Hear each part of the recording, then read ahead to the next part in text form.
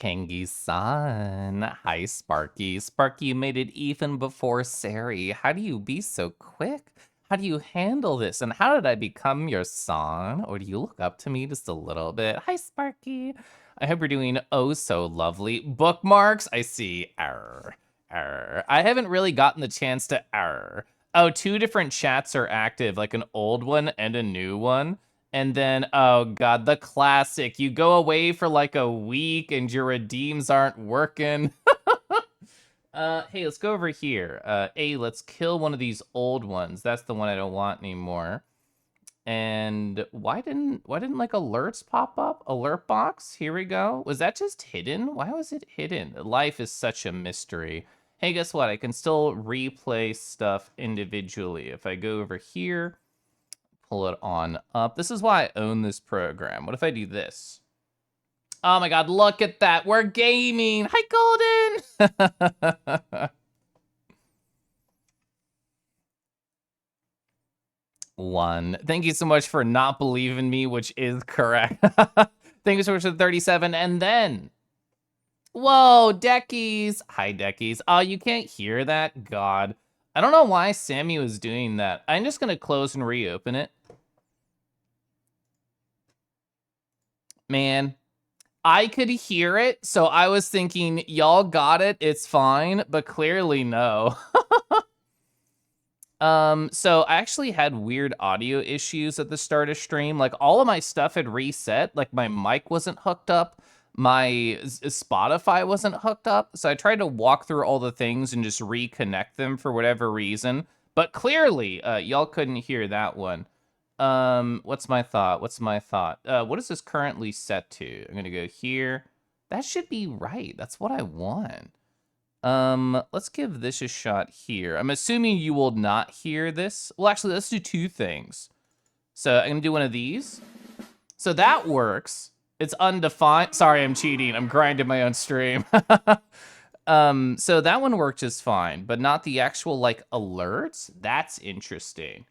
Let me test this out. Also, hi, everybody. I hope you're doing lovely.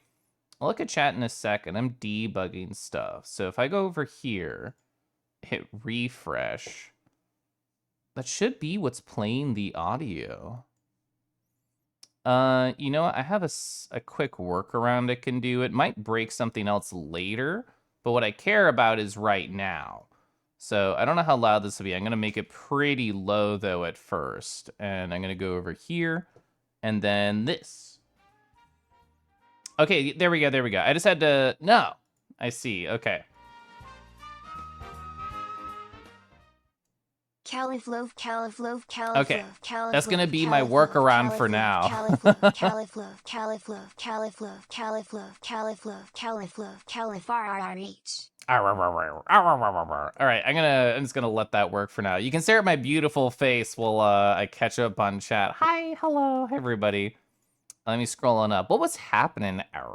Hi, Poppin. Poppin, I haven't really got to talk to you much ever since you were such a beautiful and lovely and amazing friend to our mutual friend, Rago. I'm so proud of you. I know you and I were both there as they talked about the reality. I still think what you did helps a lot despite what the reality is. 54, let's give it up for the number 54, Keliff. Hi. 54. Hi, Sparky. Sparky, thank you so much for 54 months. I hope we're doing beautiful today. But knowing you, yes, you have to be. There's no other option. Praline, hi. Keliff, PJ, I was daydreaming over in Harvest's stream. So you know how, like, Harvest, Cinder, Aurum, they all have, like, the white text black outline emotes? I did daydream about a Keliff, But I'm like, in my mind, Harvest owns it, even though it's an ephemeral concept and it defies ownership, especially because it is so creature. But in my mind, I'm like, if anybody has it, it should be them, but I could also just do it. You kind of look up to me. Whoa, wow. You're so inspired. You left a vibe to me. I appreciate that. Do pss, pss, pss, pss, pss to cute cats. I don't even know if that sort of pss, pss, like really catches on the mic very well because it's so high. Kangi's pet name, just chatting hour. It's going to be longer than that. Hi, Delta. Enjoyed Kangi's just a bit. You know what? I didn't actually look at the big version of Garflin Mpreg. I know it's called Belly, but we both know what it is. Hi, James. Hi, Minty. Arr. Hi, Gally. Limited edition Garflin Mpreg plushie. So you just stuff it extra full of polyfill, right? That's what's in there.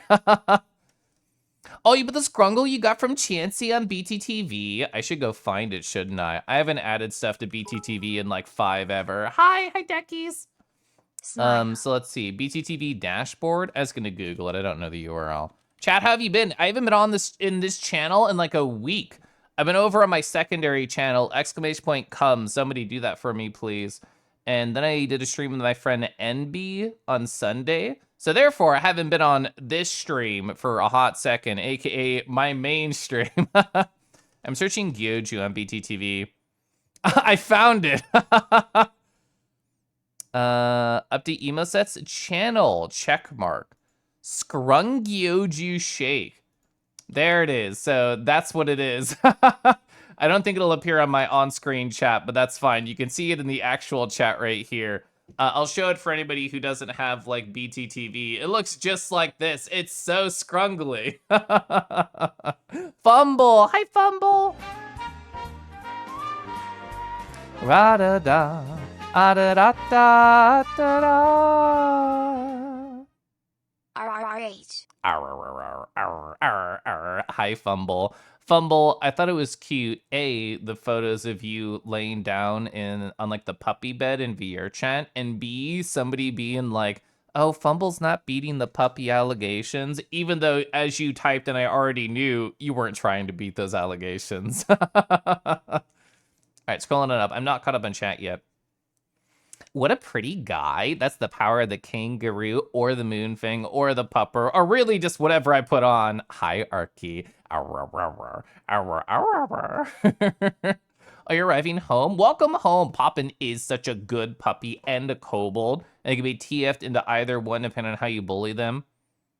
You look up to me because you're so small, Foodski. A, hi, Foodski. B, what is the canon height of a Foodski? Are you like a Pringles can? That's how I imagine you. Rooey Roo, what a pretty haunch. What soft ears, what a soothing voice, what a comforting presence. Oh my gosh, thank you. In the back of my mind, says Pop and the reality was there. But if it ended up doing something, I know for a fact would have made the reality of the situation worse for them. You still want to do more for them in due time. Gonna take care of yourself for a bit. As you absolutely should. And like I was in and out of your stream for probably a number of hours, honestly.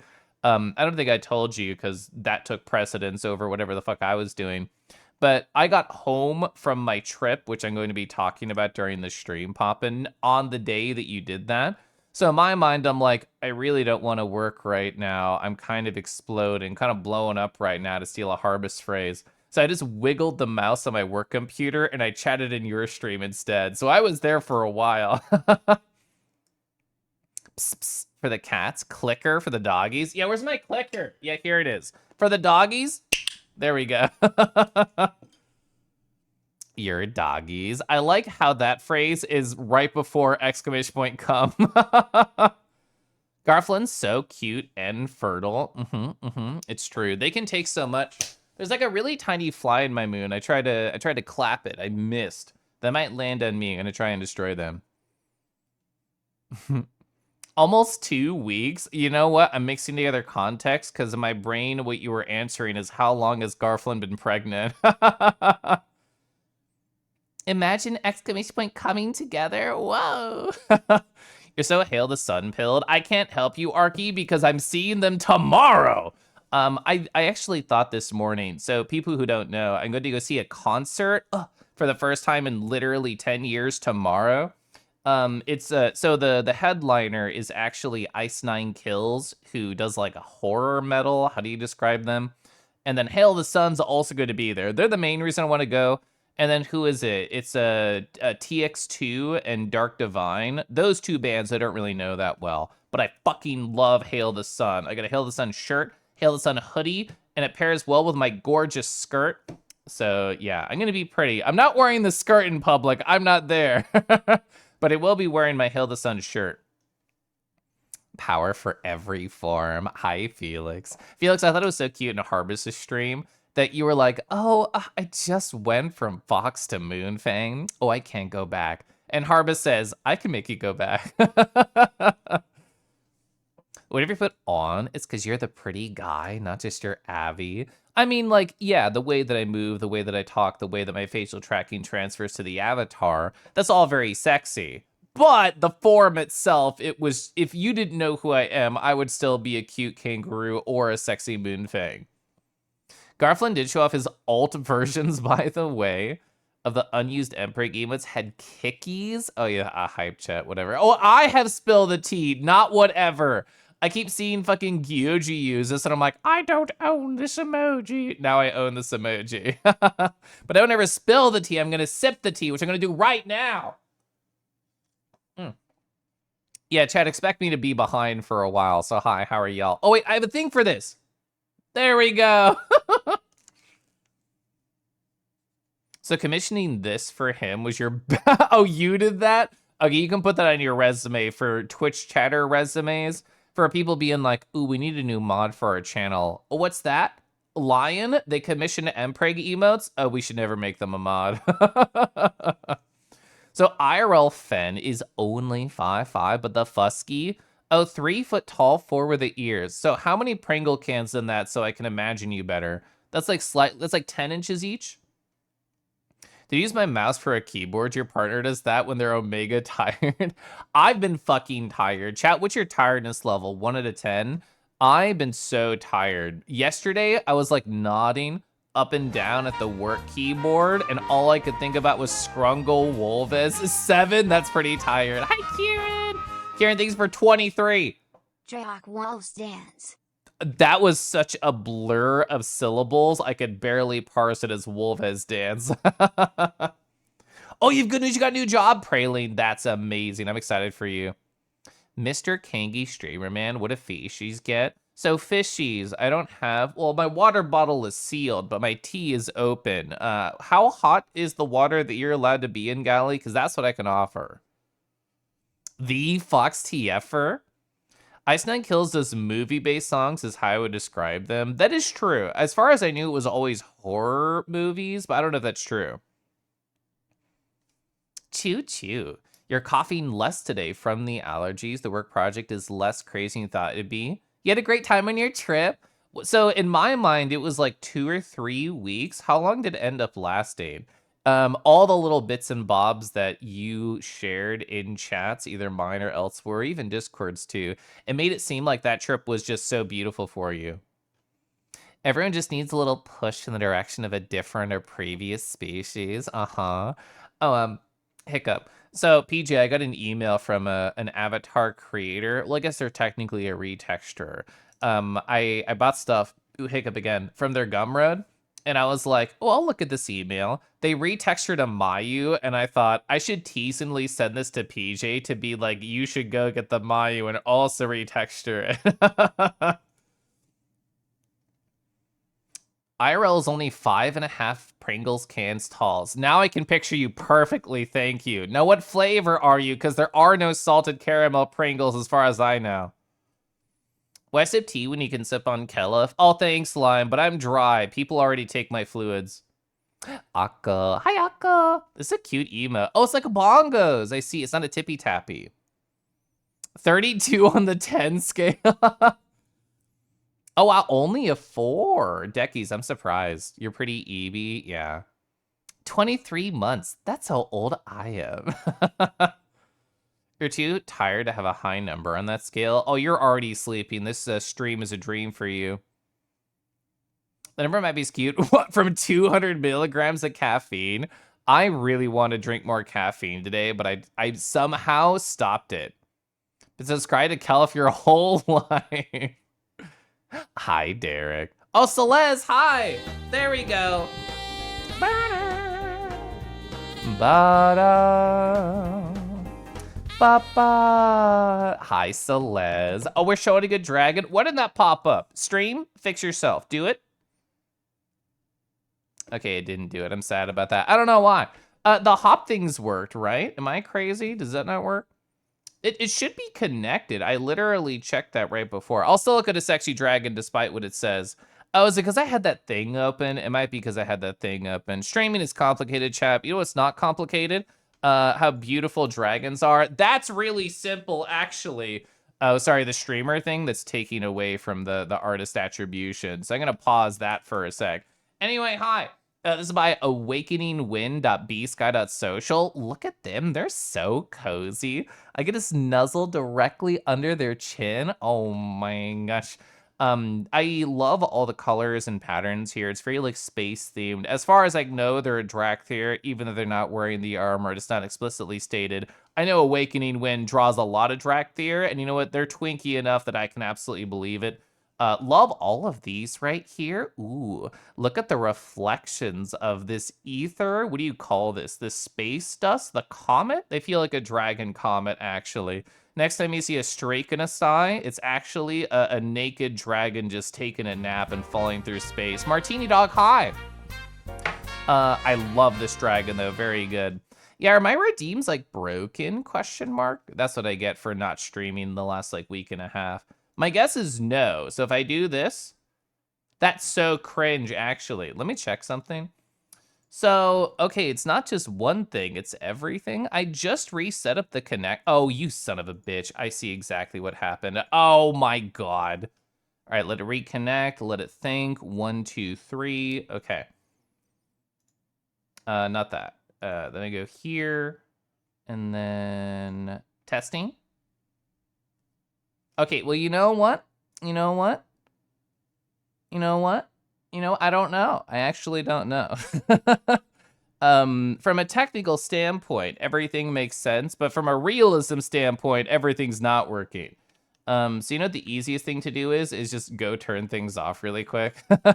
That's the easiest thing to do. I'll still leave the dragons on because I want to stare at their beautiful bodies. But it won't pop up on screen. So therefore I should like close things. What is it? View rewards, channel points. It's one of those things where like once I restart my computer, probably everything will work just fine. But because I'm live, it's gonna be like, brah. Let's see. Tell me a small win. Definitely keep on. Let's see. Tier reminder, sure. Take that away. That's not gonna work. That'll still be fine. Okay. I turned off some things that probably won't work. Actually, let me grab a post-it. I'll put on my post-it to return things back on. That's how I'll remember. All caps. Redeems. All right, there we go. All right. I'm done with my streamer chores, and now I'm back to being behind on chat. It Kangi's cute. It's so true. So it's 2 weeks. Whoa, you still have footage you didn't share. It was indeed beautiful, and you loved it so much. So, oh, Toaster's still on? Thank you. I thought I found that. Obviously, I missed it. I thought it was an order of, like, Bapaja? A Bapapa? Oh, there it is. Okay, thank you. I missed that one. Gosh, I love spending time with loved ones. Oh, yeah, what I was going to say, and then I got distracted. So that means that you've already thought about when it's going to happen again. Next year, same time, same place. Zombie, hi. I'm so behind on chat. You seem to up and buy it. Be more kitty. Well, I guess you're already very kitty. Be other shades of kitty. Now I'm at the raid. You should not be drinking energy drinks. Hi, Arlo. Hi, Setsu. Hi, everybody. Oh, I love the Scrungle Gyoju shake. How many of those has Chansey done? Because it feels to me like 10? Question mark. It's been a while. Someone order a dragon. We can go back to them now that I've done some stream thingies. Hi, Martini Dog. Thinking couldn't be you. Oh, this is a very minus int forward stream. Even if this is a harvest emote, I feel like everybody can just turn off their brain and just listen to me yap. I feel like this is a great stream for that. You're a big win. So true. Hi, Win. Win, you know what? I meant to go grab that photo that you took of inside the doghouse, but then I didn't do it. I didn't set up my automatic screenshotter on that particular night. So I was so happy I already found it. I was so happy that you got this photo. I'm gonna go paste it. Bing, bing. There we go. Me just right here grinning like a doofus with my avatar with facial tracking as I spawn all of the Scrungle Wolves to come on into the doghouse. Yeah, that was a great photo. Thank you. Watching them disappear in real time. Keliff loves scuffing chat. I love Scuff, my husband, and then I get distracted thinking about him. Hi, Raccoon Tour, and Tobias, hi. Chiro, hi, Chiro. Chiro, I am living such a good pipeline life at work. I had a pipeline, there's one that runs daily at like 4 a.m. and 4 p.m. And so on stream days, I only work 7 hours, and on non-stream days, I work either 9 or 8. So I was like, oh boy, 4 p.m., time to like log off and get ready for my stream and go make food and stuff. And I get an email that says, Keliff, your pipeline has failed. And I'm like, what the fuck do you mean my pipeline's failed? And then I opened up the run and I go and look at it. And it was one of those failures that said, oh, hi, I failed because new data came in that wasn't told to you or expected. And I'm like, this is the best failure ever. I love my pipeline. And then it just sent like a little DM like, "Bah, bah, bah, bah, bah." So I love loud failures and not quiet ones. You want to lay on the dragon like it's a bed? I mean, Win, who took this photo, literally was being a bed in this moment. Yeah, it was a perfect rule of thirds picture. Yeah, the rule of 3 wolvies asking to come inside. The Scrungle Tornado. Oh, there was another photo I could go grab that somebody else took of me. Somebody actually responded to it earlier today, so I can find it really easy. Here it is. So you say tornado. It literally was a tornado for people who weren't able to be there or see it. Like, so I didn't know this. I've owned VRC Plus for like a while. I've never uploaded an emote until Scrungle Wolves. And when I did, it asks, oh, what like avatar animation do you want to apply to this? How do you want it to spawn in? So you can throw things like a snowball. They can just start at the ground and rise up. And as I clicked through all of them, I thought, the funniest one is probably that it circles around me endlessly. And it was so fucking hilarious. I was so happy. This is my real facial tracked smile on this avatar. Is that this was like the first time I showed it off. So perfect time by Dio to be there and take photos. Elvis, one of the Scrungleves holding the beer bottle. Somebody handed me the virtual beer bottle, and actually, this is part of my photos. Where was it? Yeah. Somebody handed me the beer bottle, and I just looked down and saw the sticker I put and said, I know what must be done. Hi, Numinous. Oh, that flustered emoji is so good. Kadama. Oh, Kadama, you did the LVFC recap, and that's when Sola's rated, I was gonna say, like, oh yeah, you went to LVFC. I know because I saw in Kadama's recap that you were there, but then I got distracted by my things not working. Oh, hi, Wolves. Wolves, are you a party animal? I'm glad that there's been so much joy spread by this silly little piece of art that Chansey did. I loved also the fan art of Chansey that you did, Wolves. Oh, it was so cute. You're so sleepy and so happy to see my emote surprise. Yeah, y'all looked like you were about to pass out. That cuddle pile in the doghouse. I was unaware of how perfect the animation I chose would be. The fact that they looked that they were trying to corral and get in like it's a fucking bird-based horror movie and they're all trying to peck at your window asking to get inside, but instead they're just scrungly little friends who couldn't do anything to hurt you aside from not show up on time. You love loud failures explains why you like me so much. No, that's self-deprecating, so I don't like your comment. True, yeah. Moonfing in the streamer corner of the frame.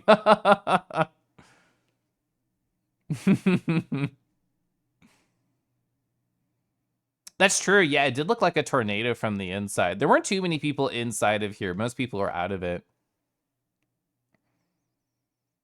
Looks like Wolvez Mancy. It was a joy to draw that magical Fred. Oh my god, I'm at the bottom of chat. Whoa, I did it. Let's go. Um, so glad it is spreading so many people, and now there's so many scrungles out there. Yeah, I was surprised at how quick Chansey like doled them out. Because my first perspective was this one, the Wolves one, and then Thundy DM'd me with they had a scrungle one, and then they also had like that plus a, what do you call it, like a leather jacket that was spiky, so very cool and hot. And then James showed me theirs, and now I've just been seeing pop, pop, pop, pop, pop, like a whole slew of them popping up. The Lumen Cobble Cave? I know. Hi, Mana. I know, Mana. I'm not going to get to this video game over here, even though I pre-set it up just in case I did. The famous Wolves. Whoa. Gosh, I love looming. So you're in the first one, and like the 2 whole seconds, all I could see is Wolves' scrungles outside your screen. I'm glad. During this moment, I was literally spamming the fucking button to keep making them spawn over and over and over. I think it's like a queue-based system, like they don't interrupt another as they spawn. So I just kept like looking around, and as long as people were giggling, I was still pressing the button. But I swear there was like 30 plus seconds of giggling between like Lupin, Win, me, and Wolves. Cute kangaroo. Hi, Howley. Howley, are you the one in Merle Cause's stream who also called me cute? I love Merle. I was talking to my friend NB's stream on Sunday, and I happened to mention that Merle is going through the FF7 mod that they're doing that has the voice acting. I've been in chat at the time, looked it up, and apparently they are, I don't know if it's halfway done, most of the way done, some percentage done of doing Final Fantasy VIII with voice acting. That sounds so fun. Final Fantasy VIII, at least when I, in the past hear people talk about it, got like a lot of flack for having like a wild story and so much going on. I would love to hear people playing all the silly scenes straight. I would love to hear it. It makes me so happy seeing all my pretty friends with a new headset. Yeah, it's so unreal that you have an index now. Poppin', it's crazy that it was like random chat member says, hi, do you want my index? I'm not using it. And you're like, for real? And then it was for real, for real. Marshman, high five from me to you. Chat, Marshman's the reason that I uploaded Scrungle Wolves as like an emote. It didn't even occur to me. And they've bullied me before. I didn't show you Marshman, but I also uploaded Keliff. I put that in there as both a sticker and an emoji. So I did both at the same time once I learned how easy it was. The problem with the 8 is that leveling up is bad. Well, I've been watching my friend Tamayoti. Well, I guess they finished it. They finished Final Fantasy 2. And if I had to go between either 2 or 8, I'd probably choose 8. I liked grinding in both. I mean, Final Fantasy Tactics is probably my favorite Final Fantasy to grind in. But Final Fantasy VIII, I kind of enjoyed just the draw system. Even if it's janky as fuck, I still kind of like it. Heck yeah. You have a picture of the Keliff? Yeah, because the way that one spawned, I chose different than this one. This one I was like, I want a storm. And that one I'm like, I want it to slowly raise. I didn't know it would spawn under the ground and then come up slowly, but it was even funnier because of that. Victor, are you so prepared for Foi, Victor? Chat, just out of curiosity, who is doing Foi and who is feeling FOMO about Fa? Either of these feelings. You are the one who called me cute in Merle's stream. I knew it. I knew I could trust my brain. Cool. I was just gonna say hi, and now I can say thank you. There it is. Whoa! Ba-da-da.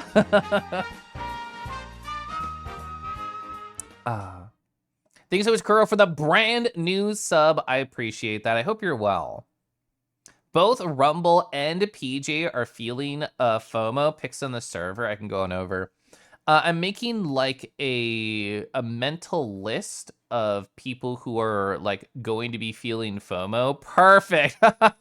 Because one of my friends, I don't know if they confided in me or just happened to mention it, but one of my friends on Saturday, told me that they were going to be definitely feeling FOMO, and I thought I'm going to pet them extra this upcoming Friday because I'm not going to Foix. And I don't think I'm going to be feeling FOMO. I can't make any promises because brains are brains, but I would love to be a source of anti-FOMO. Just, oh, how can I make my friends feel extra cozy and excited and loved while everybody else is gone? You love my avatar? Whoa, look at this face right here. Fucking shaders do such a weird thing. This is the color in game of Keliff, and this is actually me. I can't believe I got whitewashed in VR chat. But yeah, this is more of the color that I expect to be. Although Moonfang is like a little bit darker, I did that intentionally. Yeah, literally homophobic. More FOMO. I mean, I'm still going to be streaming this weekend, and I mean, honestly, I know a lot of furry Twitch people going to Foix, so I think it might be pretty quiet on the platform. You're not going to Foix, you're not feeling FOMO. You get to see all your friends' lovely pictures while you get over this cough. So in a way, you get to see all your friends happy, and that makes you happy. That's exactly where I want to be mentally, is just, oh, my friends are going to go. I'm going to hear stories. I'm going to see recaps. And I think it's kind of nice when it's a little bit quieter. I said that in a negative way previously, but I'm going to reframe it in a positive light. So when people are gone at cons, that means everybody who is here gets more intentional and intimate time from me. Whether it's like on streams or whether it's in VR chat, that's where it's more likely, I think, to be like intimate, longer conversations. Is, let's say, if the average number of people from a meet goes down from 75 to 45, that's a lot more space to give time and care and attention to the people who are there. No flaw, but no FOMO. Keliff as Rattly Fratly when... You know you love FF9. FF9 also had a great system. Also, Hurry. Hi, Hurry. One of your friends was planning to be at both Foix and AC. Work screwed him over, and he can't be at AC? That sucks. A little FOMO. You got friends visiting all next week. Looking forward. Let's go. So you planned a few fun things this weekend with Foix happening. You're very excited to be able to focus your own little projects and gathering. Very excited for story time. Hell yeah. The responsibility of non-FOMO people. Yeah, and I don't know if it'll be happening again this year, but I know last year and the year before, and I guess it's been going for a little bit, there's been like a FOMOCon event on Furry Twitch whenever MFF happens. I don't know if Anthrocon will be similar. I mean, I know a lot of my like furry friend group, especially the Twitch side of things, is going to be going to Anthrocon, myself included. Anybody who's not going, if Roxy's not going, they gotta help with the FOMO. Hi, Roxy.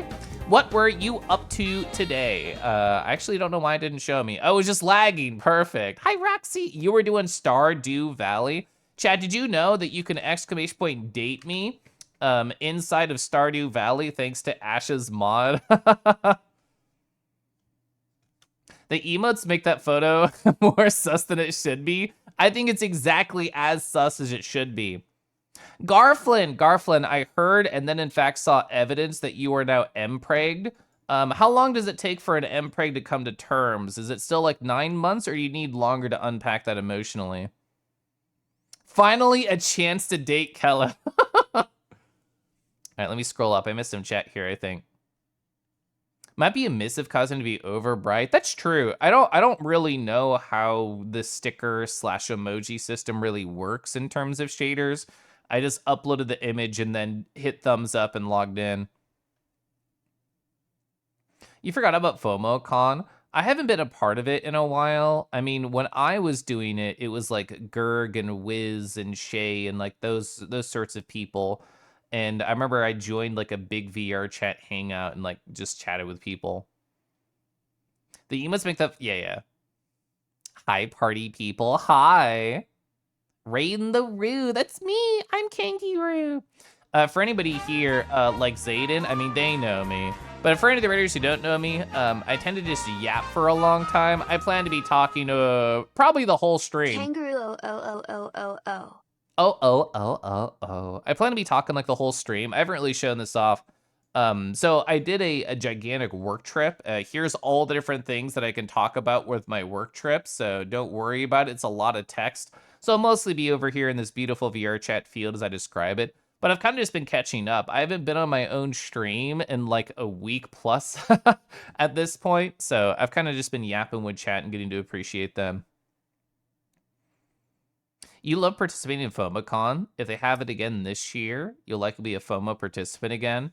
Who put it together last year, James? I don't remember. Was that like Merle and their crew? Also, Chad, it's going to be an ad in like 40 seconds. I can't stop that when I use my snoozes.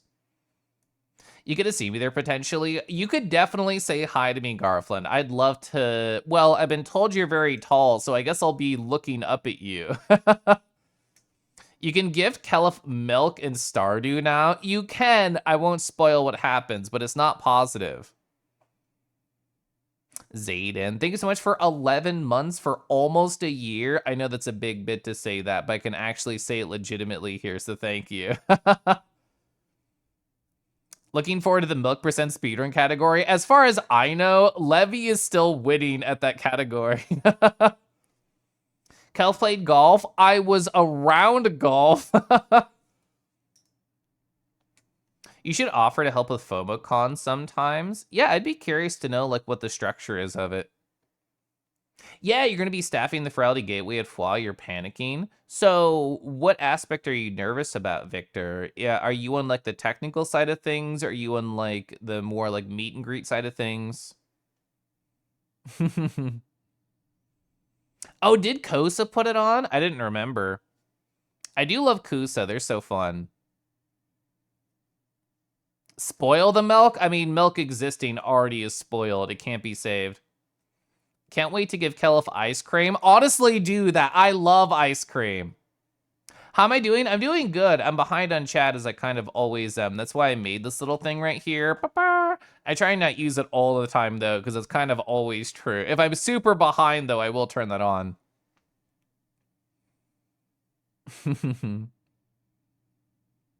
Last seen with the vague vicinity of golf. It's true. I'm somewhere in this photo. Can you find me? It's like a magic eye photo. Hi, Cadenza. Cadenza, are you pumped for FWA? I know when I stopped by your stream, you were talking about going to it. Oh, you're in person. You're front and center per se. So are you going to have an outfit as cute as your VR chat one, like a hoodie and a skirt? Because I think that's the perfect setup. Oh, wait, FWA? That's in Atlanta. So therefore, you don't need the hoodie. You can just wear the skirt and get away with it. Oh, so Kusa was the FOMO con before last, I think. They went to the last con. They were around to be hands-on with it. That makes sense. I don't know Kusa's con schedule. I haven't caught up with them in a little bit. A villain melts your ice cream, turns it into flavored milk, and they don't even give you a straw or a funnel. Kamosodo, hello. You finally get to press the follow button live. Wow! And I get to read your message live. Wow! Theo. Hi, Theo. Oh my god, the lucky rabbit foot is so cute. I don't think I've seen that one. Kusa goes wherever there's mahjong. Very serious answer. So we'll have to look up the like, what do you call them? Like the con schedule, the panels. There we go. We'll have to look at the panels for FWA and for Anthrocon. If there's mahjong, they'll have to be there. Laundry currently in the dryer for the trip tomorrow. Let's go. I did laundry today, but I didn't sort it, so it's just kind of upstairs waiting for me. Kusa's very fun. What was it, 2-3 years ago? I did RatraCon, which was like a small in-person event, small, like 30 plus people. And I was in a tent. A lot of people were in the backyard in tents, me included. And my tent mates were Kusa and Boba Yubi. So great people to chat with. God, that was even before I got to know my crush, so I couldn't even tell them crush stories. Am I doing anything special this FWA FOMO weekend with us? So with us, I mean, that could mean two things. They could either mean Twitch related or VR chat related. And I guess the answer is yes, because I don't plan on doing anything different. I think Kus and a bunch of them are already planning to spend a ton of time in the game room, zhonging it up. I love zhonging it up. I've never seen that phrase for mahjong. That's funny. You hoping to work with Ferality this year? Man of the talk of Ferality earlier. The Bookster, hi, there you are. Thanks for following. What books do you like to read? I recently finished Getting Things Done by David Allen and Building a Second Brain by Tiago Forte because I'm really into my job and being corporately productive. I was about to say corporately seductive, which I guess is technically true. Is a free mahjong telegram and folks say where they're setting up at cons. That's cute. There is going to be a Dusky subbing right here. Hi, Dusky. Ba ba ba. Kalusk. Souroo, Kellisk. It's stream baby time. Keliff squish, Keliff squish, Keliff squish, Keliff squish, Keliff squish. Kalusquish. Thank you so much, Dusky, for the 16 months. When I was in bed with my husband yesterday, Dusky, they were like, Keliff, did you know that Alton Brown just came through here recently? And I smirked and I said, I did know. Guess it's a 9 months in a row. You know what? I just took it for granted. I thought, yeah, there was breeding. Dusky was involved. Do you have any screenshots you're Abby from Friday? I don't have a ton of VR chat photos here. Question mark. You know what I could do? I can go over here, look really quick. Oh, day 2 of work has gone well. You now have an office. I'm so fucking jazzed for you. Anytime I start a new job, I feel like it's kind of a lot of waiting, either for like me getting all of my like applications I need or permissions or hardware. But I hope all that's been lovely either way. Let me do this, and let me do this. And then it should be around here. Ba, ba, ba, ba, ba. I didn't get any good photos. I got this one right here. That's the best one I got, Victor, is right there. It doesn't show off your cute skirt, but this is just an automatic screenshotter. Ba, ba, ba, ba. Oh, you read mangas, actually? I haven't done mangas in a while.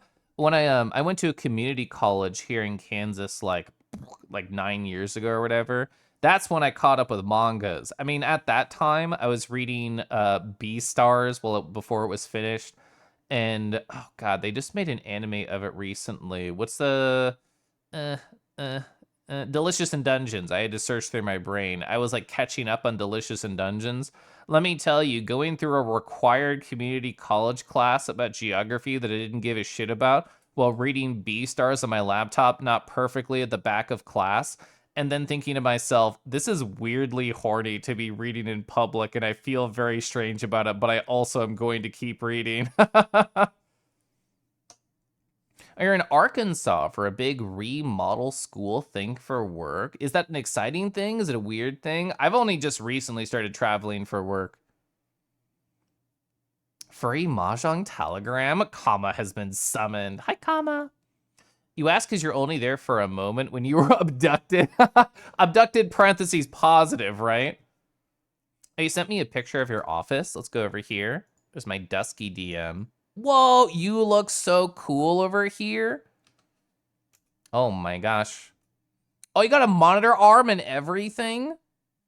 This is beautiful. This is a lovely office. I'm so jazzed for you. Yes, positive, good. Oh, the expression of my camera? Yeah, this silly guy right here. Yeah, you know. Next time we meet, I meetings you. I've never seen meetings used as a threatening verb, but I love this. So furry of me. Oh, the only negative is no natural light. That's understandable with an office, but also unfortunate.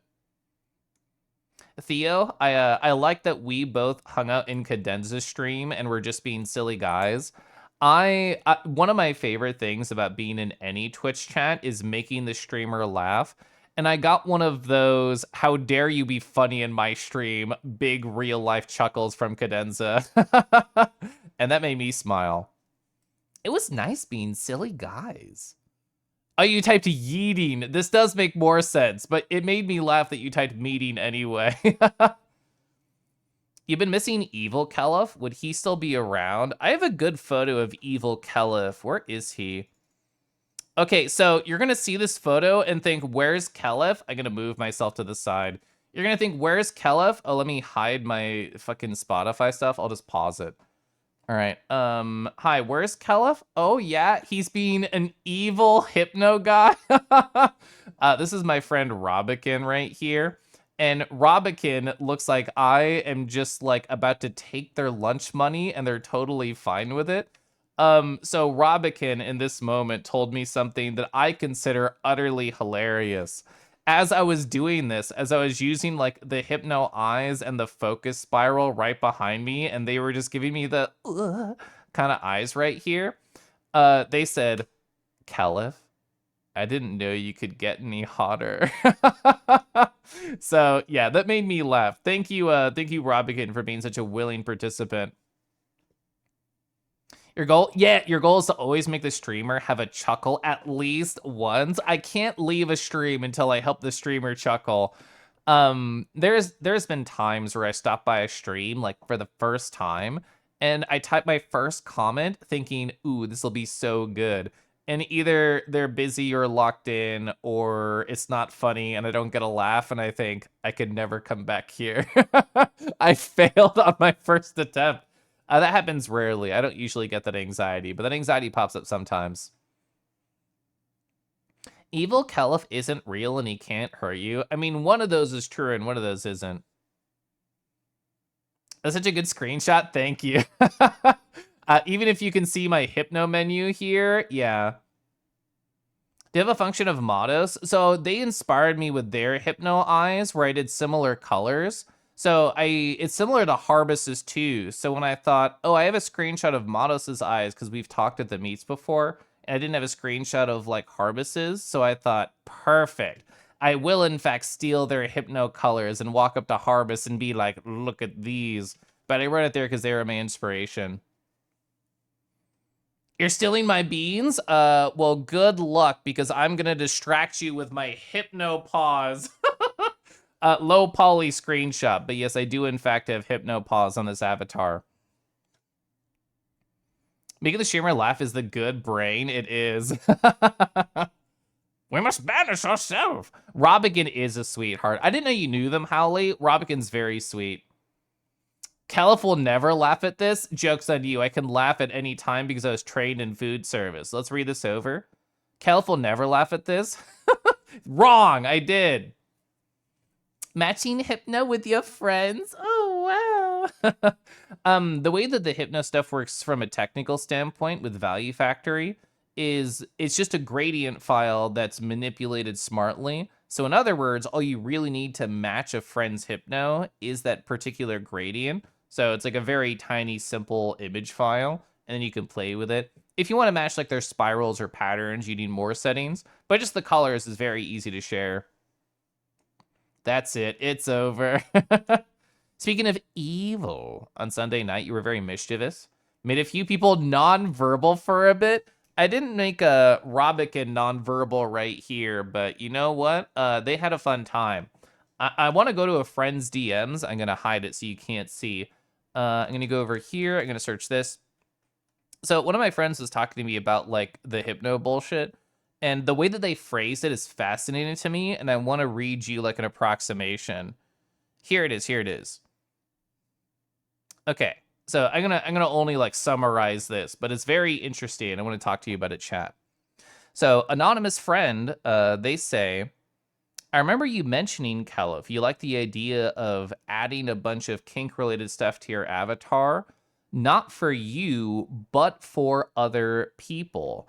And I feel like that's already the correct headspace for something like hypno, to get into people's heads, stringing them along with those thoughts of making people comfortable, which I already have a habit of doing.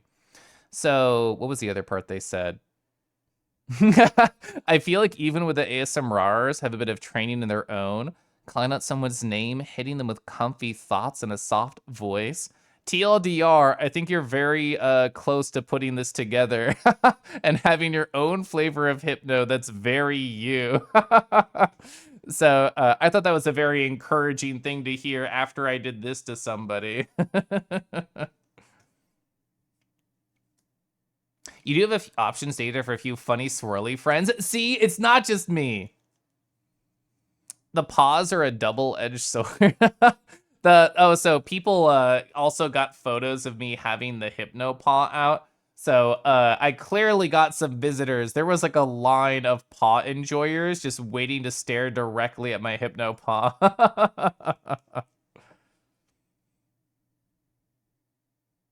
Hypno paws, I added them what, last week, question mark? So the meeting that you're on, the work stuff, is informative mainly for store managers. They know what to expect for the remodel. They also send us project managers. We know what's being communicated. A good project manager is like worth their weight in gold. That's the thought I implant after I hypno them to using my swirls. Oh, they're in my head. He was just put on a Keliff list. That's true. Keliff made me too verbal for a bit. Did I make you yap? Gosh, hypno is fun. I'm learning to enjoy it from an evil perspective because that's what people want essentially, is for me to just put them in the isolation sphere and then just make them do things and say things. Do I have any photos? So the isolation sphere only appears in my camera as little dots. It's supposed to appear around me. I think I fucked it up when I installed it. But for people who don't know, an isolation sphere is what it sounds like on the tin. It's a little circle. It's like a void around me. And I'm like right here in the center of this. And even if there's like a couple other people, you can only see me within the darkness. You can't see friend 2 or friend 3. It's just me. So I walked up to like Gally and I'm like, Gally, it's been so long. We haven't caught up in a while. Let's make sure it's just you and me. Puts on isolation sphere. I've been thinking about ways to make it even more interesting. From a technical standpoint, the way that it works is a stencil effect, which Poyomi, which basically everybody uses and is open source, in the rendering option, you can go to a stencil and you can say, for this particular layer, I want to allow this shader through or not allow it through. In other words, for every item on your character, I'll use this photo. For the harness, the shader on that. For the glasses, the skin, the everything. All those shaders separately have to be allowed or not allowed through. In other words, inside the isolation sphere, if I wanted, I could only have my hypno eyes showing and nothing else. And that made me think further, oh wow, you could really come up with like a cool aesthetic to bring them into perfect darkness. You could bring only your eyes. You could have a mask to show only the inside of your mouth, to have like the teeth and the tongues. You could have it only show like the claws and like maybe the beans too. So there's a lot of ways to cook in this particular kitchen. And I'm not fully there, but I am thinking, I'm daydreaming about ways to utilize this more as a weapon. Keliff loves his Hypnopod. I worked very hard on my Hypnopod, so yes. One day I'll conquer my ADHD and actually put together a VR setup. Not just my DMs, Theo. There's a lot of people in chat who are full of information who would be happy to help to pull more people in. You are summoned, Aito Muncher. Save evil. So you liked Hypno in secret for years, never actually done anything too involved. I feel like I wouldn't be able to take it seriously if what do horny people call the stuff they do? A scene? There we go. I think if I tried to do like a whole scene, I would like not be able to take it seriously and just laugh through it, being on either side, the giver or the givey. But like for small moments of just like, oh hi Robican, and I'm doing this, and they go like, I think like that's fun. Like the Tic Tac version of Hypno. It's like, oh, what's that? You just want a small treat? Okay, cool. I'm moving on now. You did see the isolation sphere. You're legit afraid of this. I only ever turn on the sphere if I think, well, if I know everybody in the circle is cool with it. There was one time, where's like the Poppin photo? Yeah, Poppin had a friend of theirs right next to them who I had not met before. And I stared at Poppin and I'm like, I want to show you something. And I look around at the other people. I'm like, is it okay if I show off the weird hypno bullshit? And Poppin, I already had told like what it was. And they said, do it. Yes, they're fine with it. And then I turn on the sphere. Interestingly enough, with the isolation sphere, this is by design. It only shows if you have the object that the shader is on in view.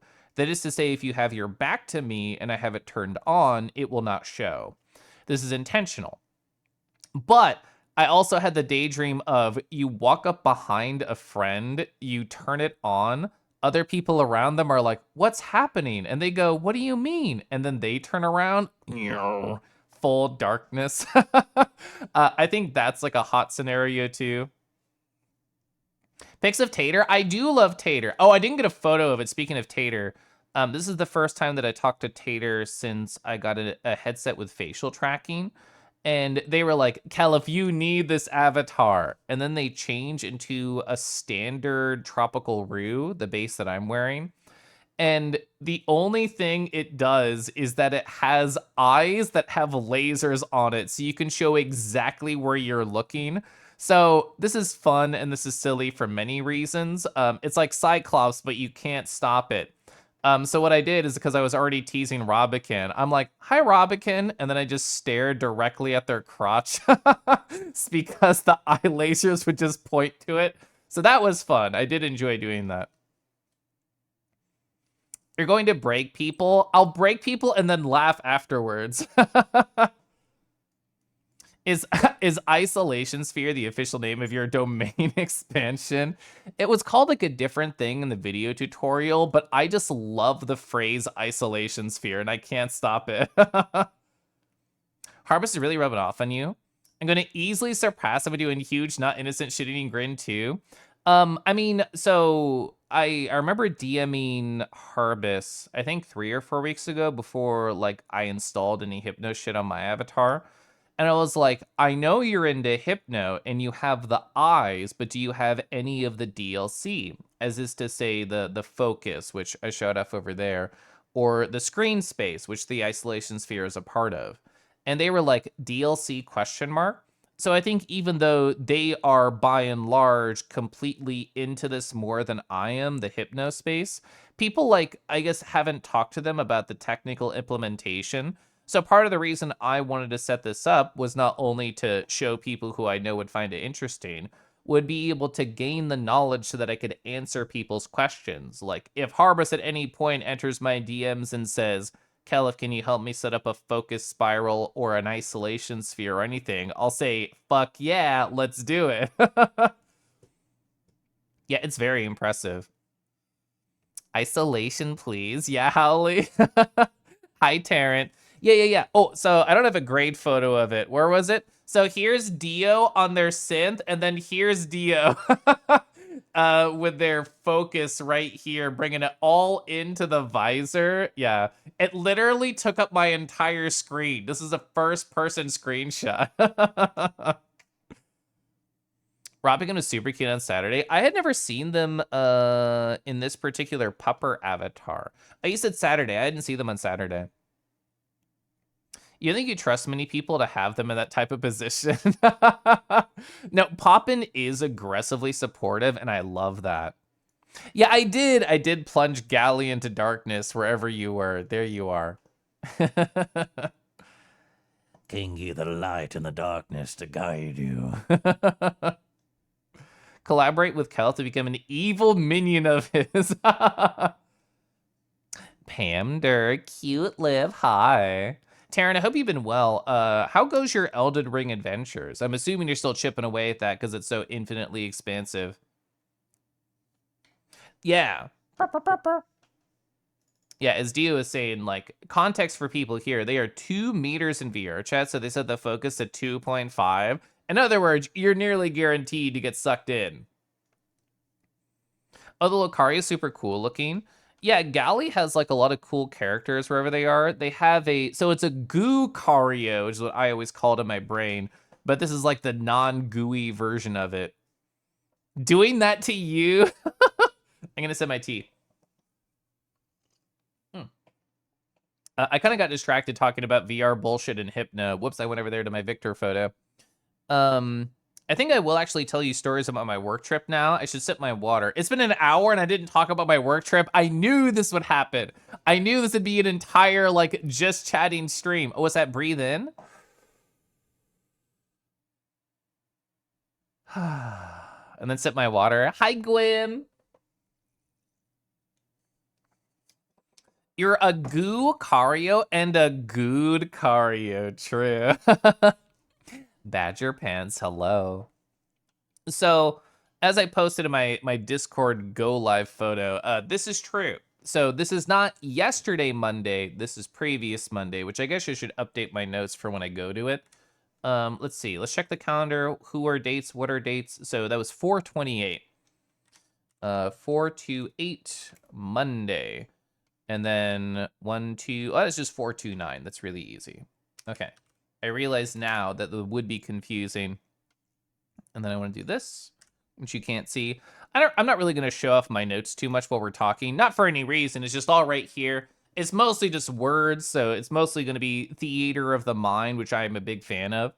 But I'll catch up on chat, and then I'll start like actually going through kind of what my work trip was about, how it made me feel, how emotionally or socially successful that I thought it was. Goo mentioned? Yeah. Oh, actually, if I go over to my galley DMs right here, and then I'll mark as unread later, I promise. If I go to, would it be shared files? Not shared files. So if I just go to photos and scroll, they've sent me their goo. There it is. I already found it. So I showed off the VR chat interpretation of it, but the goo version, I'm going to show all three of these. They're all safe for work. I'm like 99% sure. Yes, perfect. So, chat, if you like goo, this is all art that Galleon chat has gotten of their goo Cario. Whoa, look at that. Do you like a goo plus tentacles? I feel like if you like goo, you're guaranteed to like tentacles. They pair together a lot. I love the gooey chest spike. I always think that's fun. The goo tail, it be dripping everywhere. I love that the scarf is like partially see-through on the body. That's so fun. This is my favorite one, though. It has, like, really, really soft shapes. I really like how the goo is, like, picking up the end of the frayed scarf. I really like how this chest spike is so gigantically large. Look at how well this hand is drawn. Ah, yeah, they literally have that drip. I'm gonna keep hitting that. So let me do this, Perfect. What those tentacles do. Oh, there we go. I don't know why it like lagged right there. Oh my god, hi, Badger Pants! Wow, wow, wow. You love goo? I mean, you posted that one art earlier. I can't even count that high, I don't have enough fingers, Keliff, not like this. Okay, so how many goo tentacles do they have? 1, 2, 3, 4. Are they moving in and out? They might be moving in and out. Maybe it's all tentacles. Maybe even like their ears are tentacles, and I never thought about this. Also, Badger Bands, thank you so much for the 18 months. I hope you're lovely.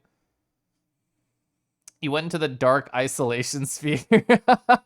I mean, you would never see it coming. If they're in the isolation sphere, that gives them another way to get you. Oh, you love goo too, says Arky. I mean, people here know my streams pretty well. I'm very happy to keep just chatting forever, but I'm going to change the main topic while we embrace the side topic still between you and I. So, Monday, I woke up at 4:45 in the morning with a mission. The mission was to go to my workplace IRL for the very first time.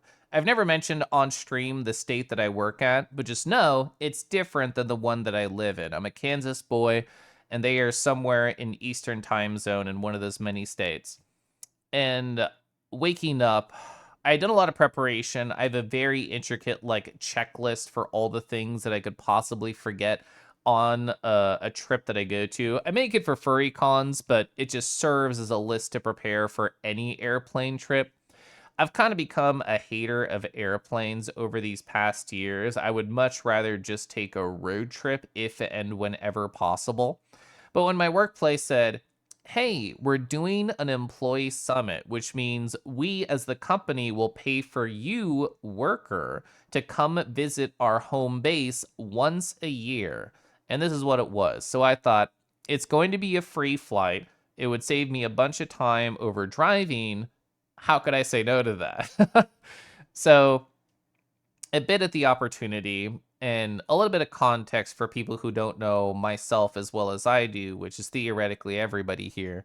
But I've never really worked at an office before. And I should say that more de facto and truly, I have never, period, worked at an office, period, before period. And this part of the trip would be having an actual office, having a spot to stay there, and just for a single day, be there and exist in the camaraderie. So it's already interesting to me, like approaching this. I don't know if everybody else here does the same thing. It might just be an introvert thingy or a slightly autistic thingy, one of the two things that I am definitely part of. But whenever I know I'm going to be incredibly social, my plan is to essentially warm up, or to phrase it another way, get all of the awkward interactions I could possibly have out of the way before I have the quotes important one. So when I woke up at 4:45 and then drove over to the airport and went to economy parking, I was like, okay, well, we have to practice on strangers. I was holding my backpack and I was holding like my suitcase, and this girl like started small talk with me, and I think I'm feeling kind of awkward, but this is good. I'm getting it out of the way. I go into the airport. I go through security. It's not a big deal, and I'm there like way early, so I'll have at least an hour to kill. And I go get a coffee at like a local spot inside the Kansas City airport, which is much better now that they refurbished it last February. But I go talk to them and I think, oh my God, I'm so fucking awkward making small talk with food service people. Ugh. But again, like I'm getting it out of the way. I'm burning all of those bad social interactions, so I must have good ones left in me later. You live in hotels 300 plus nights a year. So your consistency is inconsistency, like always traveling. Oh, A Best As We Could is so good. That was actually one of my favorite albums. Was it this year that I found it or last December? I think it might have been last December. But I can confidently say in the last 6 months, like one of my favorite albums that I've listened to. You just borrow office spaces in the Walmart you're working in at the time? Interesting. The small office I worked at was pretty cozy. Being able to keep to yourself a lot of the time. Gosh, I love being alone. Keliff, you're one of the least socially awkward people and most naturally charismatic people out there. Straight up top 5 percentile. Don't confuse that with being a silly little guy. Well, as I'll talk about a lot during this trip, Badger Pants, I honestly had convinced myself that all of my social success was located within the internet and VR chat. Even though, like, I go to cons and I have great conversations with people, I thought, well, they know me from the internet, so of course they're going to like me. And like, even if I've socialized with people here, especially a lot more pre-COVID, like inside Kansas City, I would think to myself, I would rationalize, oh, my husband found them. Like, he already set me up for success. And at my last workplace, like, I would barely ever see my coworkers IRL. I never worked a day in that office. I went to one fundraising event and felt hella awkward. I went and got like dinner with coworkers a number of times. Although, to be fair, one time I got a coworker lunch and it was to celebrate the fact that I was leaving. Well, celebrate might be a weird word. To celebrate my new opportunity, not the fact that I was leaving. And I was like, that's kind of guaranteed to be awkward because I know I'm leaving them a little bit high and dry, even though I gave them a few months' notice. But a long way of saying, because I can't say things shortly, is like, yes, I kind of had convinced myself that all of my success was localized to the internet or tangentially related to it. And I had to, like, to me, part of this trip was me trying to prove to myself that I could succeed socially IRL alone with no ties to my internet persona. Gambler's Fallacy. Thanks, Gunner the Rat. I love Gunner. As I said before, I got absolutely obsessed with Hail the Sun. I do remember. You swear they became one of your faves. So I'm curious, Arky, is like, what album of theirs, do you connect with? Because I have a very specific answer, and I think it's because when I found them, that was like new. That's fake and wrong. Yeah, I can't wait to hear about how your journey is figuring that out. Yeah, this trip was good for that. Your phone died? I'm gonna sip my tea. Mm. Okay, One like side note, CW as in content warning for slight body horror in a cartoonish pixely way. One, two, three. Okay. So I've not talked about this on stream at all, but side story. I watched like a YouTube person do like a clickbait thumbnail, and they're like, "Ooh, I played this wild game. You're never gonna believe this." And like, I didn't give a shit about that, but I'm like, well, they tend to find interesting games that I've never heard of. I'm going to click it. I'm going to learn about it. Random YouTuber was playing a game called Look Outside. And while I am like, how do I phrase? I love a lot of sad indie bullshit, and I love things like Amori. I love things like Firewatch and all of these like weird esoteric experiences you can't find elsewhere. But the idea of like something that is intentionally horror tinged, something that is survival esque, I think to myself, snooze fest, I'm not interested. Fear and Hunger, I don't know her. Ao Oni, anything else that is like scarier, I think to myself, I don't want this for me. There's going to be an ad in like 10 seconds, but I'm just going to tell this story. Um, but during this playthrough, they were playing a game called Look Outside, which I'll talk more about. And I thought to myself, oh no, I am in fact morbidly curious about this genre and specifically this video game in a way that I have not felt before. If I describe it directly on the tin, what is Look Outside? If you look outside, you die. But it's more than that. I think it's very interesting the world that it has crafted, even from a game design standpoint. In the video game, you have 15 days, and that's it. And I assume that the game's over by then. If you don't win, it's over or whatever. The game proposes you with this. And you, of course, have not looked outside. You're totally chill. You're still human in all the right ways. But essentially, everybody else who has looked outside, things aren't going well for them. They are turning, they are changing, they are morphing. It is some body horror hellscape. But my favorite part of this experience, and what made me want to actually purchase it and play on my own, which I have been over the past week and a half, and there we go, there's the ad. Tor. Hi, Tor. Torn, it was great lurking in Setsu stream earlier and seeing all the people do biting emojis at you. I love that all these combinations of events led to where we are now, Torrent, where like you have your amazing Phantom Seds and you have the maybe command in your stream and people like tease you in VR chat or like oh, you got pulled to an ad? Fuck. I was just telling a story about you. Oh, wait.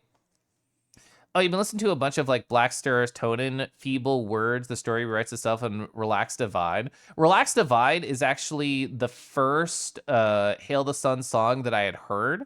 And I think it helped me because, as you know, it's like one of their less hard songs. It's more like a ballad.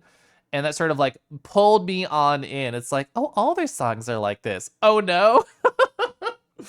So what was I going to say related to that? Divine Intertention, that's absolutely my favorite album. And then Wake is right behind it. I like to run to Wake. It's like a 45-minute experience, which if I'm doing a 5K is about that long. I guess slightly longer. But it's really good. It has like, it goes up, it goes down, it goes up, it goes down. And I want to like run really fast during the up parts and like chill during the low parts. So I really like that. Oh, you misread look as kink for some reason. And now your brain is interpreting this poster as some kind of teratophilia related event or conference. That's so funny and also hot. Oh, so Torrent, what I was saying, right before the ad started, is I love that we are in this world now where I just see you and Setsu stream and people just like at you. They're just like, oh, bites you. This spams like the snowy bite emote and everything else, and you scream in response. And I think it's a delightfully hilarious chat interaction. Whether or not it actually bugs you, or you can feel their nibblies at your ankles. Yeah, just like that. That's a different story that only you could answer. And I remember watching, who was it? It was Seal of the Noodleverse. They were just literally running around trying to bite you and you were escaping from them. And I could hear like the Scooby-Doo music in my head. Yeah, Honklin. They have such good songs. Yeah, you mentioned Feeble Words. I like that song. All of the Honklin. No Honkle. Maybe there is something to how, like, so Merle has their I'm not stinky, and Torrent has their don't bite me. And it's interesting having the streamer doesn't want you to do this, but you have a lot of fun doing it. That's true. Yeah, it's noodles. It has to be yakety sax. So correct. So the ad's over. Part of the reason that I thought Look Outside was interesting, even though it's body horror, even though it's a lot of terrible things happening, which I guess to be fair, a lot of the sad indie games I like, things go wrong all the time. But I think it's interesting for a survival horror space to say there's actually a lot of humanity in these monsters, and if you do the right thing, you don't actually have to try and kill them or run away. A very simple early game example of what made this game interesting to me is like you're walking through a room and everybody is going through this terrible transformation, and you meet this one guy and they're like right about to turn, and they were like still like 40% human, but you could see them like turning more and more. And right before they like lose their humanity from your perspective, they say fuzzy. And you think, I don't know what that means.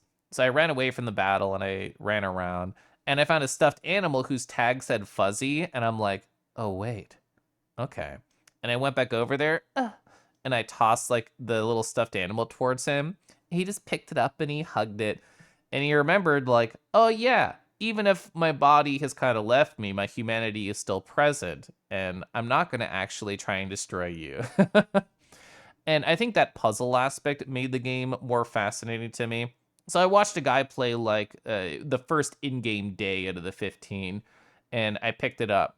But I thought to myself, oh yeah, I'll bring my Steam Deck when I'm flying out at the airport. Oh, I can totally play this game. It's not a big deal.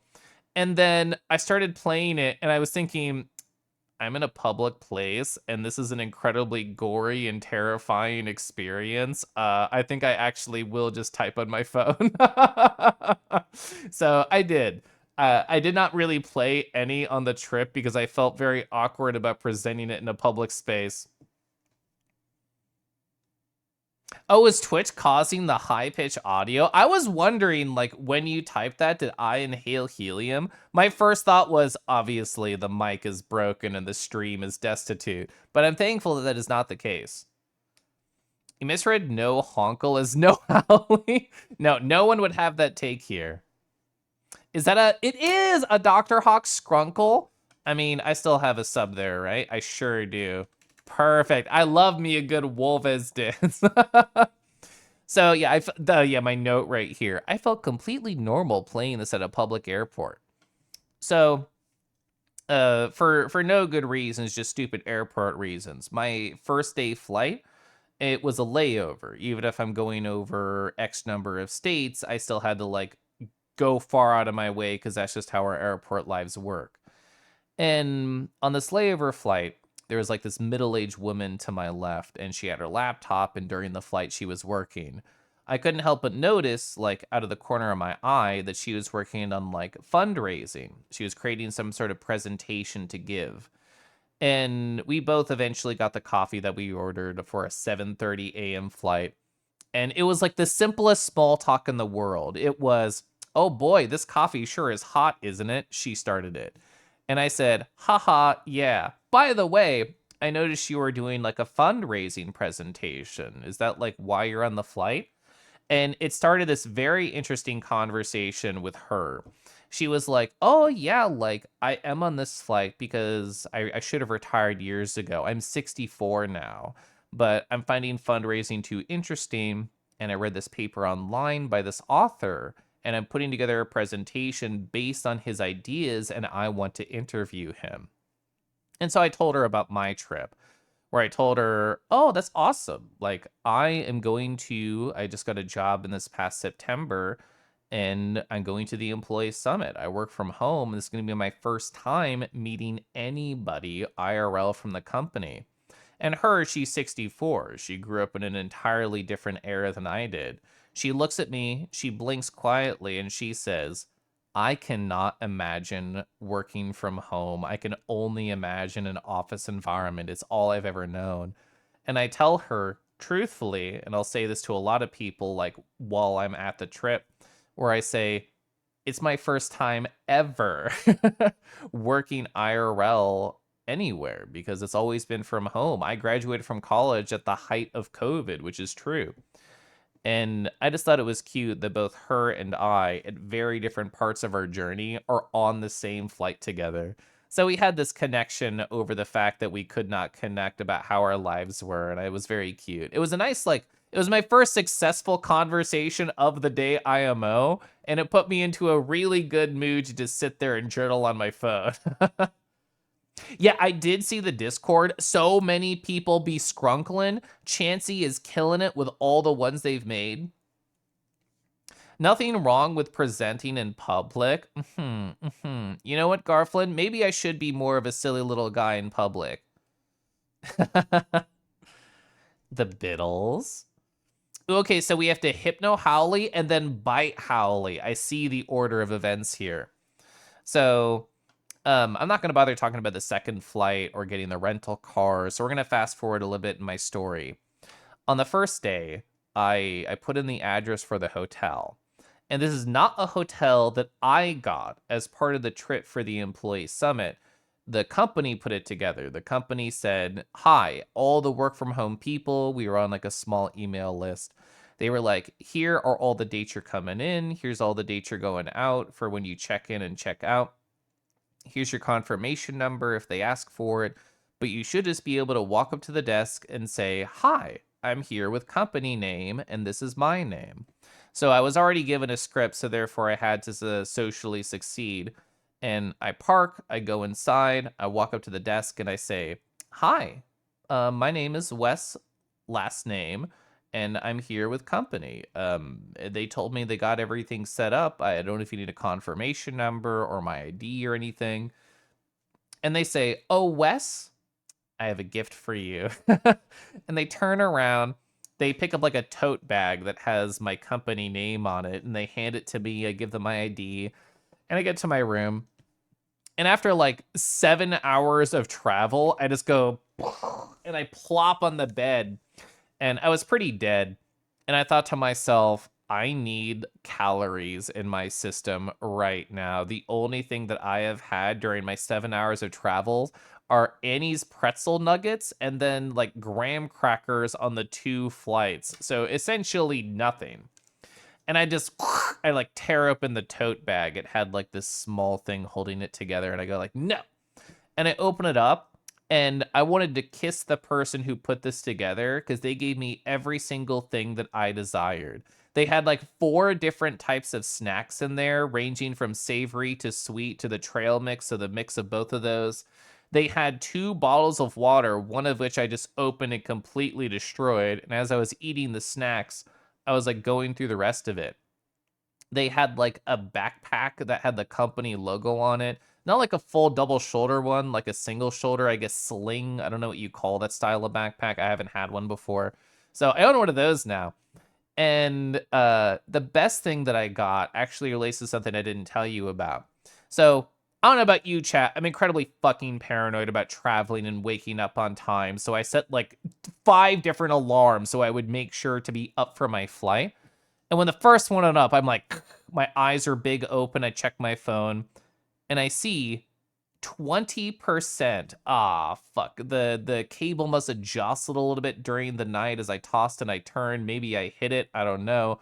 But I thought that could have been really bad. Thankfully, I'd had my external battery charged and I just charged it like during the trip. So it wasn't a big deal, but it made me paranoid. The last little box inside of the care package in the tote bag, I opened it and I'm like, I don't know what this is. Take it out of the box. It was a combination wireless speaker slash wireless charger for phones. And I thought, this is the greatest gift I ever could have been given. I don't care if it has the company logo on it. I have a wireless charger solution on the day that my phone failed me and I didn't have to do anything to get it. I'm so blessed. So it was everything I wanted. It was water, food, swag with a company logo, and a wireless charger. Successful conversation. Let's go. You're the silly little guy everywhere. I absolutely believe that, Garflin. So you wonder how one even gets a job position without ever physically going to a facility where the company lives? You've looked for remote work before, and usually companies expect at least in-person onboarding and meetings and stuff, which is no fair. My only experience, Pos, was this current job. So even my last job that turned into like an online thing, my timing was very unfortunate as like a college student existing. As I went to the state school around here in Kansas, I went to job fairs and I would talk to people. And Lion Drake Floor gifted a sub over to Garflin. That's so loud. I'm turning that down. Oh man, more of my things are broken. I'll fix the triggers later. But either way, I went to job fairs and I talked with people. In my previous company, I still had like an in-person internship interview. And then before I graduated, the pandemic hit and we were all isolated. Thankfully, that turned into an online internship, but it started from an in-person interview. This job I have now, I went through the whole process just all online. And the only reason I got it is because I was mad at my old job and I just did the quiet LinkedIn thing and said, "I'm looking, but don't tell anyone." And a company representative just found me and they just DM'd me and said, "Do you want to work here?" And I said, "Maybe." And then I did everything online, but I don't know how you find them because for, I don't know, like a month, I tried to just submit resumes to random places and they didn't really go anywhere. West, but it might be under Old West Cowboy. Me when non-furry, non-work strangers talk to me. Yeah. I'm so thankful for furry for many ways, Howley, but one specific one is like it gives me an easy way as an adult to make more friends. Cause how do traditional adults make friends? Either A, they don't, or B, it's because of work, or C, for the rare adult who has external hobbies that pulls them places, I guess you do it that way. Without furry, I'd probably talk to 2 people total. My husband and like 1 friend. Free swag, so true. Hi, Joey. A courier bag? I'm gonna Google courier bag. I don't know that by name. Courier bag. No, so in my mind, that's like a messenger bag, but that is true. That's like a single shoulder thing. I don't know how to describe the one that I have. Hairbun high. I should take a photo of it and then just remove the company logo from the photo. If my sub was a celery, it'd be ready for a kangaroo to eat. Ooh, do you mind if I add some peanut butter just slathered all over it? Thank you so much for the 4 months hair bun. Let me get real close and say that one more time. Oh, hair bun. Hi. Thank you so much for the 4. Thank you for the celery. I'm gonna munch it directly into the mic. Crunch, crunch. Nom nom. Oh, perfect. Thank you. Rawr. Yeah, I don't know the right balance. I'm not used to using this audio source. I appreciate the call out though, Dia. Kangi for garb. I don't want to be garbed. Would you let me kiss your nose? I mean, why would you choose that when my lips are right here? Furry does make for a great social environment. It's a digital third space. Gosh, I love being a creature on the internet. Furry makes adult friending very doable. Name the bag yourself. Ooh, I get to decide what it's called. I mean, my first thought was sling, but I feel like that's gonna have other connotations. I get to sit on it, my big tail. You've always called those over-the-shoulder bags, Kangi. That's so wordy, though. It's so many words. See, I talked about that. Oh, speaking of queer animal time, I had queer animal time after my 7 hours of travel and guzzling water and charging my phone and eating small snacks not meant for woodland creatures. I joined like a Discord call on my phone and I was so zapped. If Torrin is still here, they were there in the call. I was very low energy. I don't know how people do traveling all the time. Like Howley was talking about it. I know when Bellis does it, I have other friends who travel a lot. I basically never travel, period, unless it's for cons. And even then, I'm still kind of zonked after the fact.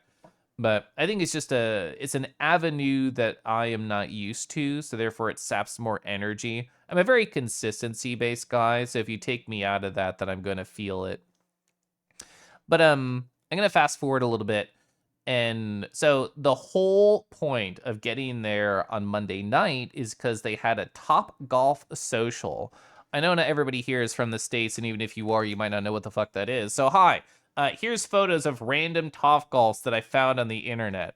The idea is the ones that I've been to in the past. So, to live in Northern Virginia, there was one that was a different shape than this one, where it's like a coliseum, sort of like a half circle, like cut in half, and then there are rows like on the top and the bottom in the middle. Sometimes there are 3 floors because they're really big, and each one of these are like little cubicles. You have a driving mat and you have many different golf clubs, and the whole idea is to hit the little ball into the little circles. So they also serve food and they do other things. They do parties and events and stuff, but I hadn't been to a Top Golf in like 10 years or whatever. So I was like, I don't really plan on golfing. Like, my whole reason I want to go, the reason I'm here is to socialize. Like, I want to see my boss. I want to see my coworkers. I want to see my boss's boss. I want to talk to the head of the department.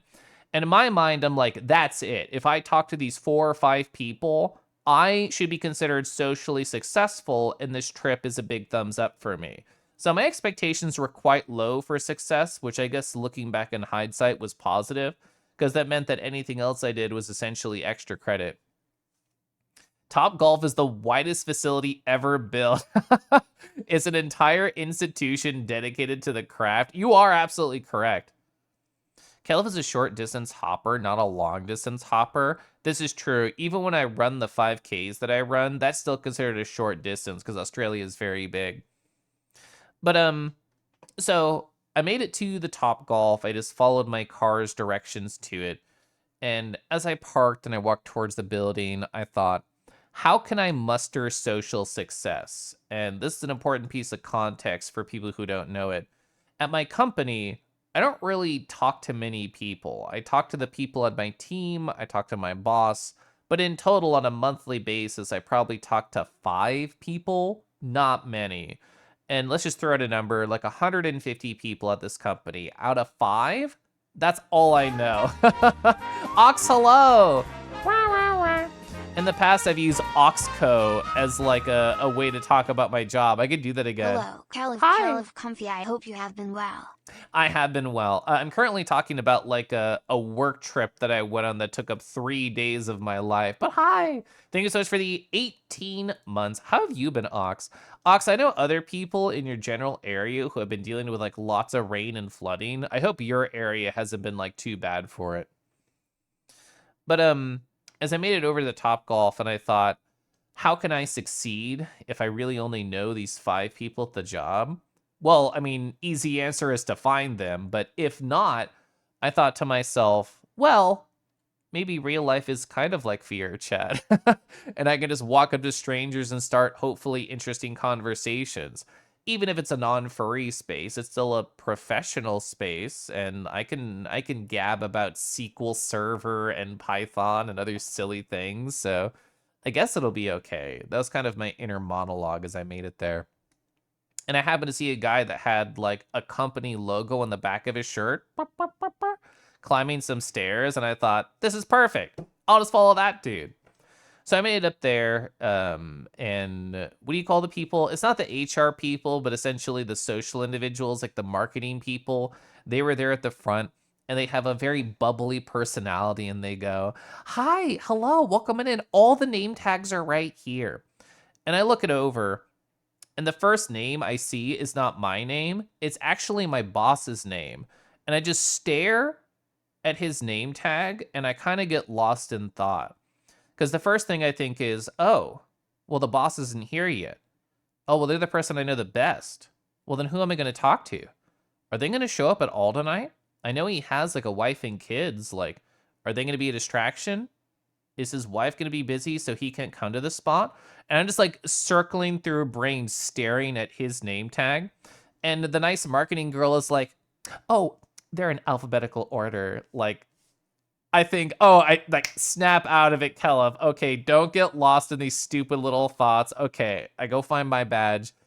And as I'm putting it on, I do like a scroll to my left and a scroll to my right, thinking, what are the chances that I fucking know anybody here right now? And I see a coworker who I'm gonna call Beardy. So I see Beardy and I'm like, oh my gosh, I actually know somebody. I talk to them like once a month on a meeting. Okay, cool. And I walk on up, I'm feeling chipper, and they're putting their name tag on. And I'm like, oh my god, Beardy, hi, it's me, it's Wes. I flew on in for this event. How are you? How was your work day? My brain thinking it's a work event. Work has to be a good topic to talk about. What the fuck else am I going to talk about with these people? And he kind of like looks down. He's wearing sunglasses at night like he's cool. And Beardy's like, oh, yeah, it was actually a really stressful day. It's been really weird in the government recently. And I think, fuck, I have failed. I have rolled poorly on my first social interaction. My first question, my first thought was wrong. And I think, God damn it. And just like VR chat, in the real world, everybody congregates near the entrance where you spawn in and doesn't fucking move until somebody with more seniority tells them to move. So somebody does that. They're like, hey, we have this whole floor. Like, go fill it up. Don't stop right here. And as I'm walking, I think about my next approach. Like, obviously, this was wrong for Beardy specifically. Like, what else can I do? So your area has been good. Your friend sent me some videos the other day of a ditch behind his house. Otherwise, the friends I have talked to have no issues. That's awesome. I only know one person who's like actually having like housing flood damages, which is really unfortunate. But I'm glad to hear it's not everywhere. Walk up, walk up and go, "Arr," for max success. That's the sort of thing where like if I did like a Twitch stream in my car on the way over and chat would be like, you gotta at least once. Ooh, steal his name tag, assume his identity. You're so smart. I should have done that. Beardy.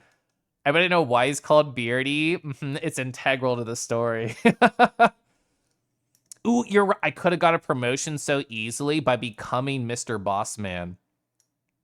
So pro tip, if you've ever space cadet yourself in front of someone and then looking for an out, ask them about where to get coffee. That is a good one. I could have done that. Why do we both want identity theft? I think that's just part of being a silly little guy. Hi, BMO. Yeah, natural 1 for first interaction. It wasn't, maybe a 2. It felt like a 1 in my heart, but realistically, it was probably a 2 or a 3. So we all got moved. It's like, hey, we have the whole space. Keep on walking. And Beardy and I are kind of walking like toe in toe, hand in hand. But we're not holding it. We're not that close. So I think, well, obviously, work is off topic at the work event, I guess. So what can I talk about?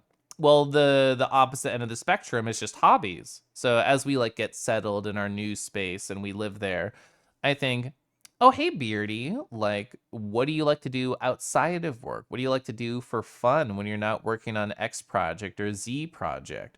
And their like eyes light up a little bit more. It's under the glasses, but I can still feel it.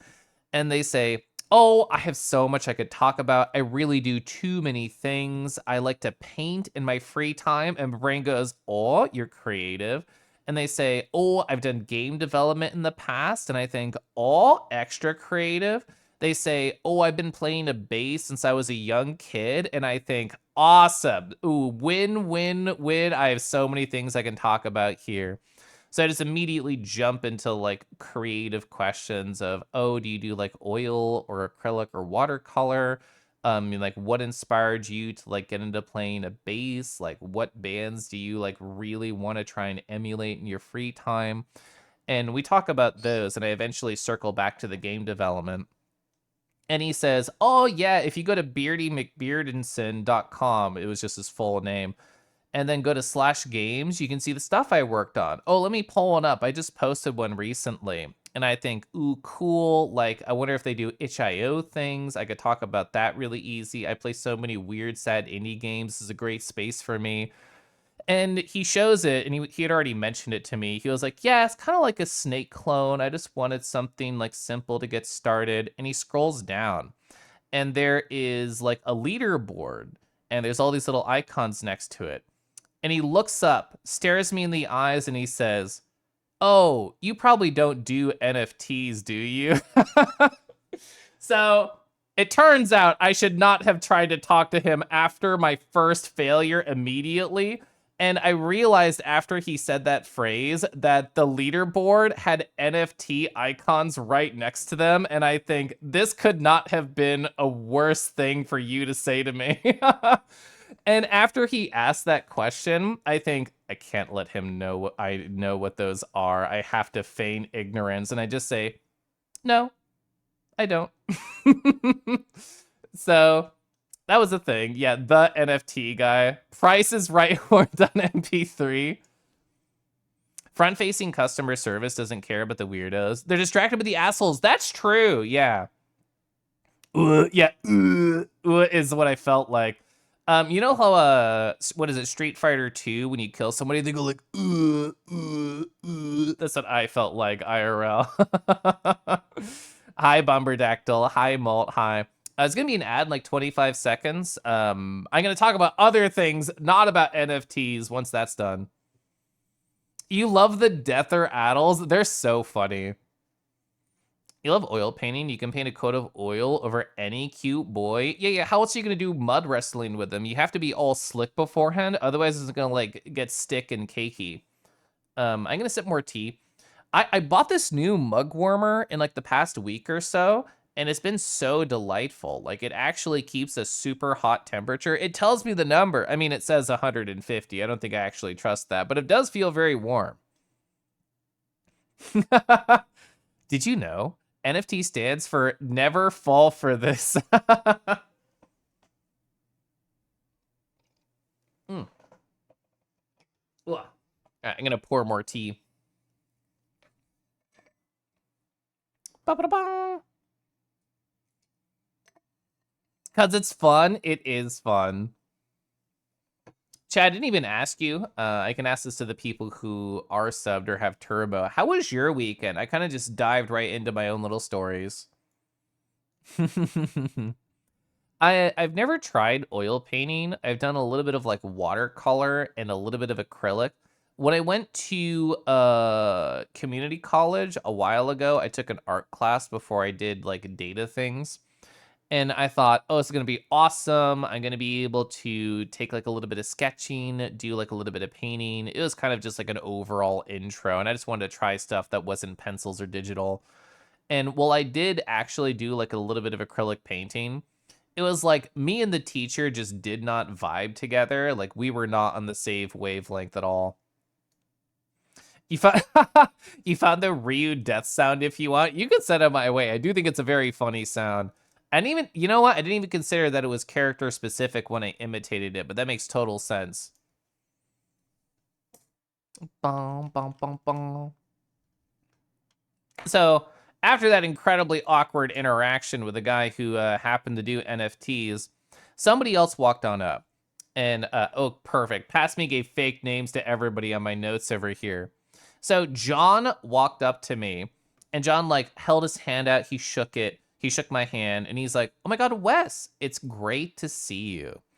And even if I didn't, like, work with him, I remembered him because John and I got hired, like, the same exact week at my company, which meant for 2 weeks, I had meetings with him every single day, sometimes multiple times a day, and we got to learn more about each other. And for the lack of a better phrase, I kind of think of John as my nemesis at work. It's too strong of a word, but I don't know what else to choose. Because John is like every single thing that I imagine a perfect employee slash hire would be. They grew up in the area. They've lived there for their entire life. They're so excited to work from the office. They are in like their 50s, like a lot of other people working at the company. They have a wife, they have kids, they like cars, they like sports. They were like made in a lab to be essentially like an Okie. Like they are a good old country boy who just wants to have nice in-person company time and do a great job. And I'm over here like I'm just an online queer weirdo with a giggle on him. What do I have? And I was in my head about it. I don't think I talked too much about it as I was doing the actual onboarding of the company. But that like angle of the situation has rang true in my brain over these past 6 months, like at the company.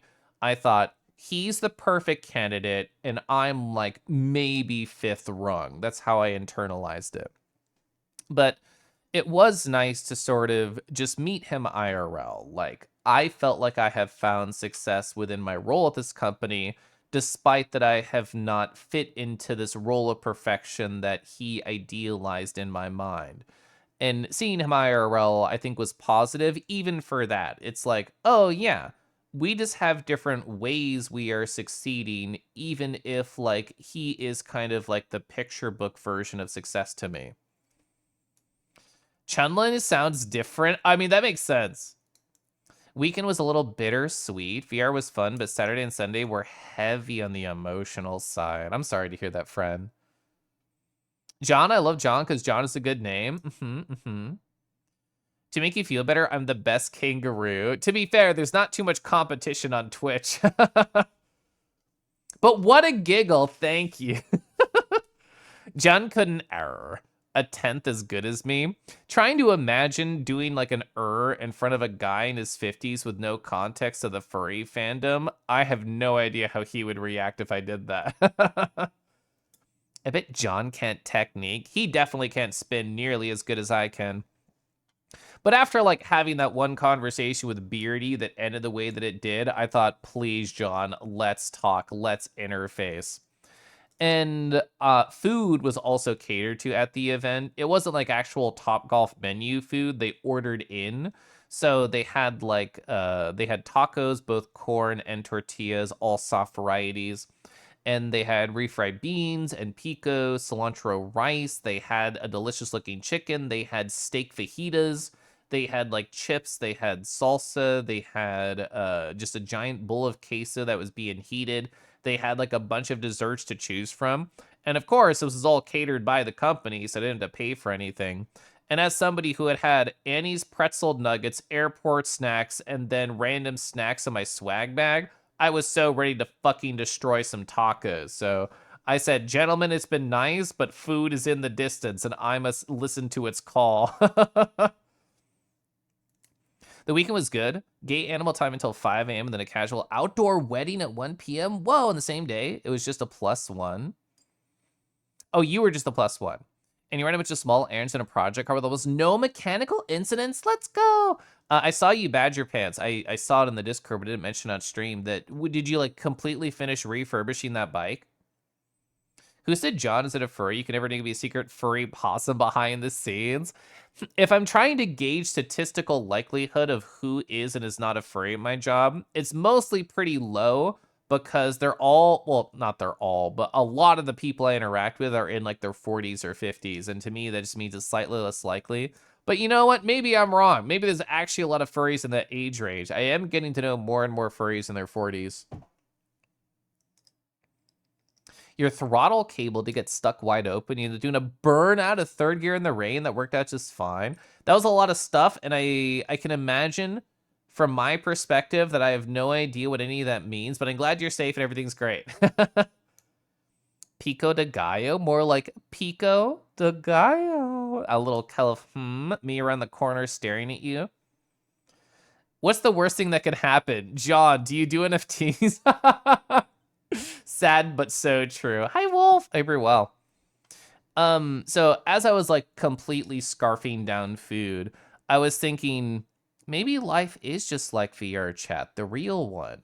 And I was just doing a scan and I thought, who could become my next target? Which is something I do in VR chat a lot. And I saw, I'm going to say a name, but it's not that one. They just happen to have the same name. I saw somebody named Gregory.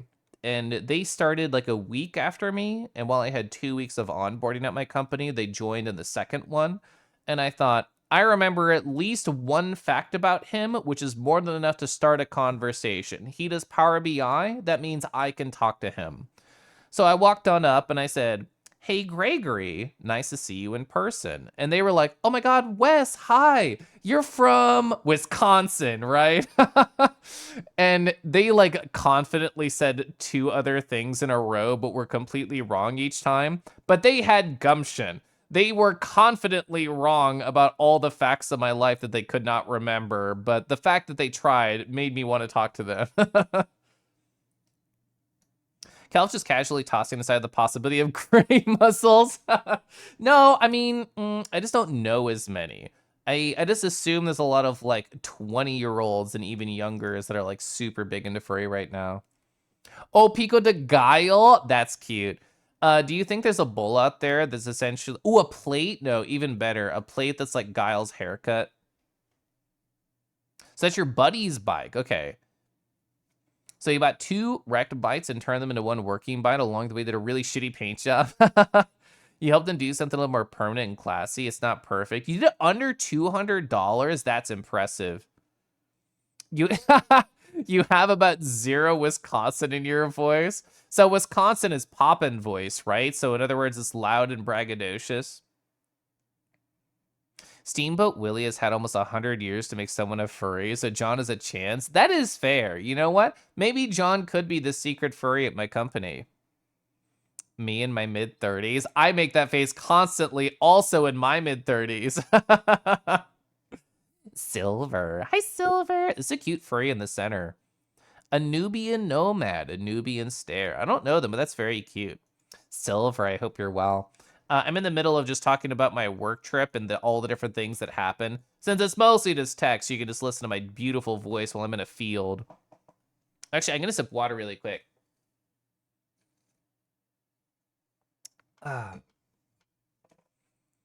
So, I ended up not seeing my boss, but my boss's boss, who on stream I call B squared. I saw B squared and I walked on up to him and I said, "Oh my God, B squared. I don't know if B is going to be coming. The regular boss man." I saw his name tag over there. And they're like a very good, silly guy. Like, I went through, if people weren't here for it, I went through like a 3 to 4 month kind of onboarding process. Like, it took a very long time to go through like government security clearance, get a common access card, get like my government funded equipment, and do like all of those things to jump through all the hoops to start working at my company. And part of the reason that I stayed through all of that is because I think B squared is a very funny guy. It was literally just a vibe thing. I'm like, if I'm going to be reporting to this guy, even if it's 1 or 2 levels away, I think he has great energy, and therefore I think the job will be worth it.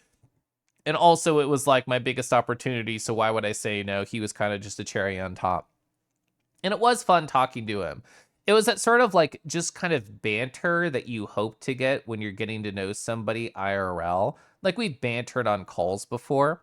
But a great example is I talk about my husband and he knows my husband's a lawyer. And we somehow got into the topic of, oh, B squared, if you were like if you were on an international crime spree, what would you do? Where would you go? And I told them, oh, yeah, you know what? Because I'm a friend, I would let you stay at my house, even if you're an international criminal. And they said, Keliff, your husband's a lawyer. That would never work out. And I lower my glasses a little bit and I say, they would never expect it. International crime in the house of a lawyer, you'd never get caught. So it's just like a bunch of stupid conversations like that, which helped me feel better. But it was interesting. Are you just peeking around? He's a super sweet bunny boy who's sometimes puppy. Imagine being sometimes puppy. B squared is a silly guy. You're mentioning B square has a rainbow afro and a red nose. I'm legally not allowed to tell you how close you are to the truth. But yeah, as I talked with B squared and I talked to Beardy and I talked to other coworkers that I found who I had less connection to, I realized they all had the same story. Every single person I know at the company knows literally nobody at the party. I'm set up for this feeling. I'm an online coworker who works on one small team of a middling company size, but not my boss's boss, not Beardy, not my other coworker that I talk to. They literally don't talk to anybody. And I thought to myself, I guess it is up to me. I have to be the one who makes the social connections. I was hoping, of course, because I'm alone here and I've not met any of these people IRL, that somebody would just gift me social success on a platter. I was hoping B Square would be like, oh my God, look, it's Wes. Oh my God, he's here. Let's talk, or something like that. Or even if like I don't want to talk to Beardy or like to John or the other coworker, I decided in that moment, like, I have to define my own success. So I walked around. I literally did like a pace up and down the entire lane of Top Golf. Literally, again, like VR chat, thinking, is there anybody I even tangentially know to be able to succeed here?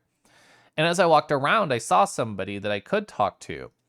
I saw this one guy, and I thought to myself, they joined my last interview, my hour-long technical interview. They were the head of recruiting, and they popped by. I should talk to them. This is another like tangential win that I can get.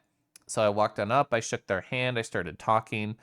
And while we were talking, he pointed over in the distance and he said, oh, Keliff, he was also definitely sipping and imbibing. There was free alcohol at this event, not that I partook.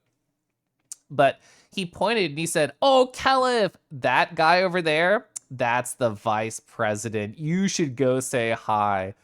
And I think to myself, one, what the fuck am I going to talk to a vice president about? Two, he's completely surrounded by a bunch of people. Three, this guy from recruiting is probably correct and I should say hi, because when else am I ever going to get an opportunity, even if I have nothing to talk about with Mr. Vice President? But I thought to myself, like, this time does not feel right. They feel completely surrounded. I'll slip in another time. So I when I was getting onboarded, there was a lot of different introductions to different teams at my company, and they all gave like high level summaries of stuff. So I walked up to this one guy who I remembered, and they had their name tag on, so it was easy to be like, "Oh my God, Bobbers! Hi, Bobbers!"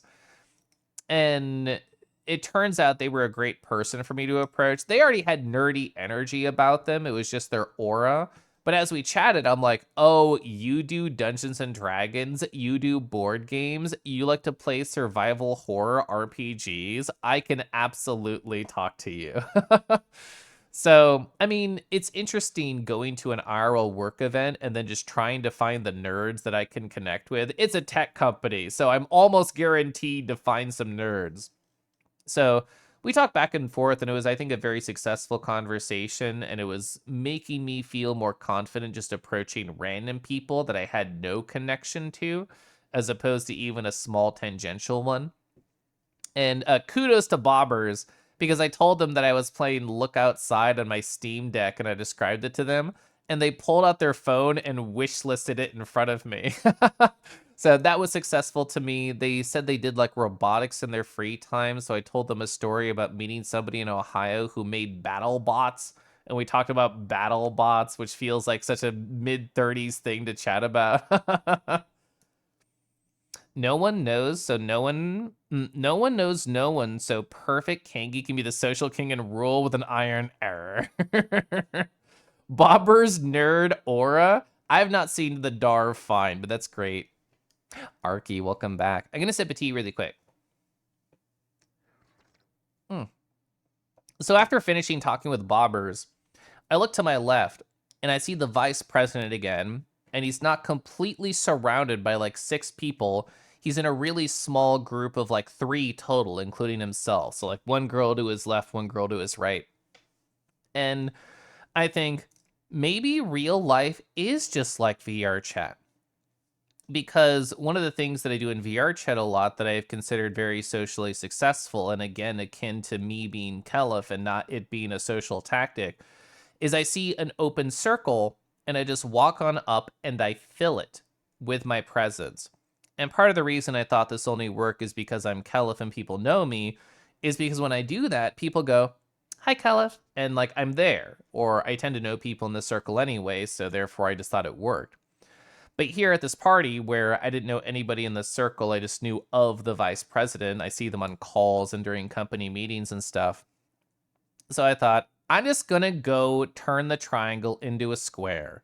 I'm gonna stand there, take up space, and then just wait. And then think, okay, yeah, how's it gonna go? And I'm wearing my name tag. So I join the circle. They look down, they see, oh, hi Wes. And then I'm just in. I'm just a part of the group. And I happened to tell the story. It was like relevant to what they're talking about how I sat next to the girl on the plane ride, and we talked about what was it? We talked about like the fundraising, and we talked about how it's going to be my first day ever working from an office. And we offshooted from there. And you know that feeling when somebody says a joke, but you can tell there's like real feelings hidden behind it. So it's actually not a joke. Hashtag they are actually thinking these things, but they have to say it in a jokey way anyway.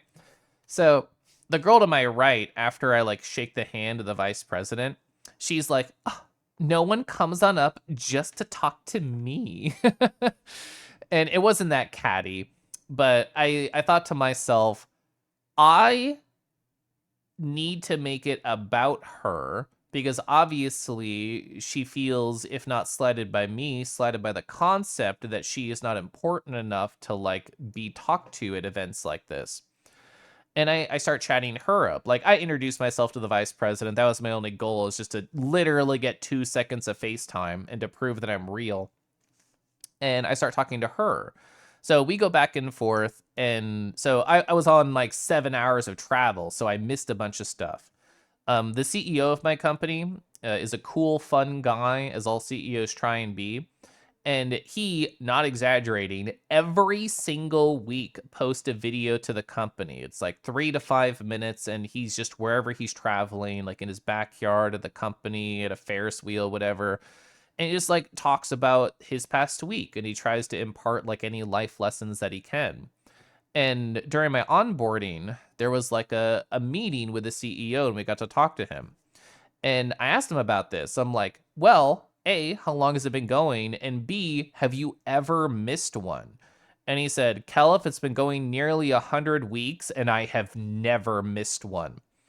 And during my travel, I did not watch the Monday post because traveling and whatnot. It turns out they had just had some surgery, and they're not going to be here at this social event. And I was talking to her about this whole event, going back and forth. And I thought to myself, the CEO is the type of guy, I think like all CEOs, who likes like really catchy little phrases that just impart meaning very quickly. So I was telling her with a smile on my face, I said, oh yeah, he has another surgery next month. Do you think he's going to be spry by July? And I laughed afterwards, as I always do at my own stupid jokes. And in that moment, I didn't know this until then. It turns out she is the CEO's executive assistant, and she said, I'm going to tell him that, and said, Wes told me.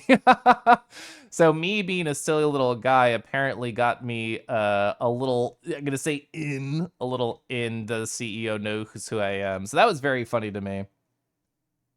I don't think it's a good idea for you to be thinking of VR chat in real life is the same thing, with the jumping off buildings and all, but I'm built different with my thighs.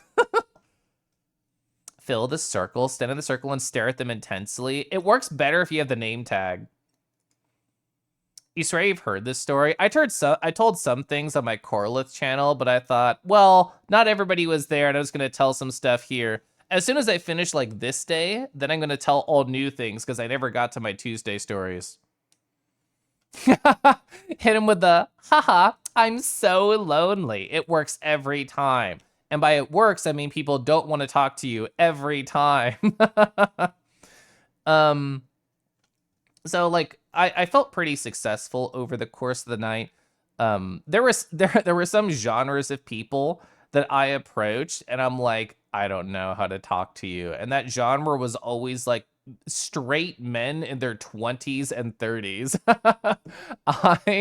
I consistently, in my opinion, me judging myself, I consistently failed to connect with straight men in their 20s and 30s. Do I want these connections emotionally? Not really, but I still want to be able to have good conversations with them.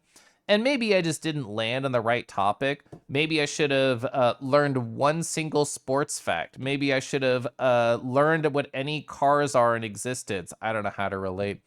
There's this one guy who he wasn't like a traditional straight male, but he still talked to me about video games, and he's like, "Oh, Keliff, what do you play? Like Call of Duty, Dota 2?" And I'm like, "No." It's given all like the weird things I play, I find it very hard to talk to, I don't know, people who I don't expect to know anything about video games about the weird things that I enjoy. You sure love car sports? Yeah, Rocket League. Hi, Keliff. Hi, Rago. Rago, 1 out of 10, how excited are you to find out what the isolation sphere feels like? Do you count as a 20 to 30 straight man? No, you're furry. You're way cooler. CEO filming of videos. They put the sleep mask on it for surgery. You're failing these conversations the same way that they're in their own heads failing to impress the cool, funny gay. You know what? True. I am the cool, funny gay. Thank you, Deckies. So there's like one more conversation I had with a guy who I'd never talked to.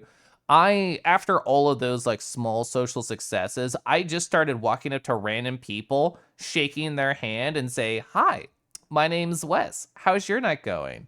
And try and do that with a big smile, and then try and become interested in whatever they wanted to talk about. Which is kind of like what I used to do in VR chat before I had like many circles of many friends in all directions. Is just like, I'm just gonna start conversations with random people and hope I win in my own mind. Not win as in a competition, win as in a I hope it was good for them sort of thing. Kel starting convos with straight men in their 20s. Hello, do you like sports and sweaty men? Fuck, I ruined it again. They don't need to know the level of sweaty men that I enjoy on the internet alone in my room. I am going to set my tea, though. Oh, I fucking love this song. So, I had my 7 hours of travel. I had like my 20-minute drive there, and I had 4 hours of socialization meeting a bunch of people IRL for the first time. So therefore, I wanted to fucking call it. I left around 9 p.m., which I think was very good for me. And then I drove back to the hotel. I had like 30-ish minutes before I wanted to go to bed, which was 10 p.m. because I wanted to wake up at 6 like a good worker and get a lot of sleep still. And it was so weird being in an Eastern time zone and trying to watch West Coast streamers. I like clicked and I opened Lupin stream and I'm like, this stream just started and I'm about to go to bed. I now understand how my East Coast friends feel. Again, this is why I love Central Time, because I'm close enough to all of my friends to be able to listen to their stuff. Deckies, yeah, I was gonna say, I can only imagine how you felt being overseas. Cheat code for winning conversations from Cheat CC. Hello, California girls. Hi, Lemon. Lemon, you're so adorable. I have to tell you that. Keliff, I'm so screwed if I am expected to talk about anything normal. I know. I showed the screenshot off earlier, but I think you'd appreciate it. Oh, let me hide while I show it.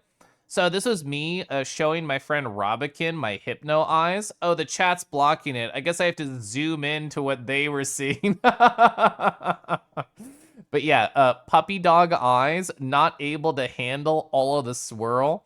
I don't remember if I told you, Rago, but in this moment, Robikin was like, Keliff, I didn't think you could get any hotter.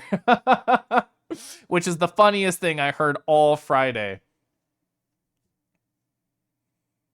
So if you let it slip, it can turn around. I only ask about sweaty men because I happen to know I know a lovely spa nearby. Oh, your pores are going to feel so small and then large. It sounds like you're inviting them. I mean, that could work too. Haha, time zones. Yeah, Dio. Were you able to catch a Kangi stream over streams when you woke up at 4 something a.m.? I love to hear that for you. Ofutski also wants to see the isolation sphere. Lamau. Where was I off of my stuff? Oh yeah. So I watched like Lupin stream and I responded to some messages. Like I had a couple of what do you call like voice message buddies over my trip. Like my friend Silverbask, my husband, and of course my crush as well. I would just like I would talk to them like while I was going from point A to point B. Anytime there was a point of transition that did not involve me actively driving and following the law, I would think of an excuse to send a message to one of them. Just like little video diaries of how my trip was going. So after I parked in the parking garage and was walking to my hotel, I was like, "Good evening, husband. I hope your day was so kind to you. It's so late, 8 p.m. for you. It's 9 for me." And I was just saying like little silly things. And I think it helped keep me like sane. I don't know. I think sane implies that I was struggling to maintain the saneness, but that is not true. I think I was succeeding, but I want some connection point to my familiarity, to my everyday, to my routine that I am so used to. And sending little queer voice messages to people that I love absolutely help maintain that. Oh, Hawaii was interesting where you can watch night streams at 4 p.m. I love that. So, oh my god. Just so this is my like my itinerary for Tuesday. Not even like how it went, but my itinerary. 7:30, get breakfast with my data team coworkers. 9 a.m., go to the office and work IRL there. Noon, go to the boss man's at his house and spend time with him, have lunch and do a couple of meetings together. 3 p.m., go to the country club where we're going to be doing the in-person company meeting. 4 p.m., have the social at the country club with like a free dinner provided. So socialize until 7 p.m. and then go to the after party for however long that lasts and then go to bed. So in other words, just the itinerary was essentially expecting like a 14-hour social day. So I spent my 6 a.m. to 7:30 mostly in my head and kind of pacing around the hotel room thinking, how can I actually prepare for a 14-hour social day and not literally Keliff boom? So you can really only prepare so much before you have to just de facto do it and step out the door and just like make a superhero pose and assume everything is going to be okay. But that's kind of how I spent my morning, was trying to prepare myself as much as I could. You think you were sane? It sounds like something an insane person would say. No, all of my sane is out. It's left me. For the first time in your area, says Lemon, there was a zine meetup. Whoa. You tried your hand at making a physical zine. The zines were immaculate. The organizer was a retired English teacher who was a vegetarian, was blasting world music CDs. She had such good energy. I imagine when you saw them, you thought, I could see myself doing this when I'm their age. That's so cute. Did you happen to meet anybody you already knew there? Was it all completely new? Both are exciting. Andy. Hi, Andy. Andy, I'm just talking about my work trip right now. It's kind of all just blocks of text, but I'll show pictures off when they happen. Hi, Faye. Faye, I'm about to chat about my my big day that I had during my travel time. So 7:30 in the morning, I get like a text from my boss, and my boss was like, "Oh, do you need like somebody to pick you up to get you to the breakfast spot?" And I told them, "No, I have my own rental car. I'm such an adult." And because my boss man like skipped out on the Topgolf social that I spent time talking about, I thought, this is it. I can actually interface with him IRL. And I didn't really know what to expect from him IRL because working with him is very much like business first. Like me and my coworker Gregory, who I talk about, like we're just in the meeting, the stand up in the morning, just chatting. And then the boss joins, and then immediately he's like, all right, so what's up? What do we need? What are we doing?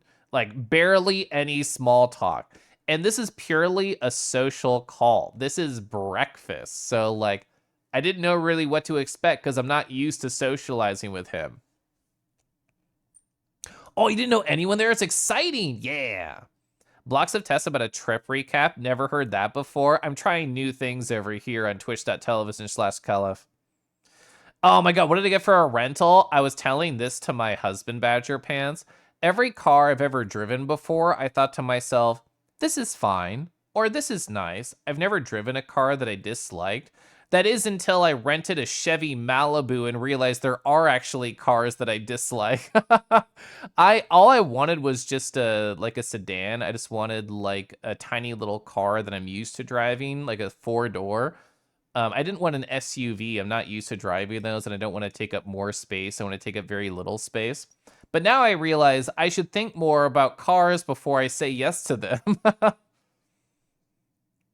You don't trust breakfast? You went to get a hotel breakfast once and accidentally locked yourself out? And then walked in hours in Google Maps in a foreign land to your friend's house because you gave me your spare hotel key? That's rough. You haven't heard about Gregor in a while? It's because they haven't been doing anything actively terrible. They're just boring. Keliff. Hi, Strutsky. Chevy Spark was a bumpy ride. I don't know that car, but it sounds cute. It has Spark in the name. Chevy unlocked a hate and a kingy heart. So this is going to speak to the type of person that I am. At the very end of the night, which I'm going to talk about the whole day after the ad, but at the very end of the night, I'm like, I'm going to refill the gas before I have to take it back to the airport rental car stuff. But I don't know how to open the gas canister. Every car I've ever owned or driven in has a button to open the gas. So I was there 10% on my phone, just at a gas station, Googling Chevy Malibu, how do you open gas? I had no idea, literally, me in my mid-30s, that there were cars that did not have locked gas thingies. You just press it. You just press it and it opens. My Honda Civic never had that. The pre-owned Lexus my husband gave to me after we were married long enough, it has a locked one. I didn't know that there were unlocked gas things. I'm gonna run this ad right now. It's only 2 seconds away. Bing. Error. Error. Strutsky, was your weekend very creature pilled? Somebody in chat right now, Strutsky, in a Twitch chat the other day, was like, Keliff has been so creature pilled recently, which is true.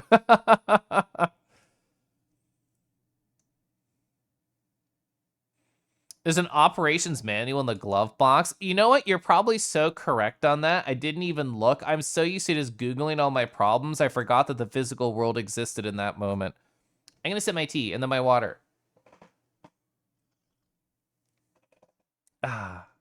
It added you in the middle of creature? So sad. Oh, is that a banana next to your name? I literally thought it was like a golden kangaroo.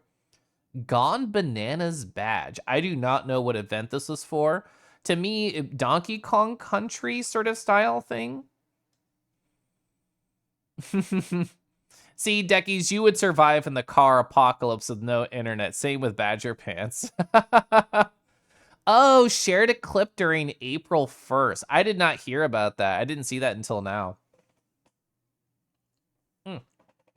That makes sense, though. That lines up with the timeline of Strutsky getting their VR headset and joining VR streams and then clipping stuff. So I see that. Has actually read the manual once. I read the manual when I got like my original car, my Honda Civic. All right, so the ad is almost done. 3 seconds. 2 seconds. Yeah, so it added you in the middle of creature. So let's see, what was I asking? Oh yeah, so there's a member of chat right here, Strutsky, who was like, Keliff, you've been so creature recently, which is true. All right, now I can read the lemon message. The ad's over. So read the thought that I'd be the old hippie zine teacher when I'm old. The vibe sounds cool, but you're not waiting until you're retired to start? Let's go. I also love that you have F-pop emotes. I miss F-pop streams. But honestly, F-pop has not been streaming for the best possible reasons, which is that A, they're living with their beautiful partner, and B, they're drawing fucking amazing porn with the partner. So therefore, I can't be mad. Error. Error. You still have a carburetor on one of your cars? Error. Yeah, all my redeems are broken, Rego. You know that feeling when you do nothing and you come back and everything's broken? That was me. But anyway, look at this beautiful piece right here. Oh, this is by Karak_FA. That's actually their Twitter handle right there.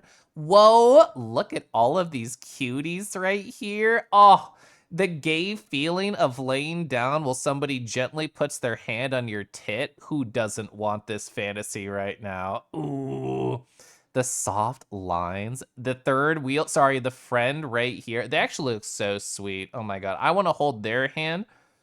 So cute. Thermos. Ooh, are they drinking coffee? Looking out into the distance right here. I love the beautifully rendered background.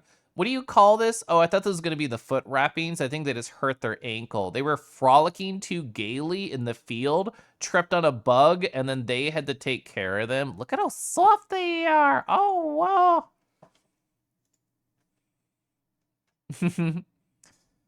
Oh, I didn't even know you had the U2 that Blur did. That's so cute. I do love Setsu U2. Strutsky, don't say creature challenge impossible. You feel slightly guilty for my creaturization, but Harvest is all fault for error. Strutsky, I daydreamed earlier while watching Harvest, because you know how like them and Cinder and Aurum have like text-based emotes where it's just white on black. I feel like they or me need to make an error emote just so I can spam it in chats. Like Harvest is one of my forever sub individuals. I will always be sub to that man's emotes. Error. See, Harvest? Yeah, either you or me gotta make an error emote. I feel like it needs to happen. I am in this moment now. Did you miss the dragon? No, they're right here. They're just hidden. They're green. They're blending in. You miss F-Pop and their B-Sky art woof. I mean, I would show off what they've been working on recently, but there's no safe for work options. Oh, I did see the Rambly art. Yeah. I know you literally just had that happen to you. I was lurking and not saying anything when you were talking about computer woes. You had to go through Sammy and fix all the directories. I don't know what it was, but when I opened OBS today, so like when I did my, what do you call it? When I did my Coreless stream, my exclamation point come stream the other day, everything worked fine, as expected. Well, I guess to be fair, I don't use any redeems over there. Maybe my redeems have been broken for like a week and I haven't known because I don't use them over there. Ooh. Anyway, yeah. So all of my connections, all of my audio is actually broken. I had to reassign every single audio source right before stream. I don't know why that happened. God, I wish I was the third wheel. Harvest, you're my first wheel.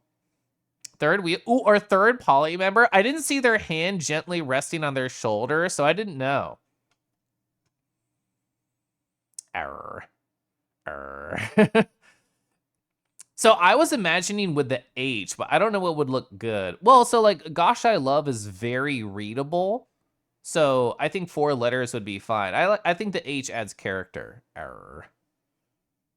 The error. Error. I mean, you can't show it off once. Oh, Hazel is helping you with the Moonfang texture. It'll be very sparkle dragon. I love this for you. I love that you sent me that message of just, do you have good pictures of your texture so I can send to Hazel to convince them to do Moonfang things? I hope they were very inspired in that moment.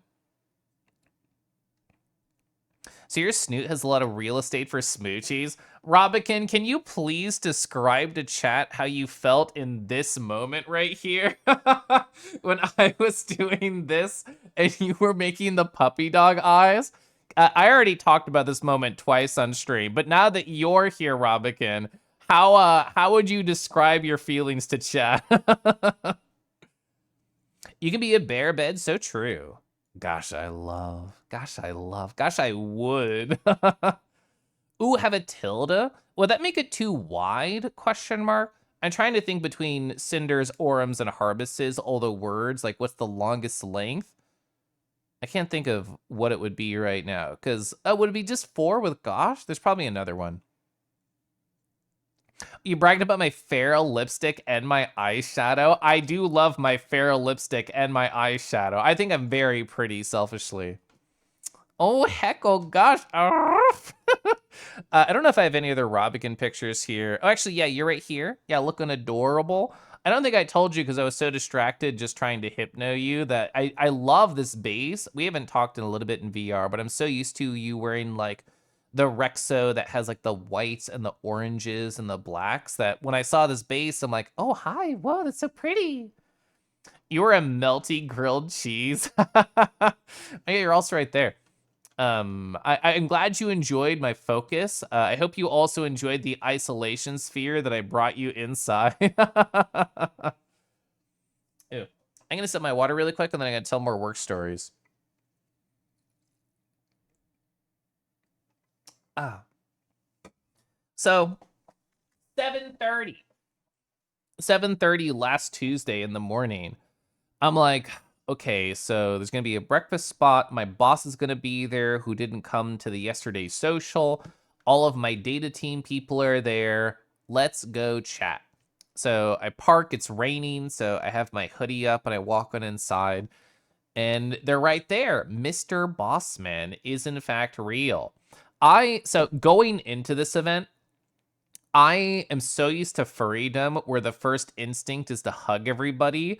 And I was constantly telling myself, Keliff, it's not normal. It's not normal. Never go for a hug. Don't go for a hug unless they initiate, because this is the normal space. You're not allowed to do that unless they do it. So I was like, don't hug, don't hug, don't do anything. Just only shake hands. Shake hands and squeeze extra hard because that's how you prove that you're so normal. So I shook my boss's hand and I squeezed extra hard because, again, I'm so normal.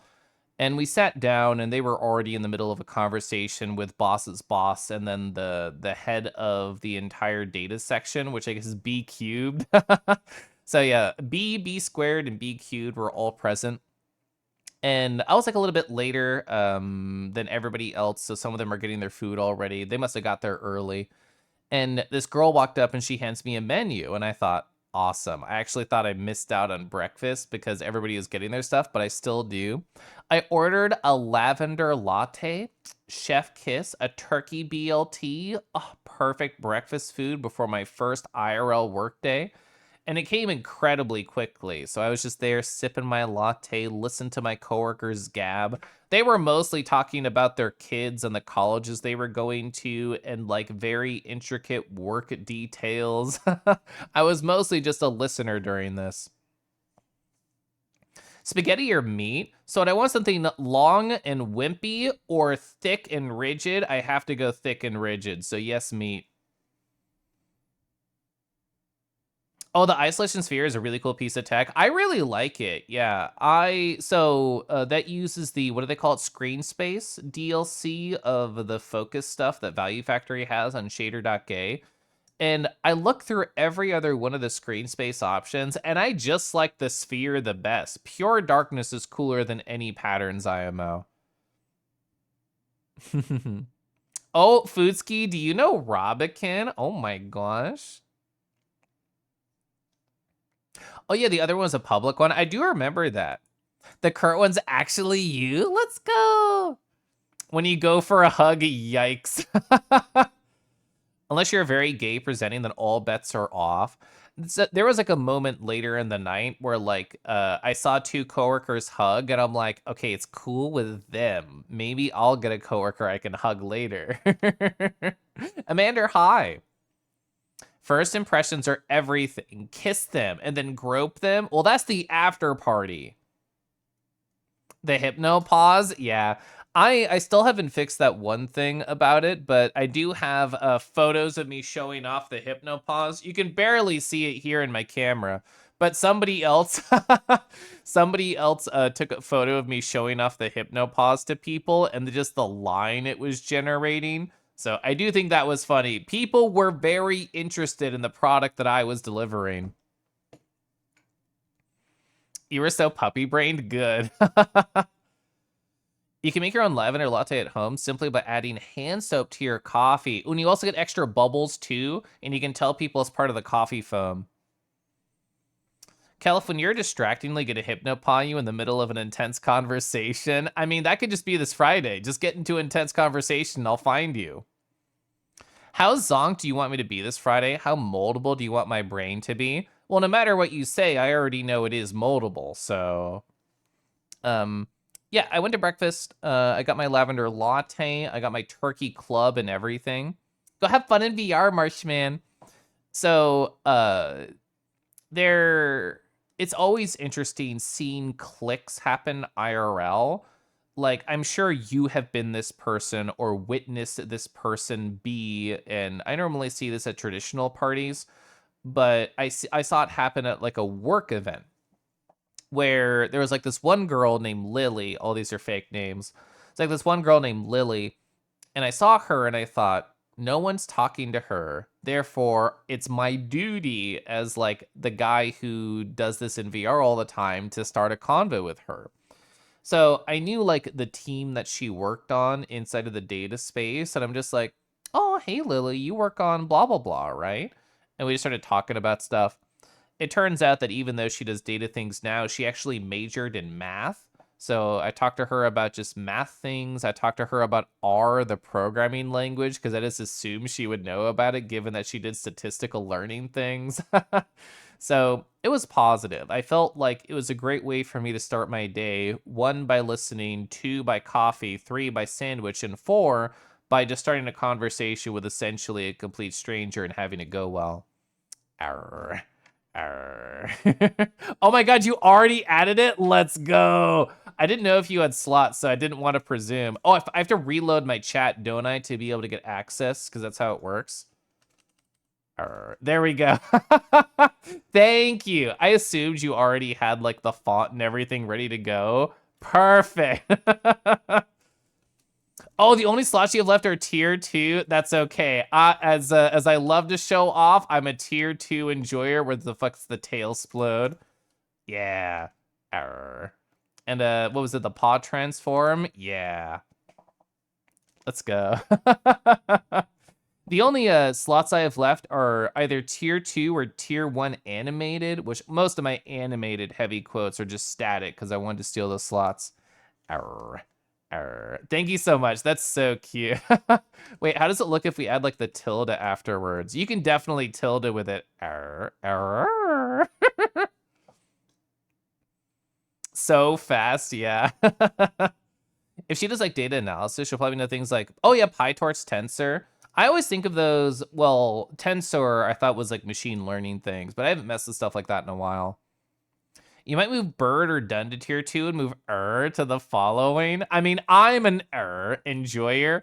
So I have to show, I'm literally just going to send this to Lupin right now because I know they love ing. Where's Lupin? Here we go. Emote real.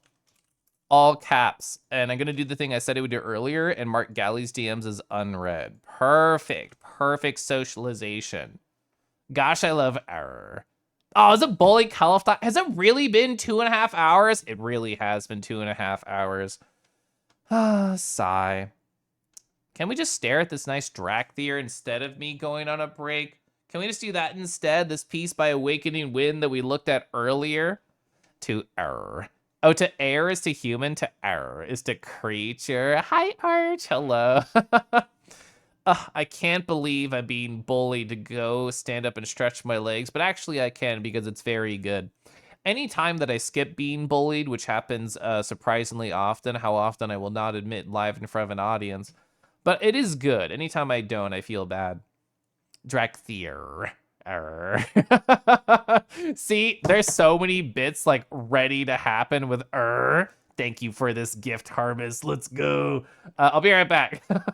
If I take a break earlier, I can come back earlier. I'm gonna run an ad while I'm gone, and then I'm gonna talk more about work stories. Blah.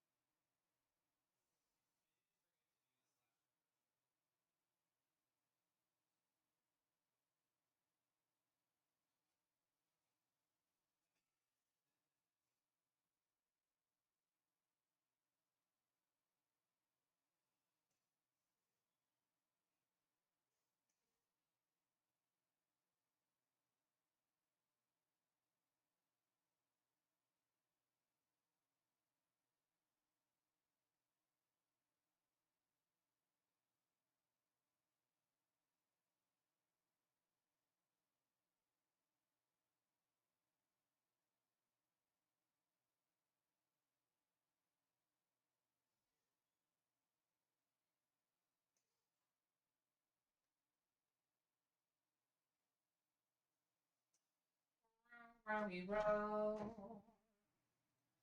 Row, rowie row. Wah. This might be your silliest emote. Yeah. I washed my face as I tend to do in my breaks, a nice little way to splash some life into me in the middle of a stream. And I accidentally got some on my glasses. Like, I still took them off. I put them to the side, but I still splashed my glasses. I'm going to say parentheses, ba-ba-ba.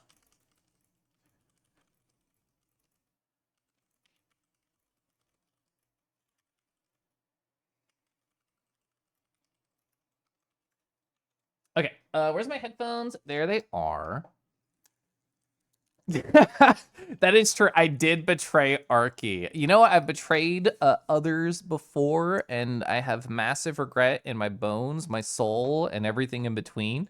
But you know, I'll make it up to people by taking good breaks every other time to never break it again. Kangaroo.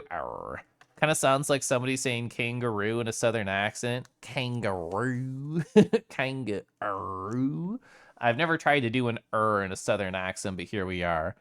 I think it loses all sincerity if I try and do it that way. I'd rather go arr. You know what I need to do? I need to record myself using the moon thing with my full facial tracking to go arr.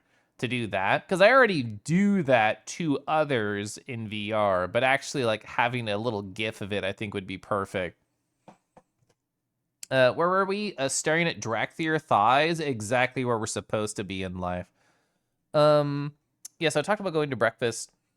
I chatted with Lily just about like statistical learning and math and like programming and stuff. But then bing, it was time to actually work a day in the office now that the breakfast was over. It was still raining. It was like pretty light rain though. It had cleared up a bit while me and the data team had gotten food. And I thought to myself, okay, this is it. We can be such a normal coworker. There wasn't like a sign up sheet or everything. We were told in the email that it was just go into the office. Here's like the code to be able to get in. We made a special one just for today for all the out of state people just to come on in. But because I came from breakfast, I kind of just got to follow a bunch of people into the office. I barely took any photos of the trip. I didn't even take any photos of food. I did take a photo of the actual work building that I will not be showing you, chat. But just like it's real. And I was here. In fact, I did go inside of this building and spend a day in there. So I followed a couple of my breakfast coworkers inside. We had the marketing people with their gigantic smiles on their faces welcome everybody in. And they said, hi, you know, we have a bunch of food out. If anybody wants any like sweet snacks while they work today before we get catered lunch, feel free. But you can pick any desk that doesn't have like anything on it already. Just pick whatever sounds good. So I walk around, I look, I take in like the cool energy of the office. There's the kitchen there. There's like an oblong table with a giant whiteboard behind it, probably used for in-person meetings, probably silly things put on the whiteboard from time to time. It was food everywhere. They had like a budget for me to like use for Ubers and use for foods, and the only food that I did an expense report for, which I've done my first expense report now, it was all like airport food, but it was a lot of money they gave me just for airport food, which I guess to be fair, it is very expensive. But I walk around, I explore. All of the desks are like standing desks, and I just go and I choose one in the corner for reasons. Not antisocial reasons, in fact, the opposite, but I'll get to the reasons later. So this was like 9 a.m. local time. I was getting everything set up.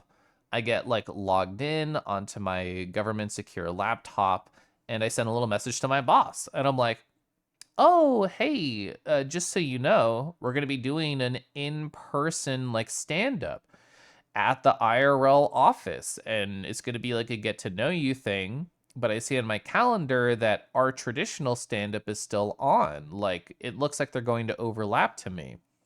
And he said, dot, dot, dot, oh, there's something going on at the office today. I've mentioned a little bit before that it feels like my coworkers on my particular team like don't socialize very much at the company. But in that moment, I realized I think it's more than just that they don't socialize. I think that it's more of that they are self isolating. Like, this is the one like day a year where all of us come on over and they're still going to be working from home. Which, to be fair, they probably had like a busy day with a lot of meetings, or they do work with secure equipment and it might not be feasible for them to stop by all the time. But at the same time, I thought literally one day a year you can't come by and stay high. I will judge you just slightly with that.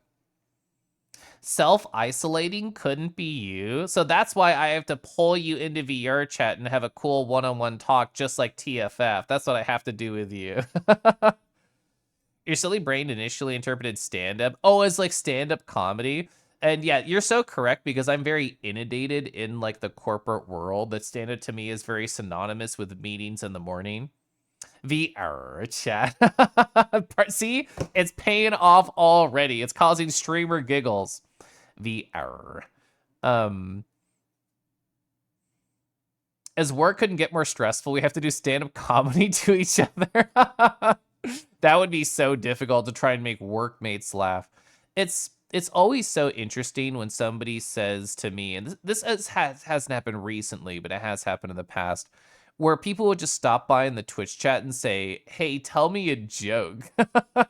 And it's like, I think I'm a kind of funny guy, but it's all like nuance. It's all off the cuff. Like there's not really structured comedy that I present here. Ooh, a tier miner, thank you. I should pour more too. I don't think I mentioned while you were here, Ox, but I'm still sipping through my apple pie chai.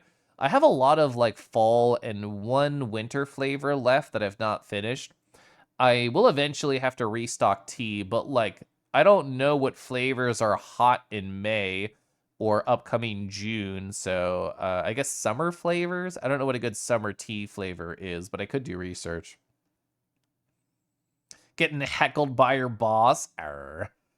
Stand-up comedy, roasting upper management. You're only allowed to do that like once a year. mm. So I was realizing that like it's not just my boss. I think every single person on my particular team is like self-isolating, and I was realizing that in that moment. But I told my boss like, I can join like our traditional stand-up, our meeting in the morning for like a small amount of time, but as soon as IRL people start congregating, that is going to be my focus.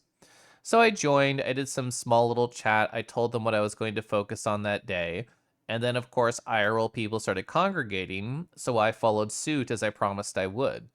So everybody was over by like the kitchen slash oblong table slash whiteboard, and the marketing people were excitedly saying like, "Okay, everybody, it's going to be like a get to know you. You're going to say your name, where you're from, even if you're local, like what side of town you're from.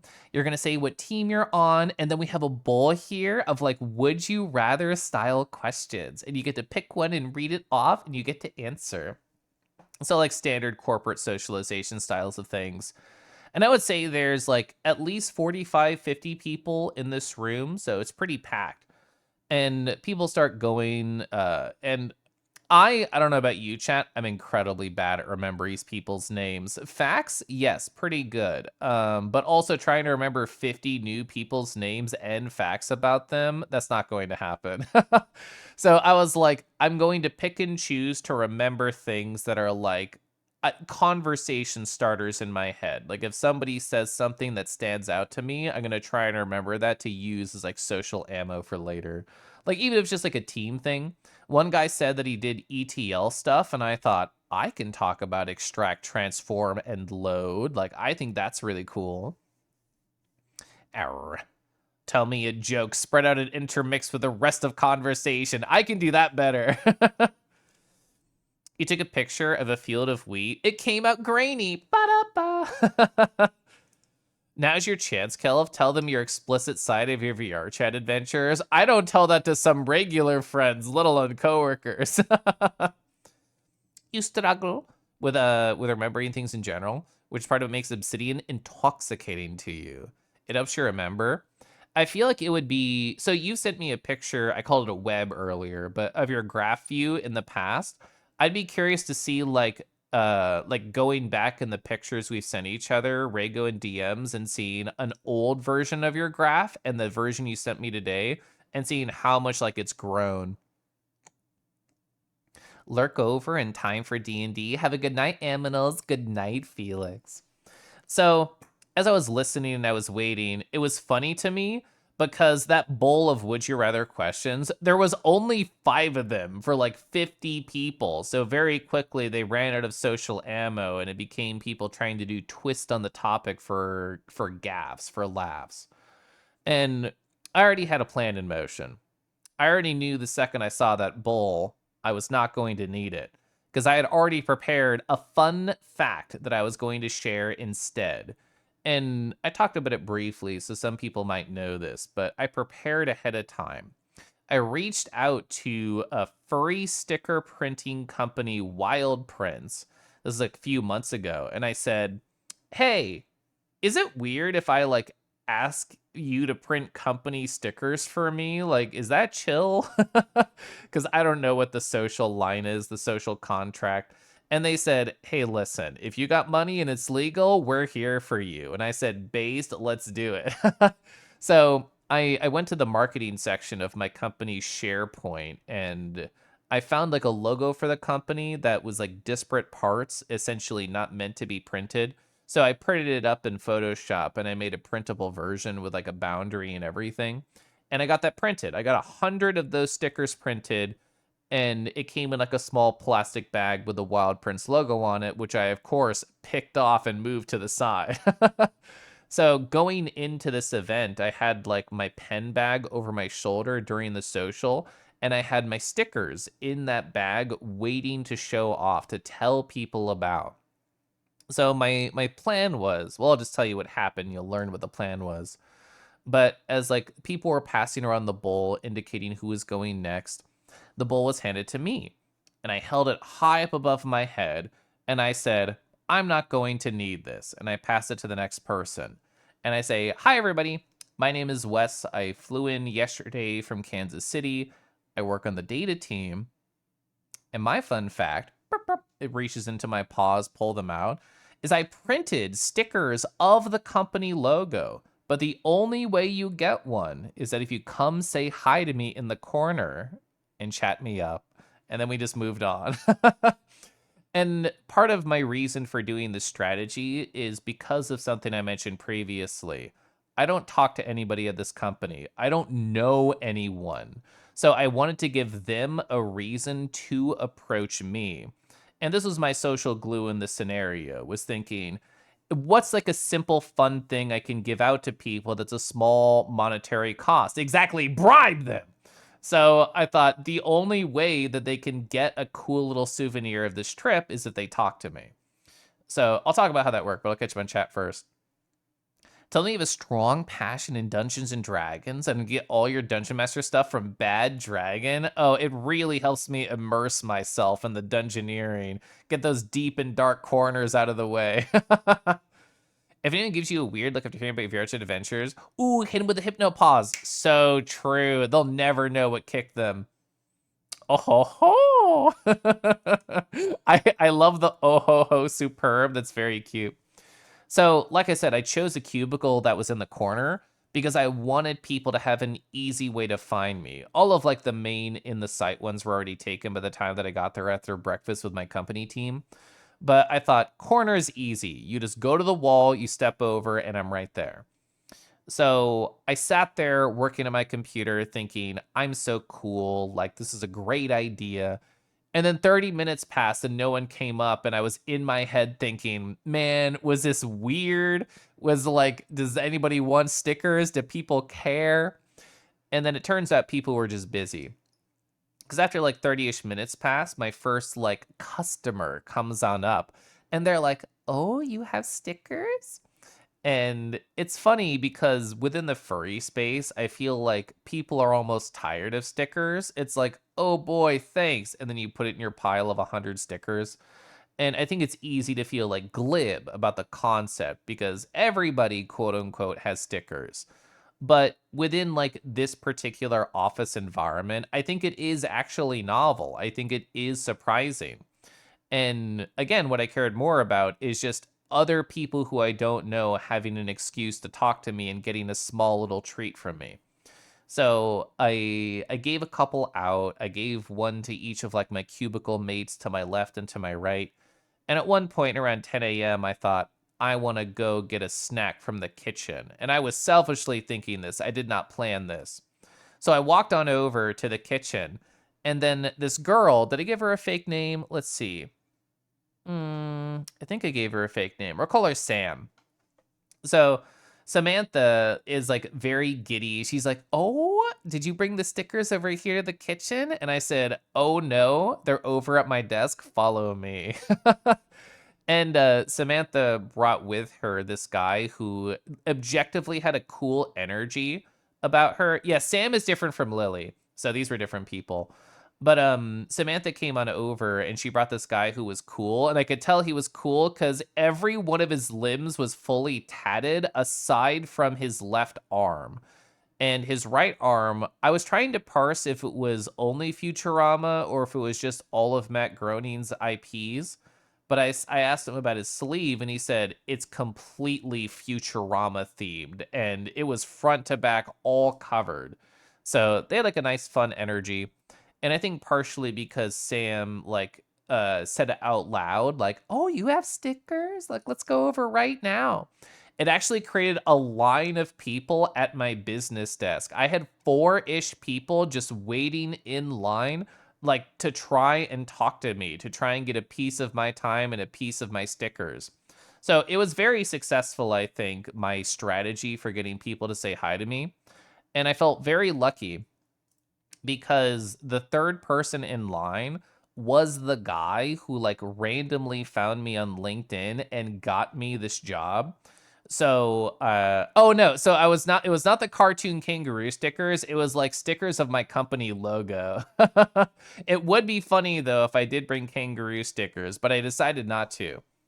Hi, Hawk. Hawk, I saw that you got a scrungle. I love that you got a scrungle. So many people be getting scrungled now. But yeah, the third person in line coming to my desk for my company logo stickers is that he was the guy who found me on LinkedIn just by random happenstance, I suppose, and helped me get the job. So I got to shake his hand and say thank you, which was nice. I love that phrase though. You were selling the cartoon kangaroo stickers. I wonder if I should have brought like a couple just for fun. Yeah, look at them, they're dancing. Hawk, how's your night been? I love how busy Chansey has been creating all those scrunglies. I mean, I can't lie. I have thought about reaching out to Chansey and seeing if I could throw money at them because they're very cute. Yeah, Chance is a blessing. I'm gonna sip my tea. Mm. So my boss talked to me during the day and he was like, "Oh, hey Wes, like do you want to come over to my house and do you want to get some lunch and then also do our hour-long work meeting in the afternoon together IRL?" And I thought, this is perfect. Like, even if I'm having a very socially successful day working in the office and getting to know people, getting FaceTime with the person who I actually work with every day is probably good. Like, I had a breakfast with them, sure, but that was like barely any time and it was mostly focused on others. At their house, it'll be just me and just them. I think this is the right social call. I'm going to say yes. And I thought to myself, well, if I'm leaving here early, what the fuck do I do with these stickers? I guess I could bring them to the company meeting later, but like, I don't know. I don't think it's the right spot for it. So I walked on up to the marketing people who were getting ready for the catered lunch of pizza. And I walked on up to them and I said, "Hey, I am about to go like hang out with my boss IRL. Do you want to take custody of these stickers and give them out to anybody who wants one?" And I don't know how to describe their energy. It felt like if I was giving them a child and they were happy to hold them. It was like that sort of energy of like, "Oh my God, are you sure? Like, I can do this? Like, that's okay." They're like, "Oh, you don't want them back, right?" And I said, "No, like I printed these off for them to go to a good home, and I think you can get them there." So I thought their energy was cute, and I went back to my desk and kind of got packed up and ready to go. So your night's been good. You're mostly relaxing after college. Good. Chance of the infamous XL. I don't think anybody I know can take that. You had like 2 solid hours? Oh, with no social, only silly videos to relax. Is this how you find delicious things to make in your home is through the silly videos? That's what I imagine your feed is like. You were considering streaming today, but you got to respect your own energy. It's so hard because as like somebody who streams and has a lot of friend in this space, it's it's tempting to want to give all of my time to others, either streaming or being a part of streams. But I have to say, gosh, I love silence and I wish it holds me nice and close and dearly and warmly. It's so beautiful just to sit alone in my own thoughts sometimes. There's a lot of food videos, yeah. Chance. So I walked up to the marketing people, I gave them my stickers, and I said, "Hey, you can hand these out, give them to whoever's looking for them." And I went back to my desk, I packed up. And as I was like standing up to walk out of the building, the dude who talked about ETL during his get to know me thing was like, "Oh, hey, you got stickers?" And I'm like, "Fuck." I just gave them to somebody else. And I let him know that. And I think in his mind, he was like, "Oh, okay, the conversation's over. That didn't work out." But I wanted to talk to him about like nerdy tech stack things. So I asked him about what he did with ETL, and I asked him what tools that he used. And we sort of just talked shop back and forth. And it was one of those positive nerdy conversations that I really enjoyed being able to embrace that. Like I talked to them about how I use Databricks, and they said that they're wanting to learn it. And it was just fun going back and forth. Those are kind of the conversations I was hoping to have on this trip.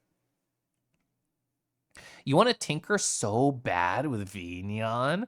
So in other words, you're getting more and more into the VTuber rabbit hole smile. So the nicest way possible, you crash so hard. Flaw stress getting to you, listening to while you pack.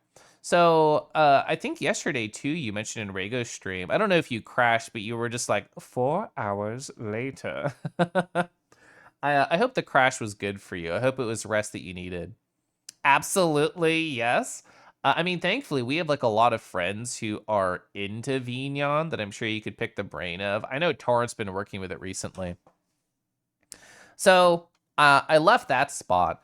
And as I left the company building where I was working, I thought to myself, like, I feel like I'm leaving an easy win. Like I feel like I'm leaving a space where I could get to know people more quickly. I could create future connections. I could give away more stickers and have a little laugh and get to know people. And I'm just going to be going to my boss's house alone. But I was like torn. I'm like, is it better to like stay there and say I'll talk with him later? Is it better to actually say yes and get the FaceTime? I went back and forth, but I landed that the FaceTime with him is probably quote unquote more important and the right choice. Is it what I wanted to do? Not really. I kind of wanted to stay there. But as I went to the boss's house, I I didn't even need to knock on the door because his incredibly loud dog that I always hear on calls yapping up a storm also yapped up a storm at my presence. So I thought, okay, cool. I'll just stand here. I'll just wait. Ooh, what? In the near future, you believe ARKit tracking? I did see you put that as a goal on your stream, so I know that'll eventually get hit. Going to the boss's place alone? Well, if there was a fan fiction version of my life, I guess somebody could write that scene. Talk with Torrent. He was a wizard helping Setsu. Torrent, I love to have seen Torrent's like growth within the streamer space. Just jumping back over to a random VR chat story. Where was it? Here we go. So on Friday, when I talked with Torrent, I wanted to ask them like, what is it like actually being yourself, quote unquote, like as your model? What is it like actually VTubing? For people who don't know like the Torrent lore, So Torrent rated me like God 2.5, 3 years ago, somewhere around there.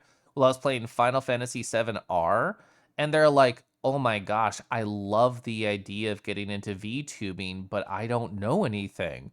And I told them, "I know everything. Talk to me about it." And like VNeon didn't exist then. It was just like VC Face and stuff. And like what was it? There's another Tifa. Tifa was a thing back then. But like that's how I got to know Torrent, was just like DMing about VTubing things and various other stuff. And now 2.5, 3 years later, they are fully 100% a part of this space. And I just wanted to ask them about their journey and how it felt to finally be here. And it's interesting from my perspective, just seeing how much Torrent has grown. I don't even mean just in terms of funny numbers. I mean in terms of like social connection and wealth of friends. Cause like I've seen them from tiny torrent streams to shy on desktop in VR chat in the corner talking with deckies, to now like doing high kicks and chatting and yapping and people going out of their way to bite them. It's been a very cool transformation to see. Yeah, poppin' is a blessing, true. So I remember writing down your Purif way back when I started. It's been 5 months, I know. The Lord. Torrent's gonna fucking explode soon enough. Mm-hmm. You're waiting for it to happen. It's already simming, boiling. When they stopped by chat earlier, Poppin, I mentioned like they have kind of like an energy about them where if people see them in chat, they're like, I want to talk with Ortiz Torrent. They have like the exact right reactions, I suppose. If you had to analyze it in a lab when somebody teases them, they get exactly what they want. You want to see Torrent screaming when you bite them. Torrent's so biteable and lovable, yeah. Do you use VC Face or VNeon? I only use VC Face. Anytime that I'm moving around on the screen, I'm just holding down Alt and right click, or like Alt and left click, or Control and left click, and just doing things. So all of the things that I do are incredibly manual. To me, it's like puppetry. Like, this is what I want. This is the space. Like, whenever I roar, I just hug myself really close and I talk softer. I don't do things like Divi. Divi has like the multiple camera angles set up that happen on a fly. I don't do things like Basky where they have like the multiple scenes where they zoom in or they zoom out. I enjoy the puppetry, and for me, the simplest approach is best for that. I'm gonna send my Tina. Ah. I should pour more tea. So you notice that VC Face is way simpler to use than VNeon. You try changing back and forth between them and see how they feel. I will say, like, for complicated redeems involving VTubers, VNeon is absolutely 100% the way to go. My TF friends like NB and like Foxes, they are very into VNeon. Well, I guess VNeon also has like the Vor angle. Foxes has turned themselves into an edible avatar that people can add to their stream and then eat to become fatter. So there's many complicated, wild things you can do that are very technically cool and intricate. I personally just rely on VSF avatar format over VRM to do any level of complication that I'm looking for. But the space has changed a lot since I've really developed in here, so I would say I'm kind of behind in terms of like understanding what people can do now. I just see stuff as like an audience member and get to appreciate what they do. Foxes, if you're ever interested about VNeon, I highly recommend just scrolling through some Foxes VODs. They stream their process and they show like the node graphs. So you could at least get like an understanding of how people approach setting up complicated things. Yeah, I love Foxes. They're currently doing subathon stuff, so they're probably not going to be doing that now. But like usually routinely they do art streams and then they just stream like Unity and VNeon and then go through stuff. They help set up like friends VTubers and things. Definitely. Well, thank you so much. Yeah. I like being Rego was talking about like using Obsidian to kind of keep track of memories and help them remember things. For me, I like being a catalog of individuals. I like just saying, "Oh, you need help on this specific thing. I know the exact person you need to talk to." That's what I like being. But Foxes is so fucking cute. Archmuffin, so true. What was it, 2 weeks ago?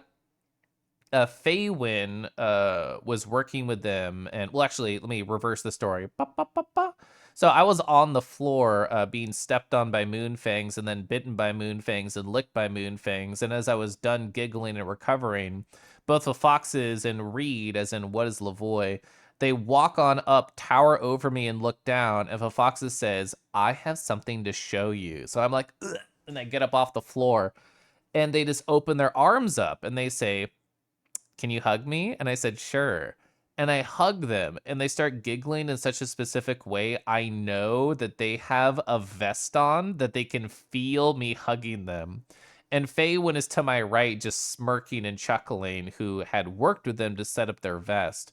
I don't know if it's the same Owo vest that Faye has, but I know they're both very cool. Keliff, isn't it crazy how so much of our friends have grown on and off stream? They become so unique and charismatic and all the things, and oh my gosh, there's so many friends to be proud of. I know.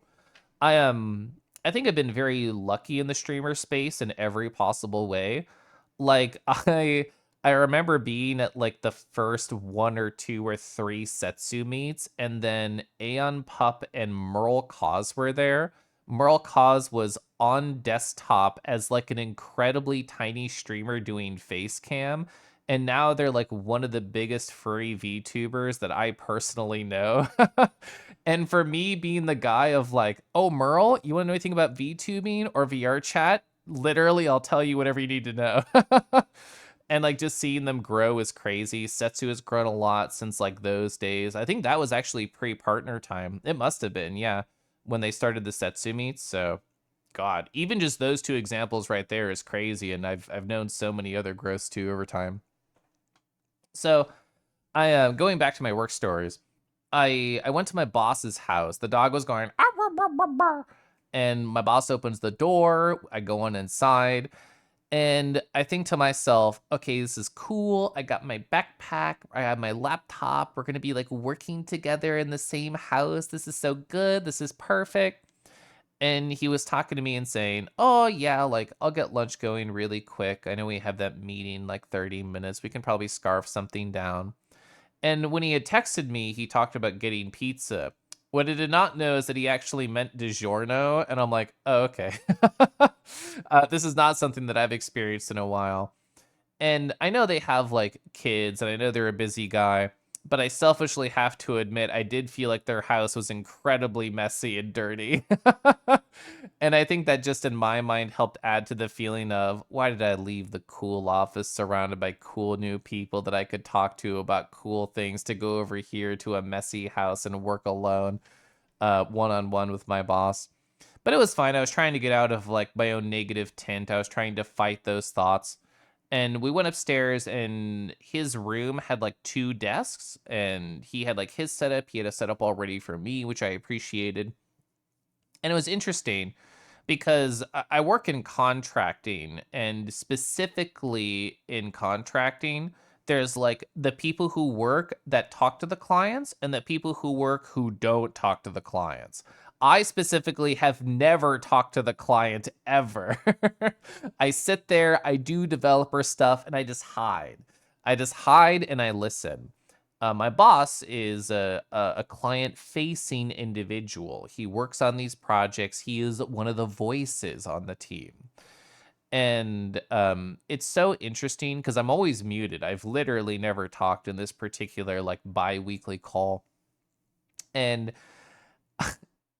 I got to learn what it's like to hear what people say when they are on mute on a call. Like every time like a client would say something of, "Oh, I didn't get this particular thing." He would just mutter, "Well, it's because of this and it's because of this and it's because of that." And then somebody else in the team would say, "Oh, well, yeah, it's interesting you ran into this problem. I think it's this." And boss would say, "No, no, no, it's definitely this other thing." And just being able to hear the murmurs, I will now be imagining him always doing that on every call that I am. It was funny. Like I'm happy and both surprised that he did not like mute that while I was also there in the room working. You never had DiGiorno? You remember for his ad campaign? Is it any good? I think it's fine, like absolutely fine. Your department is not allowed to talk to the clients anymore. I see. That's a very interesting final word you added there right before the Setsu derp. But yeah, so we went through the hour-long meeting. Him and I talked about that, and then we had like, I know I love that song. And then we had like 30 minutes of extra work. And the thing that he wanted to do was essentially prepare for like a big project up and coming. And I'm like, oh, I can do that. That's fine. So while we were working, we were doing it in silence, which I was totally fine with. And he was like, "Oh, Wes, like, do you mind if I play some music? Do you want to listen to One Republic or Coldplay?" And I said, "Coldplay's fine." I never know how to talk about music with people. Like earlier in the day, I was wearing my Hail the Sun hoodie, and I thought to myself, I hope nobody asks me about this band because I don't know how to describe it to them. You check back and you see your name a lot. What's happening? Torrent, all we were saying is that you are lovely and appreciated. It's been amazing to see your growth in this platform over the past couple years. You're a good Durg, and that's what happened. I mean, as long nobody said anything about biting you, I can promise that. DiGiorno's in Coldplay. Yeah. So, yeah, as I wrote in my personal notes, regret, dot, dot, dot. I think that's too strong of a word, but it was easy while I was there eating DiGiorno and listening to Coldplay and his muttering on a muted call, thinking I could have spent 3 hours more at the office forming hopefully future connections with people. But either way, I did what I did, and that's what it was. Honkle. That's true. Yeah, we can talk about biting now because their limbs are actually present. That won't distract you. um, so after being IRL with my boss, it was like, okay, let's go to the country club and like actually have the company meeting. So it was like 30 minutes away from his spot, which I was so happy to be rated by Panda Arts. Hi, hello. What were you drawing today? And is that an Ava? Ava, we should go back to the dragon that we stared at that you redeemed earlier. Oh my gosh. Whoa. I love them. They're so happy and in their lane thriving. Whoa, you're here again. Hello. Summer, oh, whoa. Panda Arts, hi. Beep boop, hello.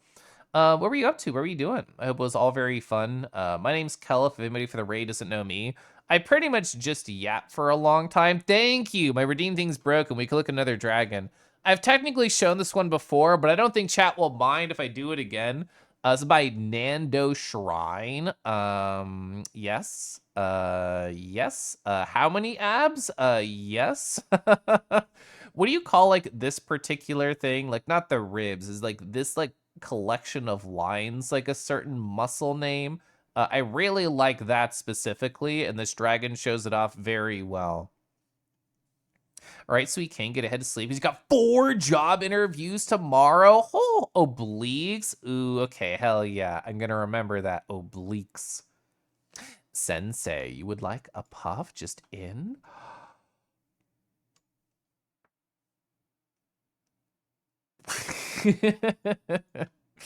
Oh, gosh, I love a good puff. Mm-hmm. Yes, yes. Mm-hmm. Look how thick this tail is, too. If you want to suffocate, they have multiple options to please you. You have thighs to lose your breath in. You have obliques to lose your breath in while they put you in a headlock. You have a tail to get completely lost under. So very good dragon, I think.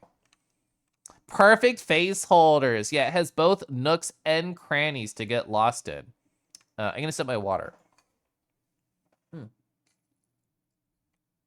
I got distracted by sexy dragons. But yeah, if people from the raid don't know me, I tend to just yap a lot. I do a lot of like recaps of my life. I'm in the middle of just telling stories about a work trip that I went on. It was my first time ever having, how do you say, a paid for work trip. Like my company paid for my flight. They paid for my hotel. They catered all the food for all of the events. They gave me a budget for rental cars slash Ubers slash airport food. So it was interesting. It was all for an employee summit for me to meet all my coworkers IRL since I'm a work from home guy. Oh, you're trying some custom Pokemon cards? So you're the right space for appreciating buff boys. Let's go. Ava is a stinker. See, we're getting along already. Just like an English muffin, you can melt butter and all that dragon's nooks and crannies. Mm-hmm. Oh, you know Praline? Praline's very sweet. What the heck? Yeah, we were talking about how you have such good taste in dragons and that you're definitely just a silly little guy. So yeah, I when I left off on my story, I was driving to a country club, which I never go to country clubs, but the big company meeting, the like hour-long company meeting for quarter 2 was going to happen here. So I was so thankful to have a 30-minute drive because that meant that I had to just not talk to anybody for 30 minutes. I just sang along to We're in Love by Boy Genius 5 separate times and then had 5 minutes of silence, and then I got to parking. And as I mentioned earlier, part of the reason I was keeping sane by just connecting with my queer animal friends on the internet during any break that I could. As I walked towards the country club, I left a voice message to my crush, I left a voice message to Silver Basky, and left a voice message to my husband, kind of just sending affection through the airwaves in their direction, just as a way for me to connect with that side of my life that's so important to me. Velfra. Hi, Velfra. Velfra, how was your weekend? You like your dragons fat? How many pies do you like your dragons to hoard? So many sweet beans. I know. Gosh, I love. Long meetings cause psychic damage. You start taking damage over time effect. Yeah. Every corporate building is actually built on top of a Dark Souls swamp, and it seeps in through the floors. So the longer you're there paying attention to the meeting, the more damage you take. All of them until I get until I'm visiting and covered in them. That's just a sticky banana. Oh, it's slimy. Oh, I remember seeing that now. So yeah, I'm so Keliff rich for going to the country club. And I didn't realize this, but like we were actually a little bit late, like a minute or two. But I sent my voice message. I'll walk inside. A person was showing off that they had name tags. I had already worn my name tag from the Top Golf from the night before. So I just had two. I had two name tags and I had a company hoodie. I actually fucking love the company hoodie, by the way. All the hoodies I have at home are like really thick and meant more for like, I don't know, a chillier times. But this is like a delightfully thin hoodie, and it has like a very thin hood to wear as well, like a nice middle of the day wear. I love my new company hoodie. So it's been good so far. Oh, you're house sitting for a friend until they return from a trip. How am I doing? I'm doing good. I just came back from a trip. I would still say I'm slightly recovering. I've been an eepy lad the past couple of days. So with house sitting, do they have any cute animals that you're also taking care of? There's a river in these pants. Oh yeah, so this one right here. Well, you know what? I think it might be flooding, and the only cure is for them to lose these pants. I think that's the right way to handle this. A tea reminder? I would love to sip tea. Yeah. Mm. Thank you for that, Dio. Oh, 4 dogs and a cat? Oh, so you could have a cuddle pile at some point. That's amazing. Are they all like mid-sized, big-sized, little-sized dogs? Kaz, hello. I'm sipping and holding my tea right now. It's an apple pie chai. I have been very cozy, it's true. Mm. Ah.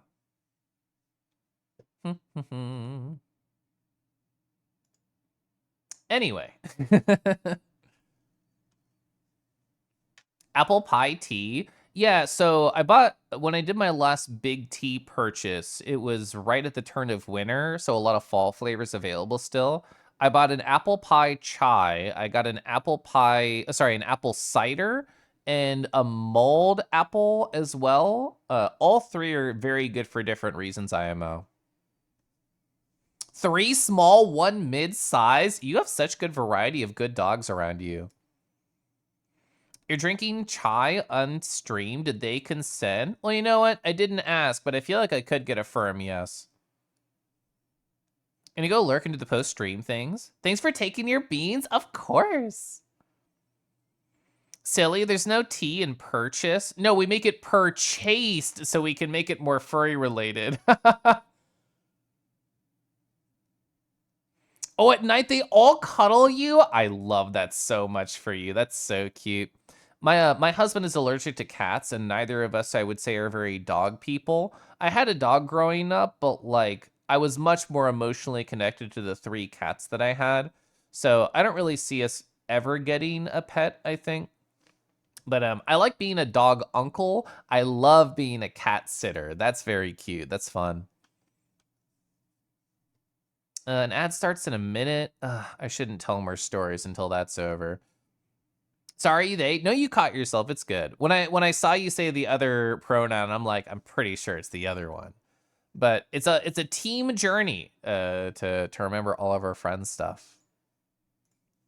Ooh, it's also a team journey to enjoy tea together. There we go. Apple, pine apple, oak apple, birch apple, mahogany apple. We got so many apples we got to make teas out of starting tomorrow. Hi, Zafu.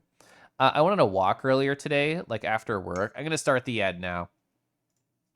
I went on a walk earlier today, like after work, and I got to see a kitty cat in a yard. I really wanted to like go pet them, but it was in the middle of a stranger's yard, and I thought this is overstepping the bound. They're so close. I stared at them, and I did like one of those things, or a piss piss piss, or whatever sound like you try and describe that way. And it didn't work, but I thought I almost got a kitty cat pet on my walk. There are a couple of cats just around the neighborhood that I see sometimes, and I have pet. There's one rascally kitty around the corner of the neighborhood, and every time I go and pet them, they just roll in the dirt very excitedly. You're so lost on what their current arc or lore is. I'm also lost. It's really hard to keep up on all of my beautiful friends on Twitch.television and just people I enjoy watching, especially as I've gotten like busier at work with my new job. And like my last 2 years on Twitch, I think in total it told me, which I know is because I have multiple tabs open a lot, that I watched like 6,000 plus hours of Twitch both last year and the year before, but I know I'm not going to hit those numbers this year. A team journey.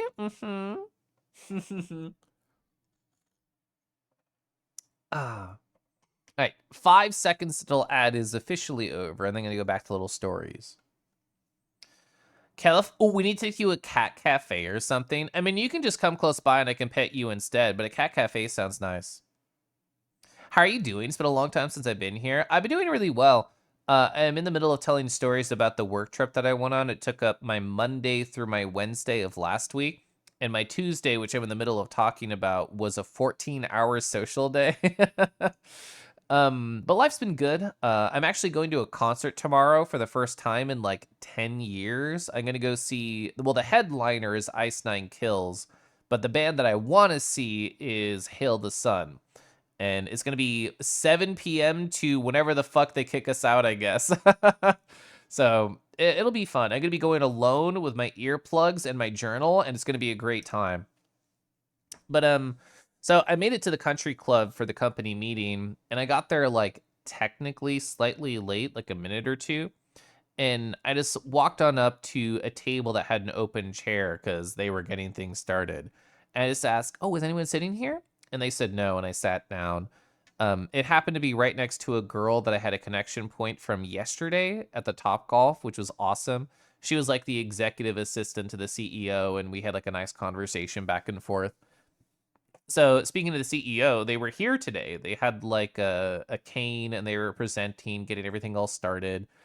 And they finished their presentation, just the start of it, saying they were happy everybody was here, that they were definitely drugged up past their surgery. So if anybody needed anything, now was the time to ask them. And then they went on down to their chair, which happened to be directly to my left. I had no idea I chose an open seat right next to the CEO for the company meeting, but I actually did. Whoops. So that was fine. I mentioned earlier that they got like a surgery, so they were propping their like leg up on a chair and icing it. And only because of that, I saw that they were decked out in company merch. I mean, everything was company branded. The jacket that they were wearing, the socks that they were wearing, the shoes that they were wearing, all had the company branding, which is so like delightful to me. It feels like they were a character from a cartoon show of like, we have to have you, the audience, know that they run this company. How do we do that? Every single thing they wear is branded. So it filled me with like a delightful like innocence, honestly, seeing them wear that. So it was like an hour-ish long company meeting, and there was a small break in the center of it, which I was very thankful for. That turned into like chatter with the people at my table. It turned into me like exploring a little bit and standing up and walking around. So there was even more swag that I got. It was not just the tote bag, it was not just the hoodie that I briefly talked about.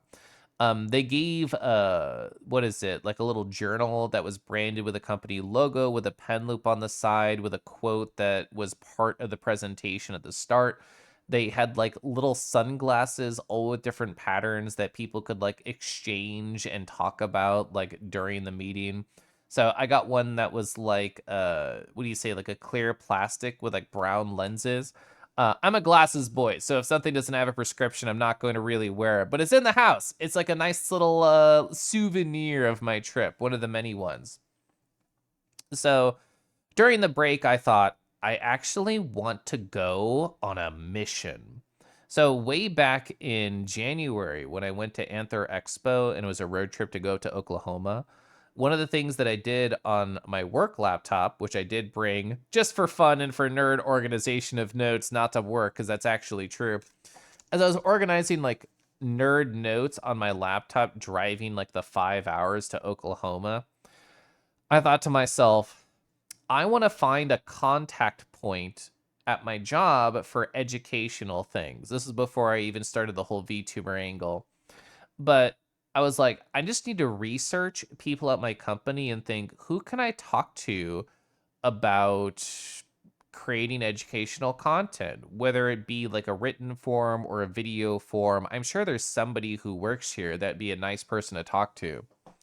And I found what I considered the perfect person while researching on the road. And I just wrote their name down, and then I never actually reached out to them over the 4 months since the trip.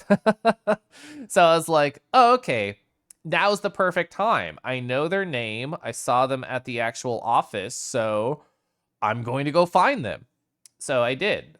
During that little 5 minute break, I stood up and I was on a mission. I'm like, I know what they're wearing. I saw them earlier today. It'll be fine. But in a room of like 130 people or whatever, which it was, I struggled to find them. So it took a couple minutes. But I eventually did. And I just chatted them up. And I'm like, hey, like, it was nice seeing you at the office earlier. I actually wanted to pick your brain. Like, I just told them, which is what I've told chat before, but I'll repeat here. As I've been like working at as a contractor, getting to know my tech stack, I solve problems that are hard to Google, but I want to be able to share this information, at least internally within the company, in a way that can drive future success if people happen to run into the same problems. And I really just wanted to set the seed of the conversation to have in the future because it was only a 5 minute break, but I wanted to find them and say hi and do pleasantries. So I discussed that, and they were like, the meeting was already like getting back under, and it's like, okay, yeah, thanks for reaching out. Like, we can definitely come up with something. So I started that, and since the trip has been over, and since I've been back, we've DM'd a little bit. I told them I would organize my notes in a way that satisfied me, and then I would reach out to them, which I'm hopefully going to do by next week. I want to set up a meeting on their calendar. Yeah, just with the annex. Working on the go.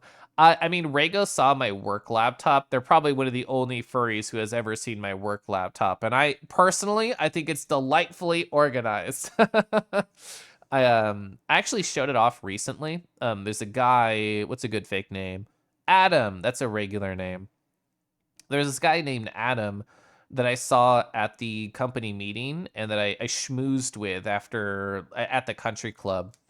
And during the country club, I thought to myself, I have no idea how to connect with you. You're talking about cars and you're talking about sports and you're talking about your wife. None of these things that I can connect with. And there's this thing at my work. A lot of corporations do this where they have like the fun social hour. And it's only like 15 to 30 minutes every Monday and every Friday. So last Friday, after I'd gotten home and I'd actually met people at my company, I joined and Adam was there and they were like, "Oh, Keliff, like nobody comes to these things." And I said, "Well, it's a perfect time to start back up. We just all met IRL." And it was in that moment I realized I just didn't talk to them about the right stuff. I just like didn't chat about the thing that I knew we could connect on because I just didn't know any better. I told them that I had finished reading Building a Second Brain, and even before I could say by Tiago Forte, they finished the name for me. They're like, "Oh yeah, by Tiago Forte." And I'm like, "Whoa." And then I shared my screen at work about my Obsidian, and they're like, "Oh, I'd recognize that graph view anywhere. That's Obsidian." And then I recommended that they watch Nicole Vandehoven for like Obsidian advice. So that was like a really cool thing that happened this past Friday, is I got to connect with somebody who knows the same nerdy bullshit that I really like. I got to touch their Obsidian. It felt like hallowed grounds. The 15-minute social hour. I mean, to be fair, some 15-minute interactions do feel like an hour. But yeah, like the company meeting went back onwards, and I don't think there's really anything else interesting to talk about that itself. But um during actually, sorry, one thing. While I was watching the company meeting, I thought to myself, I want to come up with an analogy to describe my feelings to my coworkers because they're not going to know like all of my backstory. They're not going to know really the team that I work on or how I feel. But I solidified my answer for how to describe it during the meeting as it was quiet time. And I told myself, this is the analogy that I will share with coworkers. I feel like in this company, I work in the basement. I hear the sounds of shuffling feet. I hear the sounds of laughter, the sounds of applause, and the sounds of success. And as I hear these murmurings, I look over to the stairs and I see the door. And I think to myself, this door is locked and I can't go socialize. And being invited here on a paid for trip to socialize, it made me realize that the door was open the whole time and I just thought it was locked. And this is the analogy that I came up with. And after there was like food that I'll talk about in a second, but I want to go with the analogy right now. Is after I talked with a coworker who also works on my team, she just looked me straight in the eyes and she said, "Yeah, that's exactly how it is." Like she didn't disagree. She's like, "We are in the basement." And I happened to talk to the head of the entire data department, and I didn't tell him to complain or anything like that. I just wanted to share how I felt. And he was like, "Oh, Keliff, it used to be worse." So that was not the answer I expected when I told him my analogy. But he described, and it really helped solidify why I describe my coworkers as self-isolating, is the team that I work on that does the government contract used to not even be under the data team. They used to be just literally in their own little bubble, kind of pushed to the side. And knowing that, I think I realized, oh, maybe all of my coworkers got burned in the past. Maybe they still think that they are entirely disconnected. Maybe all of them think the door is locked. Maybe they see the door as an Ace Attorney guilty individual sees Phoenix Wright. They got locks all over them. So it was interesting hearing that backstory, and I think I understand now, at least in part, why nobody on my team knows anybody at the company. So does that mean that I'm trying to become the social ambassador for the government contract at my company? I wouldn't say trying. I think it's already happened. um, But anyway, so but jumping backwards because I wanted to go through all those analogies and the connections there. So the company meeting, it finished. We took like a gigantic group photo of the 140 of us all squeezed against a wall together, and then it was food. Whoa! So and it was a catered food event, like everything else has been during this trip. They had spanakopita. They had a whole gaggle of desserts. They had like fried chicken sandwiches with chipotle aioli that you can douse on it as much or as little as you want. And the answer is a lot. They had like aperitifs. They had like the thin bread with Gouda and salmon on it. Like it was catered. So I went and got some food, and I realized as I had my plate, oh, I was accidentally like third in line. This was not intentional. I'm just used to gay walking everywhere, so therefore I get to places faster than the average straight person. So I went back to my table to think, I know these girls, I can talk. And nobody was there. Of course, because I finished too early, and I thought, well, fuck, what do I do? So I just walked back on over, and that really nice Samantha girl, I saw her, I saw Futurata, Tattoo Boy, and I go on over to talk to them. And there was this other girl who I saw at the office really briefly, but I didn't like talk to at all. We'll just call her Cecilia. So I saw Cecilia there, and Samantha and Futurama Boy, they walk away, so it's just me and her. And I think maybe real life is just like VR chat. Maybe I can just talk with anybody about anything and try my best to make it interesting. So I asked her, like, oh, hey, like, I just assumed like you guys did this last year, and how has it changed? Like, how has the company like grown as more of these social things have happened? Like, how does this feel different from the previous year? And they could talk about it. Apparently, they've been at the company for 7+ years, so we just talked about that. I showed her my journal, which I showed so many people my work journal. I took every fucking opportunity I could, chat, to show people my work journal, because these are the nerds who can actually appreciate it. I want to be like, anytime I run into a hard problem, I sit down with my fountain pens and I write it out. I talked to her about how I live my life in themes and years. There was part of the company meeting where it was like everybody scanned a QR code on the screen, and then we all typed in what we are grateful for. What did I write down? I said, I'm grateful for my passion, I'm grateful for knowledge, and I'm grateful for adventure. And 90% of people just put health and family. So I thought my answers were cool. It generated like a word cloud that was like dynamically updated as people put in answers. But I talked with Cecilia about how I live my life in themes, and how I'm like, this really changes what I feel grateful for because I spent a whole year exploring what this word means to me. And nurture, what I'm going through right now, just happened to be a word somebody said during the company meeting. So I'm like, ooh, I have to share. I have to talk about how I'm nurturing. And I felt very socially successful talking with Cecilia, this girl I had never met before but seen briefly. After that, I got like more desserts, and then I just went down to sit at the table that I had like sat down originally during the company at. And there was like some new people there as well. But I talked with the executive assistant, and we just had like a lot of really nice conversations. I showed pictures of my wax seals that I have made for letters. I showed off my fountain pens, specifically how my clickable fountain pen works. I took it apart for them. We talked about just how we found ourselves in this job. When I hear the phrase executive assistant, I think to myself, you've been here forever.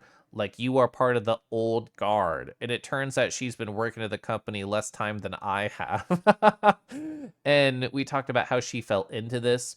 She was really interesting. She's 50 now, and she was talking about how, oh, yeah, like, I like to leave opportunities while I'm still fine at them. I don't want to wait until I'm unhappy. I want to leave at a good point so I can keep accepting new opportunities and have great memories of all the places that I used to work at.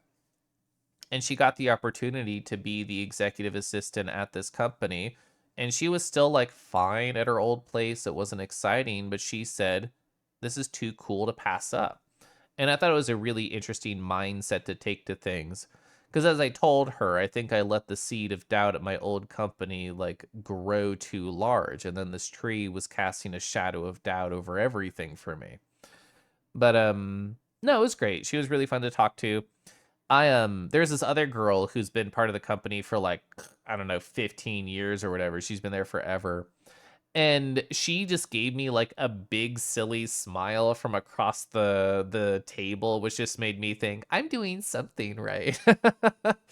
It was funny to me because multiple girls at that table like essentially lavished me with compliments about doing the sticker thing. Oh, I didn't mention this. So I printed off the company stickers. I made a hullabaloo about it.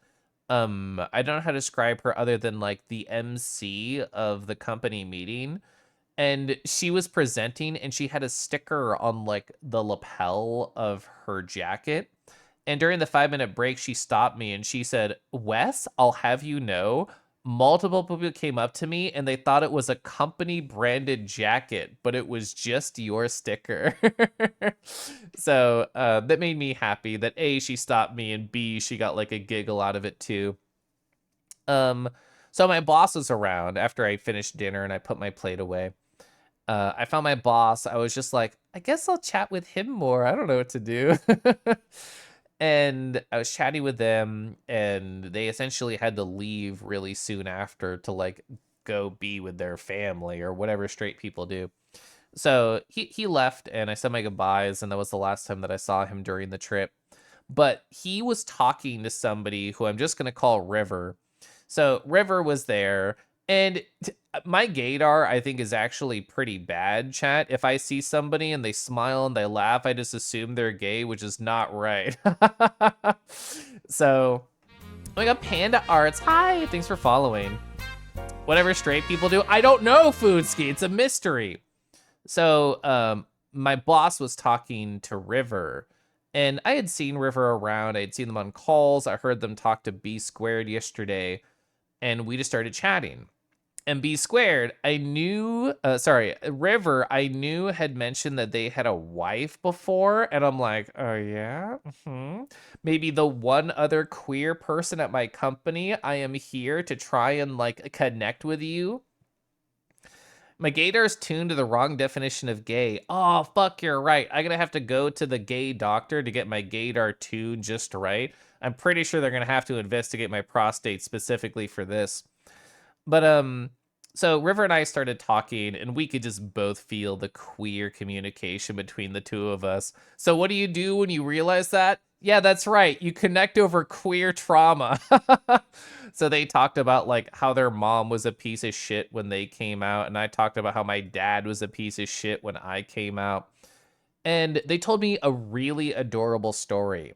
That girl who I mentioned briefly, who worked at the company for like 15 years and gave me like a nice smile across the table, apparently she approached River and she was like, "River, I wanted to write an article about women in business and how successful they are. And I realized I don't know if you identify as a woman, and I don't know if that's an offensive thing to say, and if it is, I'm sorry." And River adorably told them, "You actually said all of the right things, so I'm not offended. And actually, no, I do not identify as a woman." And I didn't know this, but River is apparently genderqueer. So this is the exact phrase that they told me that I wrote in my journal later.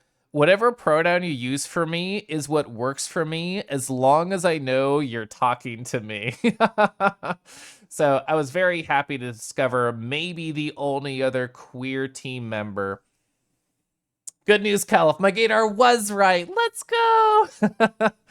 And River pointed out somebody like across the room, and there's like a meme that went around sometime last year where it's just like, "Ooh, baby, your ass is fat. What's your pronouns?" It was basically the same energy, where River pointed to this one person that neither of I knew, and they were like, What do you think their pronouns are? Like just thinking, oh, are they another queer person? Can we form a queer triangle from this line that we have going on? So that was really nice. It was something that I kind of was unexpected to find. Like, yeah, queer people are everywhere, but you kind of feel invisible in a very straight mandated audience. Let's see. I talked about that. Oh yeah. So I I was just walking around talking with different people at the company party, and I heard rumblings. I heard people saying, "Oh yeah, team A and team B, they are going to have an after party after this one." And I thought to myself, well, I A, don't really know what team A or team B are. And next, I'm not part of them. So clearly it's an in-group thing and I'm on the out group. Like I wasn't taking offense to it. I just thought this is not for me and I'm not going to explore it. And Samantha, the girl who was very sweet at the office to me, she walked on up, she put her hand on my shoulder, and she said, Wes, you should come to the party. And I thought, oh, I have been explicitly invited now. Maybe I will go. So they told me that, and then like an hour or so passed of me just walking around and chatting with people and socializing. And at this point, it had probably been like 11 or 12 hours of either actively socializing or driving to socialize somewhere. So, as you could say, I could feel my energy starting to putter a little bit. But I told myself internally, like, this is the last hurrah. All I have to do is keep going for a little bit more, and then I can drive home and fucking crash. You would explode. It was a long day. It was very difficult, I will say. But I think cons have actually like weirdly prepared me for this type of social expanse a little bit because I do the same thing at cons of like just a little bit more. It's just one more day. And I mean at cons, to be fair, I do like go nap in my room for 30 minutes in the middle of the day usually. And I didn't get that here. But I talked about this with a friend in the past week. I think I am worse at home socialization than I am at out of home socialization. And I mean IRL specifically, not like VR or Twitch. Or it's like if somebody comes into my space where I relax, it's harder for me to be extroverted. But if I am out somewhere else away from my safe space, the only thing I can do is push myself and try and thrive. How can they do so much socialization and not be absolutely obliterated? I don't know. I don't know how people do this on the reg. Did the after party have milk? I can happily say I didn't see milk once during the work trip. Different mindset, yeah. And I was wearing my socialization ring, so everything had to be okay. um, so I kind of walked around. I don't know if there's any other like conversations that I really need to highlight that I thought were interesting.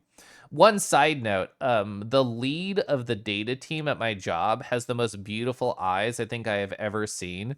What was the fucking, I wrote it in my journal. I'm gonna go over to my journal that I'm not showing you. I think it was here. I think it was here. Yeah, here we go. So the lead of data solutions has beautiful eyes. It's not even about the color. It's about how you can feel them take you in and drink your presence. Sometimes when I talk to people, I feel like they're looking beyond me or to the next objective, but I feel like he saw me end the moment as one. That was what my journal had to say about their eyes. But we had a nice conversation. Since I've gotten back from the trip, I've had a one-on-one with my boss's boss, and he told me, Keliff, the lead of data solutions, thinks you're very funny. So that's a win. And uh, I can just transition over to the after party because there's a conversation there I want to highlight. So the after party was at a place like 30 minutes away. And again, thank fucking God, I just wanted space alone. And even if that space alone had to be in traffic, I would take it. Did I write drink your presence? I did, yes. Zero milk tolerance company. I knew there was a reason I like this place. See, I had 30 minutes of alone time, which again, so thankful for. I think like if I was around here and somebody said, "Oh, hey, do you mind driving 30 minutes somewhere and 30 minutes back in the middle of a social event?" I'd be more peeved. But here I was very thankful and excited for it. So we make it to a place whose name makes it sound like they have cool stuff hung up on the walls, and they did in fact do.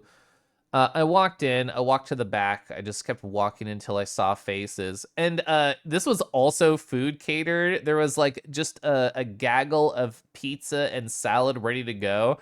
I was still full from dinner, and it was also 9 p.m., so I was not planning on partaking. But I turned the corner and I saw Samantha, the girl who invited me, and they were explaining like what the swag here was, because yes, there was more swag, although this was more silly. There was a collection of rubber ducks on the table, and in my mind I thought, oh, like this is like the coding thing, like the rubber duck problem. You explain it to the rubber duck, and if you can do that correctly, you can talk to real people about it. And I said, oh, I know this. And they were like, see, Keliff knows what it is. And I happened to arrive like, and I was late, quote unquote. I was told about this over an hour ago, but I was just socializing. Good night, Dickies. I hope you sleep well. Keliff, thank God I need this heavy traffic. Keep away from the socializing. Honestly, I wish I wish I hit worse traffic so I could have been alone longer. I wish it was an hour away. I hope I do too. I believe in you, and I'm also going to run this ad right now because I want to finish my stories after. Oh. Time for me to sip my beautiful tea. God, I love my new mug warmer so much. It's still so hot. Oh no, I need to have fun pinning. Come here, chat. I love that Deckies has gotten this reputation, like rightfully so and deservedly. They pin my favorite messages ever in chat. Mm. Ugh. I something to talk about during the ad break. I went on a walk, I think like on Saturday. And as I was walking, I thought, maybe I don't really like the word extrovert or introvert anymore. I think, I don't know how true this is, but what I told myself and what I thought through was if I always call myself an introvert, I think I am guaranteed to run out of energy faster than I want to, because I am setting myself up to assume I am missing energy compared to other people who I think are extroverts. So I think the way that I want to phrase it now, after thinking about it more, is I love other people and getting to know them and experiencing them, but I love quiet time with my projects more. It's a winning of comparisons. It's not a loss of energy. Cygear, hello!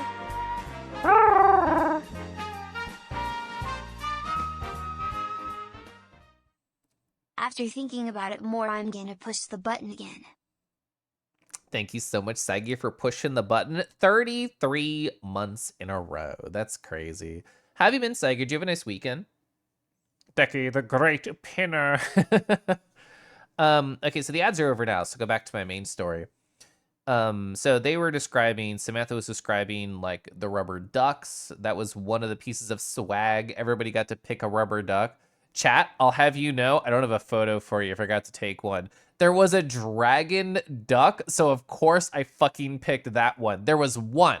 Only one of them was a dragon duck, and the rest are like, whatever. So I own a dragon duck on my work desk now, but I personally talk to my stuffed animals and not ducks when I'm trying to work. So that was one piece of swag. The other one was like little printed out quotes. What did mine say? It's on my cork board. Yeah, do what you love. And the final one, I didn't understand at first. I thought it was just quotes from movies, and therefore I didn't care. But it was actually what Samantha does when she works at the office for fun is she writes down silly things that people say just as like a nice way to pass the time and it's cool and social for her. So she printed out like word art of her favorite quotes from people since the last summit. And I thought that was cute. I got to like look at the typography and see what she appreciated in other people, which any soft way of appreciating people that you spend time with, I am here for. What's up with the errors? Error. Oh, Ruze, Harbus was in chat earlier, who's the person who inspired me to and they made a tier 2 emote while I was talking about it because I love it. Oh, true, like partial Keliff core. That, you know what? There's something I can add on that later. Ruze, hi. I'm just going through a very long rendition of what my work trip was like in this past week. So I made it to like the after party thing. I got the swag and I looked around, and because I was an hour later than a lot of people because I was just socializing at the other party first. So there was really only one table open and a chair there. So I walked on down, I said hi. And all of these people work on a different project than me, so I don't know anything about them. And it's been, what, 12 and a half hours of socializing at this point. So I can literally feel my social synapses struggling to fire. I try my best though. Like I talk to the guy to the right of me and I say, "Oh, like I saw you working at the office earlier and you had what looked like code on your computers. Like what do you work on at the company?" And they told me they were a front-end developer and they talked about it. I have this one ring that I love to wear when I'm socializing, and I said, "I feel like your ring is very similar. Is it also like a tungsten carbide ring?" And what they told me was something I didn't expect. They were like, "Well, each of these rings is dedicated to one of my dogs who has passed away, so each of them actually has a little bit of their ashes present inside of it, so I can always remember them wherever I go." And that was like a very sentimental, very human thing to talk about, and I eventually landed on a topic that I could connect with him with. It took me a while bit, but I know it was really cute. The rings are beautiful too. More emotes, yeah. Just a little bit more, Pascal. That was my internal monologue, I promise. Power move, have a pic of your husband with the quote, "Do what you love." It plays in a Stardew Valley with the furry streamer mod. Got up to year 2. That's nice. 12 hours. Yeah, the itinerary, Ruse, was a 14-hour social day, not counting like traveling in between things. But that's why it's taken me so long to talk about is because it was so many things that happened. But we went back and forth. It went to work things. It went to other stuff. Went to animals. And then I learned, they said the magic words. They were like, "Oh yeah, I'm really into Elder Scrolls Online." And while I have maybe played an hour of that video game, I thought to myself, "Oh, I can talk to you about so many things now." Like in that moment, the Oblivion remake had just released, so I asked them about that. I asked them about Elder Scrolls 6. They talked about like board games. They talked about Dungeons and Dragons. I talked about how I met my husband on Final Fantasy 14. It was so many like they said one thing, and to me it opened like 20 different doors of things that I could talk about. I'm gonna sip my tea now. Mm. I need I need Professor Keliff to teach me this technique about finding a common topic in conversations. It's so hard. It's so hard at like a work event because like I want to talk about tech stack things, but if we work on different teams, like front end dev and back end dev is different. They mentioned doing pipelines, and I thought I literally write pipelines at my job, and then like that didn't go anywhere. So I talked about games. Oh, we also talked about like retro emulation, and I talked about retro achievements, which I think are cool. And on board games, I talked about what is that one game called? A Mysterium.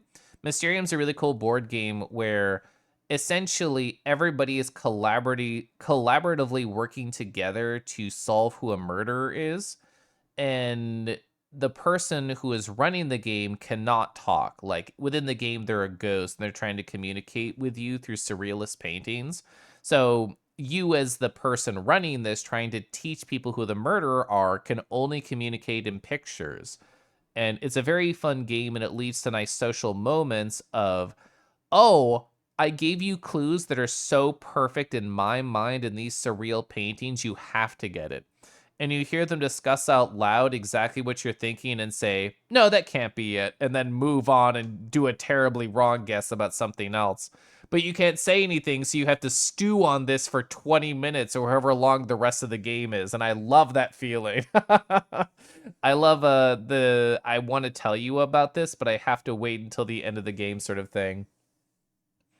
Sleeper agent activated. Professor Keliff. I don't think I talked about this while you were here, Poppin, or maybe you too, Lemon. I don't know. But I have done some dry run recordings of me trying to record educational YouTube videos for my tech stack, and holy fuck, is it so hard? Because like, I feel like if I'm given some bullet points, I can just gab on for a long time, which is literally what I'm doing for the stream for 4 hours. But actually trying to stick to a script, like you need to go into this order and it has to be done in exactly this way for the domino effect to make sense, I find a lot harder. Like it's not what I'm used to. And also, if I have a pause, even just like that, like I don't want that to be in the recording to last forever. So I have to be a lot more, or at least I tell myself I have to be a lot more strict with the order of my words and the fillers and whatnot. But it's interesting. I've only done like, what, 3 or 4 dry recordings? I haven't done a nice, beautiful wet one yet. Elder Scrolls? What's so special about Thomas Scrolls? Oh, the thing is, you open it and there's actually a mouth there and then it eats you. That's what's special about Thomas Scrolls. Thanks, Professor Keller, for being so cool. Came back to remind chat about Hypnopause. I mean, I'll show it off on Friday. I'll get on the ground. You're talking about dev pipelines is interesting. Some of the modern tech languages have very nice tricks. I wasn't trained in like data engineering or ETL stuff for ESA. I was trained for specifically data visualization, but whenever you work in one field, the tangentially related ones tend to leak in. So at my previous job, I used Airflow and I did DAGs, directed acyclic graphs, and I created pipelines for the data stuff there. And in my current job, I took a pipeline that was written over in Click. It's like a data visualization tool. And I transferred it over to Databricks using Python. So it's been good. I feel like I could actually really succeed in that space, but I love the data visualization world. So if I can do both, why not do both? What exactly is the tech stack? Well, I actually happen to answer some of that there, but right now I pretty much only work in Databricks and Click. So data visualization, a little bit of a scripting backend over there with Click. And Databricks is kind of a hodgepodge of a lot of languages. It can do SQL, it can do Python, it can do Scala, it can do R. I focus on Python and SQL because that's what I'm used to. Yeah, I happen to say 4 hours, like exactly as it turned, which was perfect. Are you more of a Hypnip guy yourself? Oh man, I just talked about having animated emotes left, specifically 2 of them. So obviously that's going to be Hypno Nipple left and Hypno Nipple right. Don't worry, they're going to be pouch nipples instead. So I hit all corners of my audience. Gosh, a wet Caliph recording. The longer you hypno paw, the more you err. That conversation still makes you laugh. It was very fun. Hypno paws are so new. I bet Kel's forgotten all about the tongue. I remember hypno tongue. I was talking about the isolation sphere earlier and like masking out different parts of my body and specifically allowing my mouth to always show through. I feel like it would be very technically possible to create an isolation sphere effect where only your mouth was showing, but the tongue was hypno.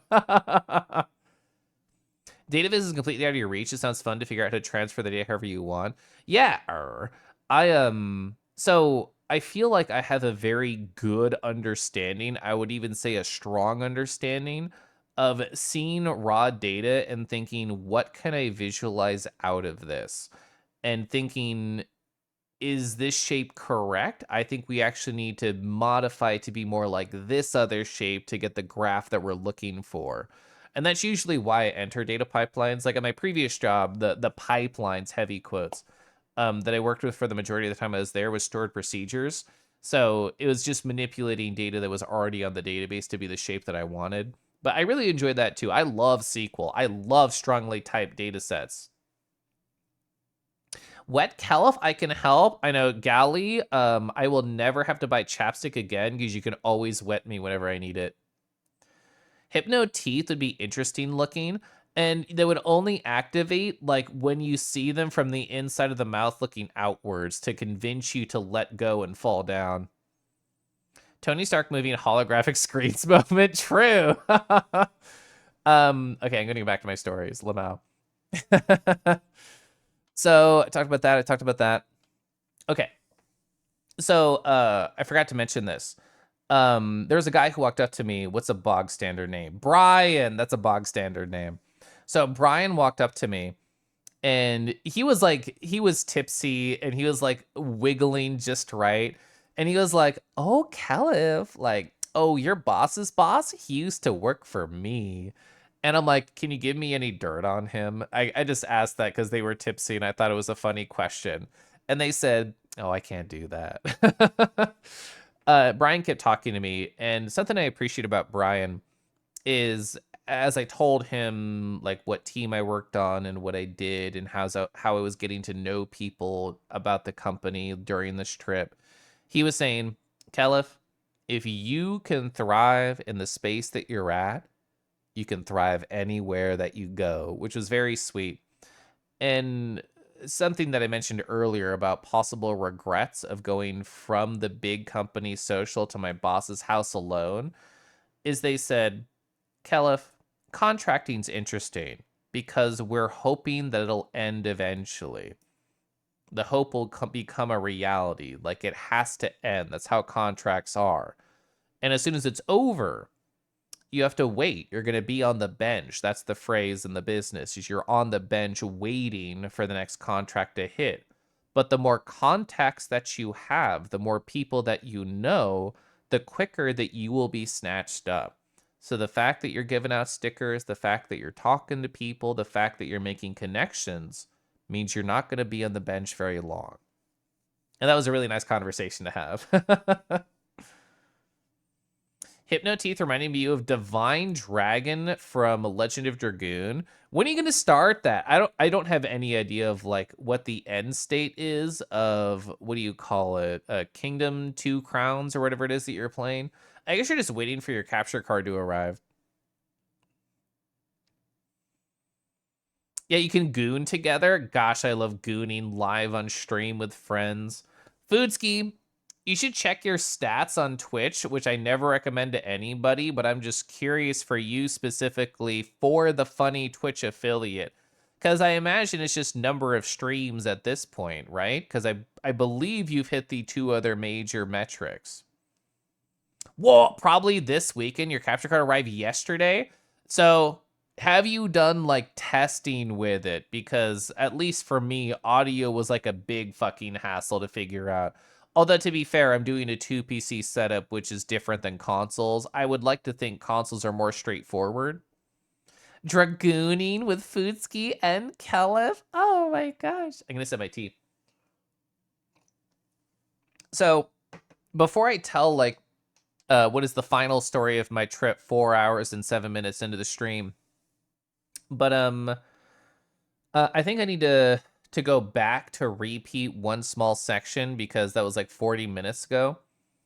You stopped reading your book and unlearned to come back to that. So I need to mention my analogy again. So the analogy that I said for what my feelings are working on the small section of my team at my company and now coming to the big summit was I feel like I work in the basement of the company. I hear the sounds of the shuffling feet, the clapping, the success, the doorbells, the everything. And I see all this commotion. I turn to my side. The stairs are right there. The door is right there. and I just assume that it's locked. But coming to this event, I realize that the door has actually been open the whole time, and I can go up whenever I please to socialize. And I walked over to Samantha to say goodnight. Like, it was a 14-hour social day. I had a 30-minute drive home to wake up at 4 in the morning the next day, so I was ready to fucking call it. So I walked in over to Samantha, and she was sitting down. It was adorable. She was texting on her phone on like the notes app to write down more quotes that people were saying. She's addicted to it. That's what I do. I love journaling my life. And I comment on that. I chuckle to myself. And she's like, "Oh, you have to go?" And I lean down and I say yes. And she said it was a joy to get to meet me. So I start to tell her, well, I asked her, I was like, "Oh, yeah, I don't think you were there when I told my little analogy earlier." And she said, "No." So I start telling it to her specifically. And as I'm talking, she starts to interrupt emotionally. So I'm like, I feel like I'm in the basement of the company. And she's like, "No, it's not true." And I keep going and I keep like filling in the rest of the details. And by the time I finish it, and especially after I tell her that the door has been unlocked the whole time, she goes, "Keliff, that's beautiful. Are you a writer?" And I chuckle at that and I say no. And she says, "You don't know how much people need to hear that. Like, it's not just you." And even though we had some like small connection points over my time there, we hadn't really talked too much. So she was like, "How long have you been working here?" And I said 6 months. And she said, "Keliff, we have to stay in touch."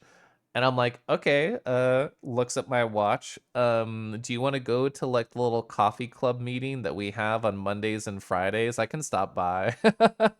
And she's like, "For you, I will. You're beautiful." And that was like my last social interaction, was having this cool emotional connection point with a coworker who's been at the company for a long time. That was really sweet. And I eventually I filled up like my rental car gas and I went the fuck home and went to sleep. I guess to be fair, I did finish packing everything so I could leave really early.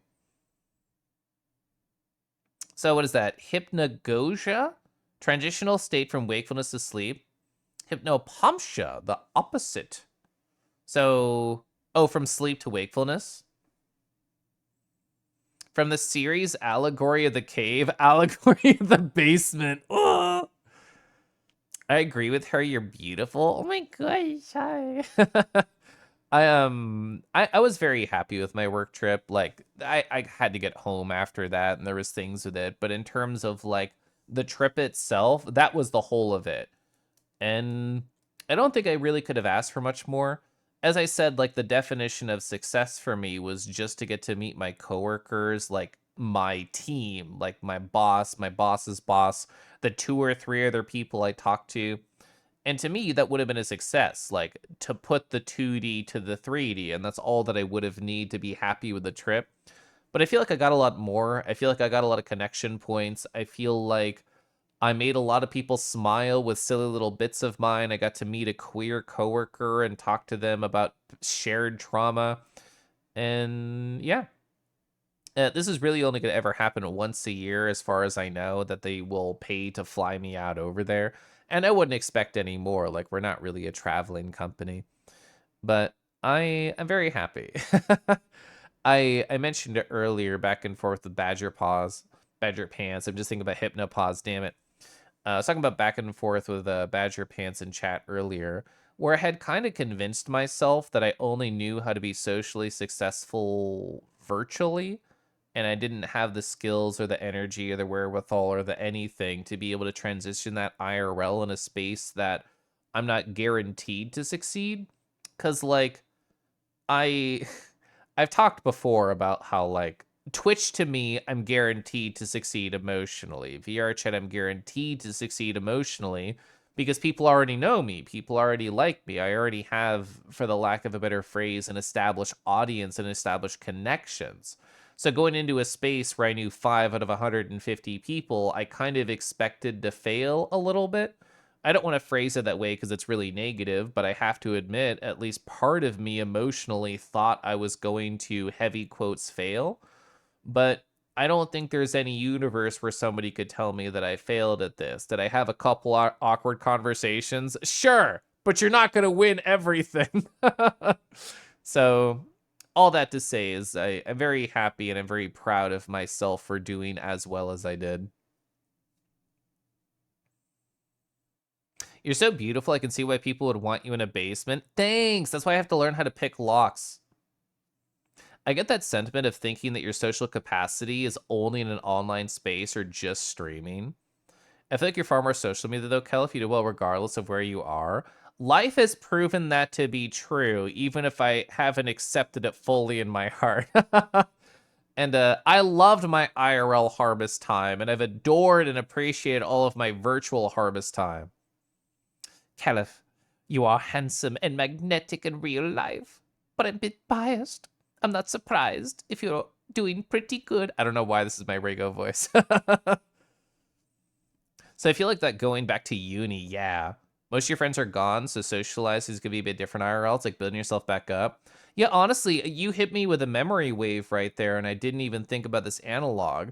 Is I've kind of already gone through this and proven to myself I'm awesome, and then I forgot about it.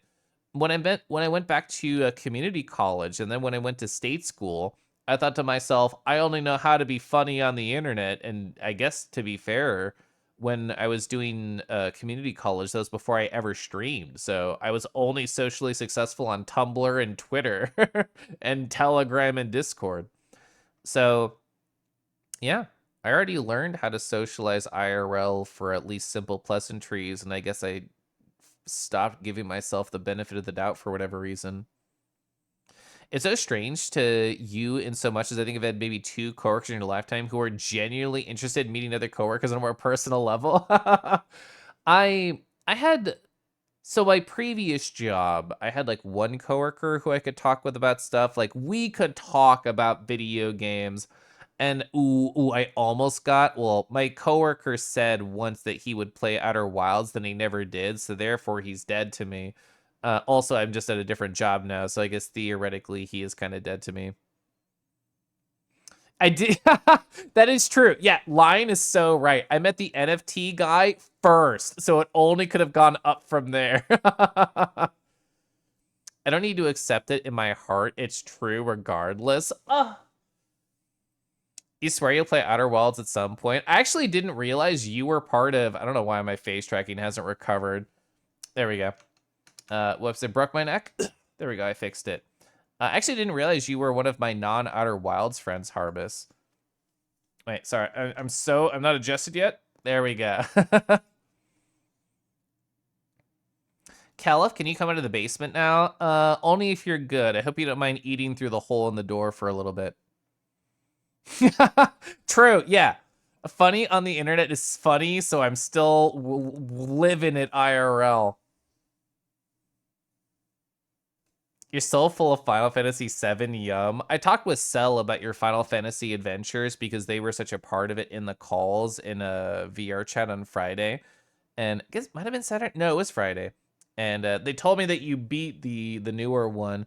Is there more Final Fantasy VII content that you're still chewing on aside from all of the desiccated parts of Yuffie's corpse?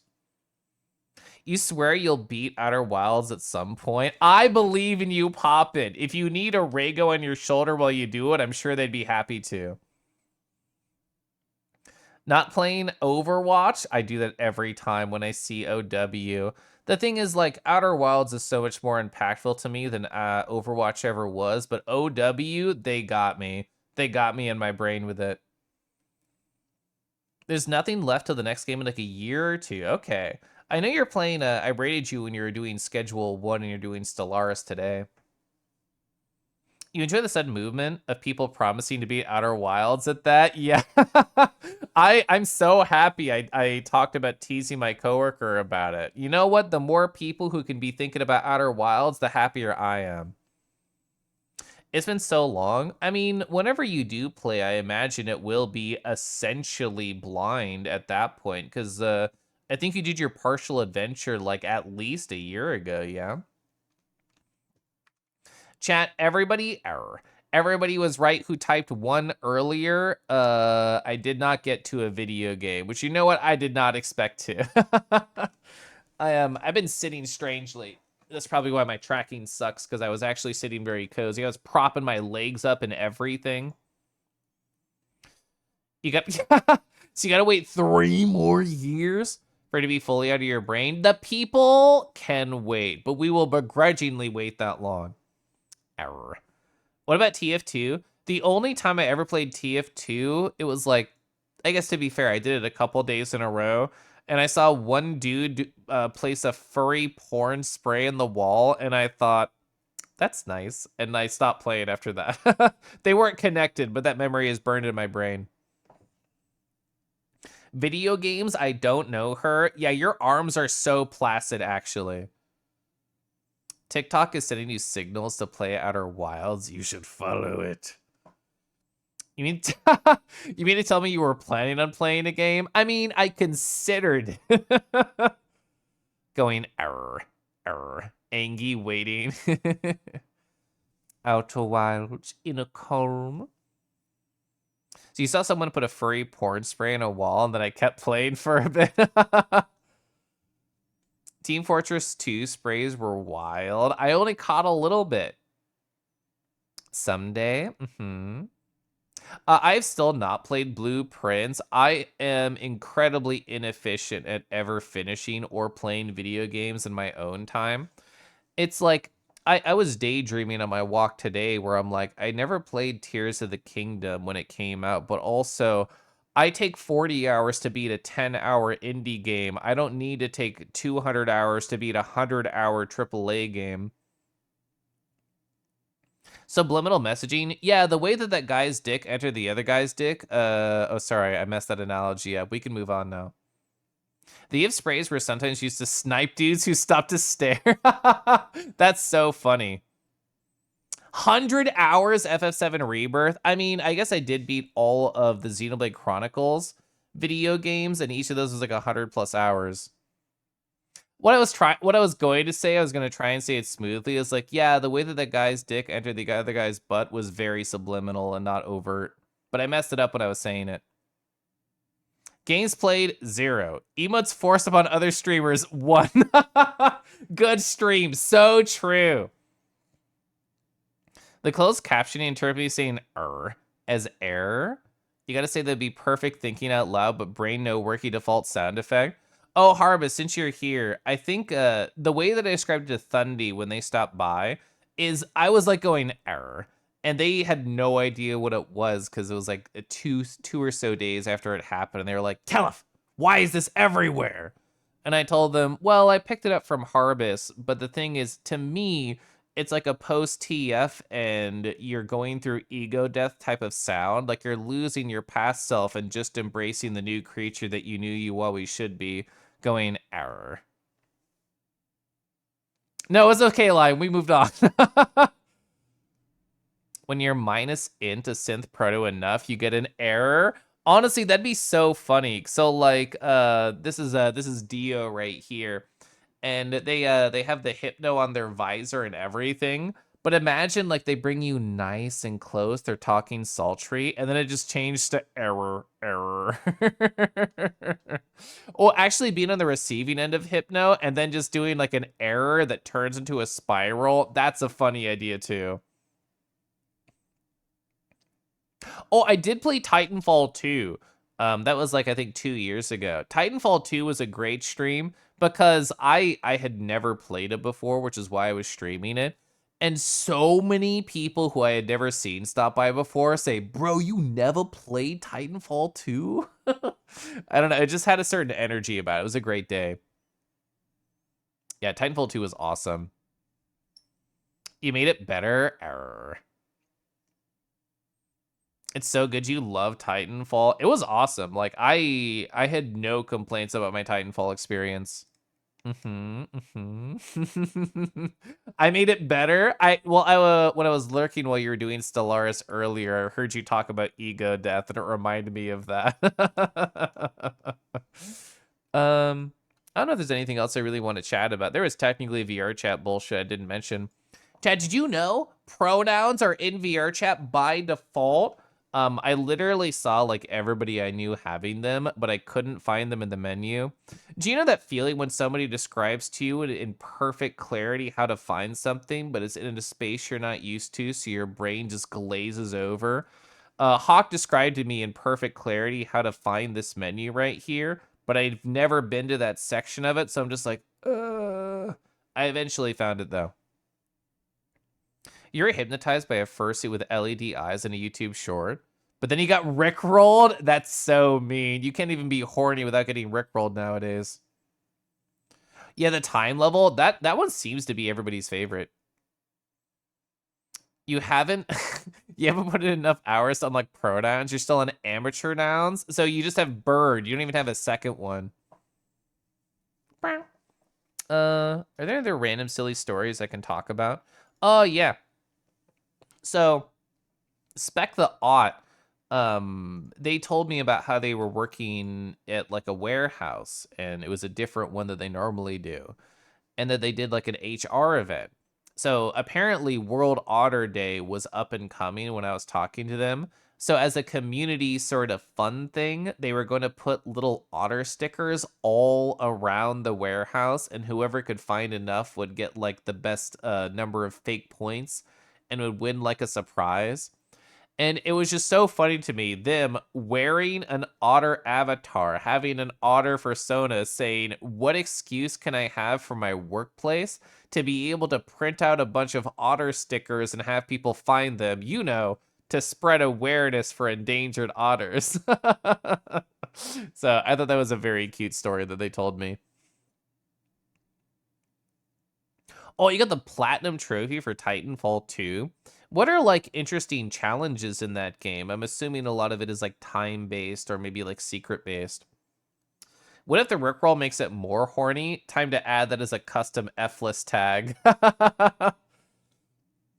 Oh, they're gonna release master nouns soon. I feel like you're gonna have to turn your tongue in a new way to be able to talk to your friends. The head with the hypno screenshot. Let me go back to it. There it is. Reminds you of a peacock for a sec.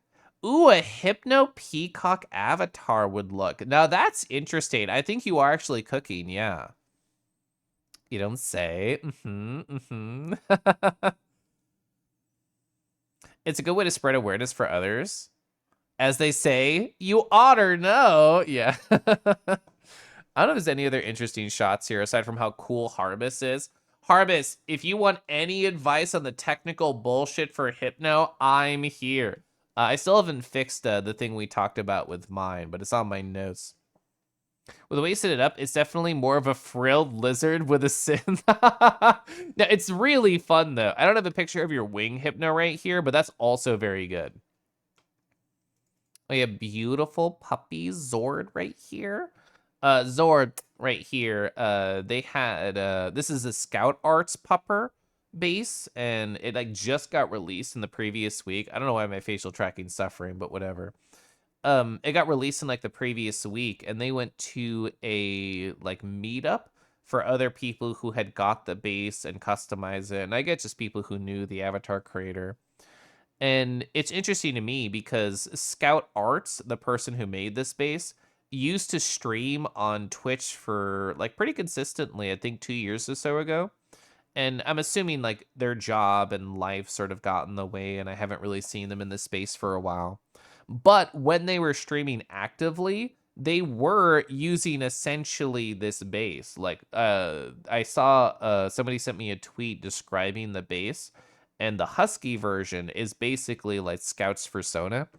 And I remember asking them specifically in their stream like a couple years ago, I was like, oh, how like is this a VR chat ready model? Like you only ever show like the navel upwards and that's it. And they said, Keliff, it has no legs and no arms, so I'm not going to show you. So it was like a work in progress at the time, but of course it was very cute. Like their work speaks for itself. I also remember meeting somebody somewhere in that same time range, 2 to 3 years ago. It was at a different meet from a different group of friends. And I was just like, "Oh wow, your avatar is really cool. Is that custom?" And it was like a lizard sort of style. And they said, "Yeah, I commissioned scout arts for it." So for me, it's really cool to see that creator who is obviously very skilled in this realm and like actually releasing a base. I'm very excited for them. Hi, Fang. Hello. How are you doing? Super Zord pilled? I love Zord. It's true. Chad, I should probably go kiss and cuddle my husband, I guess. Sorry for not being here very long, Fang. Fang, should I just like talk really soft and deep right next to the mic as I go and raid out? Is that like a good idea? I don't know. Maybe I should. I don't really know how to talk in ASMR voice very long. I normally just go for the raw and I move on. uh I have to, oh no, they're blushing. I have to stay right here.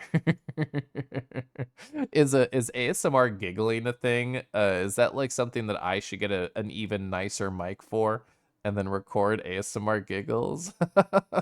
I feel like there is a very small subset of people, some of whom I know already. Oh, thank you, Reggie. You give me a reason to stay right here and just scroll through all these people that I follow, just looking. Please do Lion. I don't want those together. Anyway. Rawr. There we go. I know who I want to raid. How long have they been going? 3.42 hours. That's definitely how decimals work. Blam, it's so funny that you and Cadenza have a chat message right next to each other because I've been watching them stream Wild Arms 1, and I know you're big fucking into Wild Arms. Kel start making an ASMR giggle side hustle. Makes him more money than his normal job. I mean, speaking honestly, I know two people who are legitimately giggle horny, and I have giggled for them, winky face. I don't know, like, I don't know. I don't know, like, oh, I know what happened. My movement range actually fucked up. That's why my facial tracking was weird. This is the movement range that I'm used to, being everywhere. But yes, I know that it's at least a thing. I don't know how many people are into it.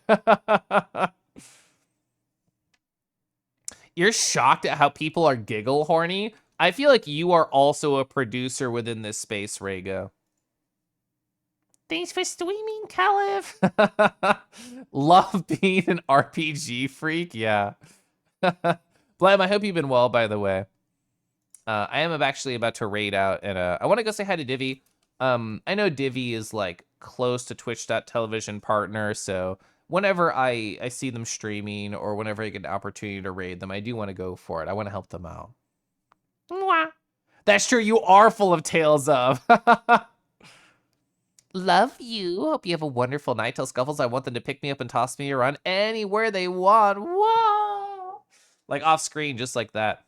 I mean, we'll have to. What's the best way to do this? We could set up like a bowling pin alley and just say like you can sort of toss the rat.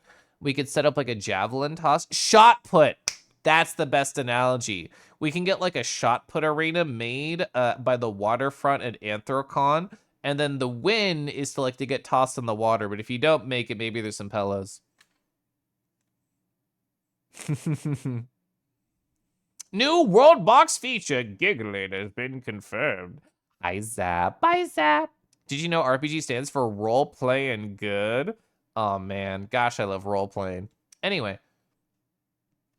I'm going to slash raid Divine Fennec. They're doing a solo Reaper because they're indecisive and they want to stream. That means I want to say hi. But yeah, thank you all for listening to me to gab for like 4.5 hours. I had a great work trip. I had a great weekend, which was mostly just recovery. I'm going to a concert tomorrow, so how long will I talk about that on Thursday? Who knows? But thanks for being here. I always love talking with you, chat. I love learning more about you. I love seeing silly little guys on stream like Divi scrungles you, scrungles you. Thank you for the streamy doodle, of course. Gosh, you're all very sweet. I appreciate you all. And will I play a game on Thursday? 80% sure I'll play a game on Thursday. Oh my god, I'm gonna fucking enjoy my Hail the Sun concert. Good night, Gally, Arky, Arch, Basky! Hi, Basky. Rawr, rawr, rawr. Bye cutie. 3. Bye, cutie. Ah, Basky, I hope you enjoyed all those voice messages I sent you during my trip that I spent 4.5 hours talking about. Good night, Basky. Good night, everybody. Wow.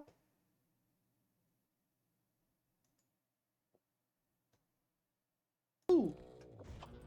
Ooh.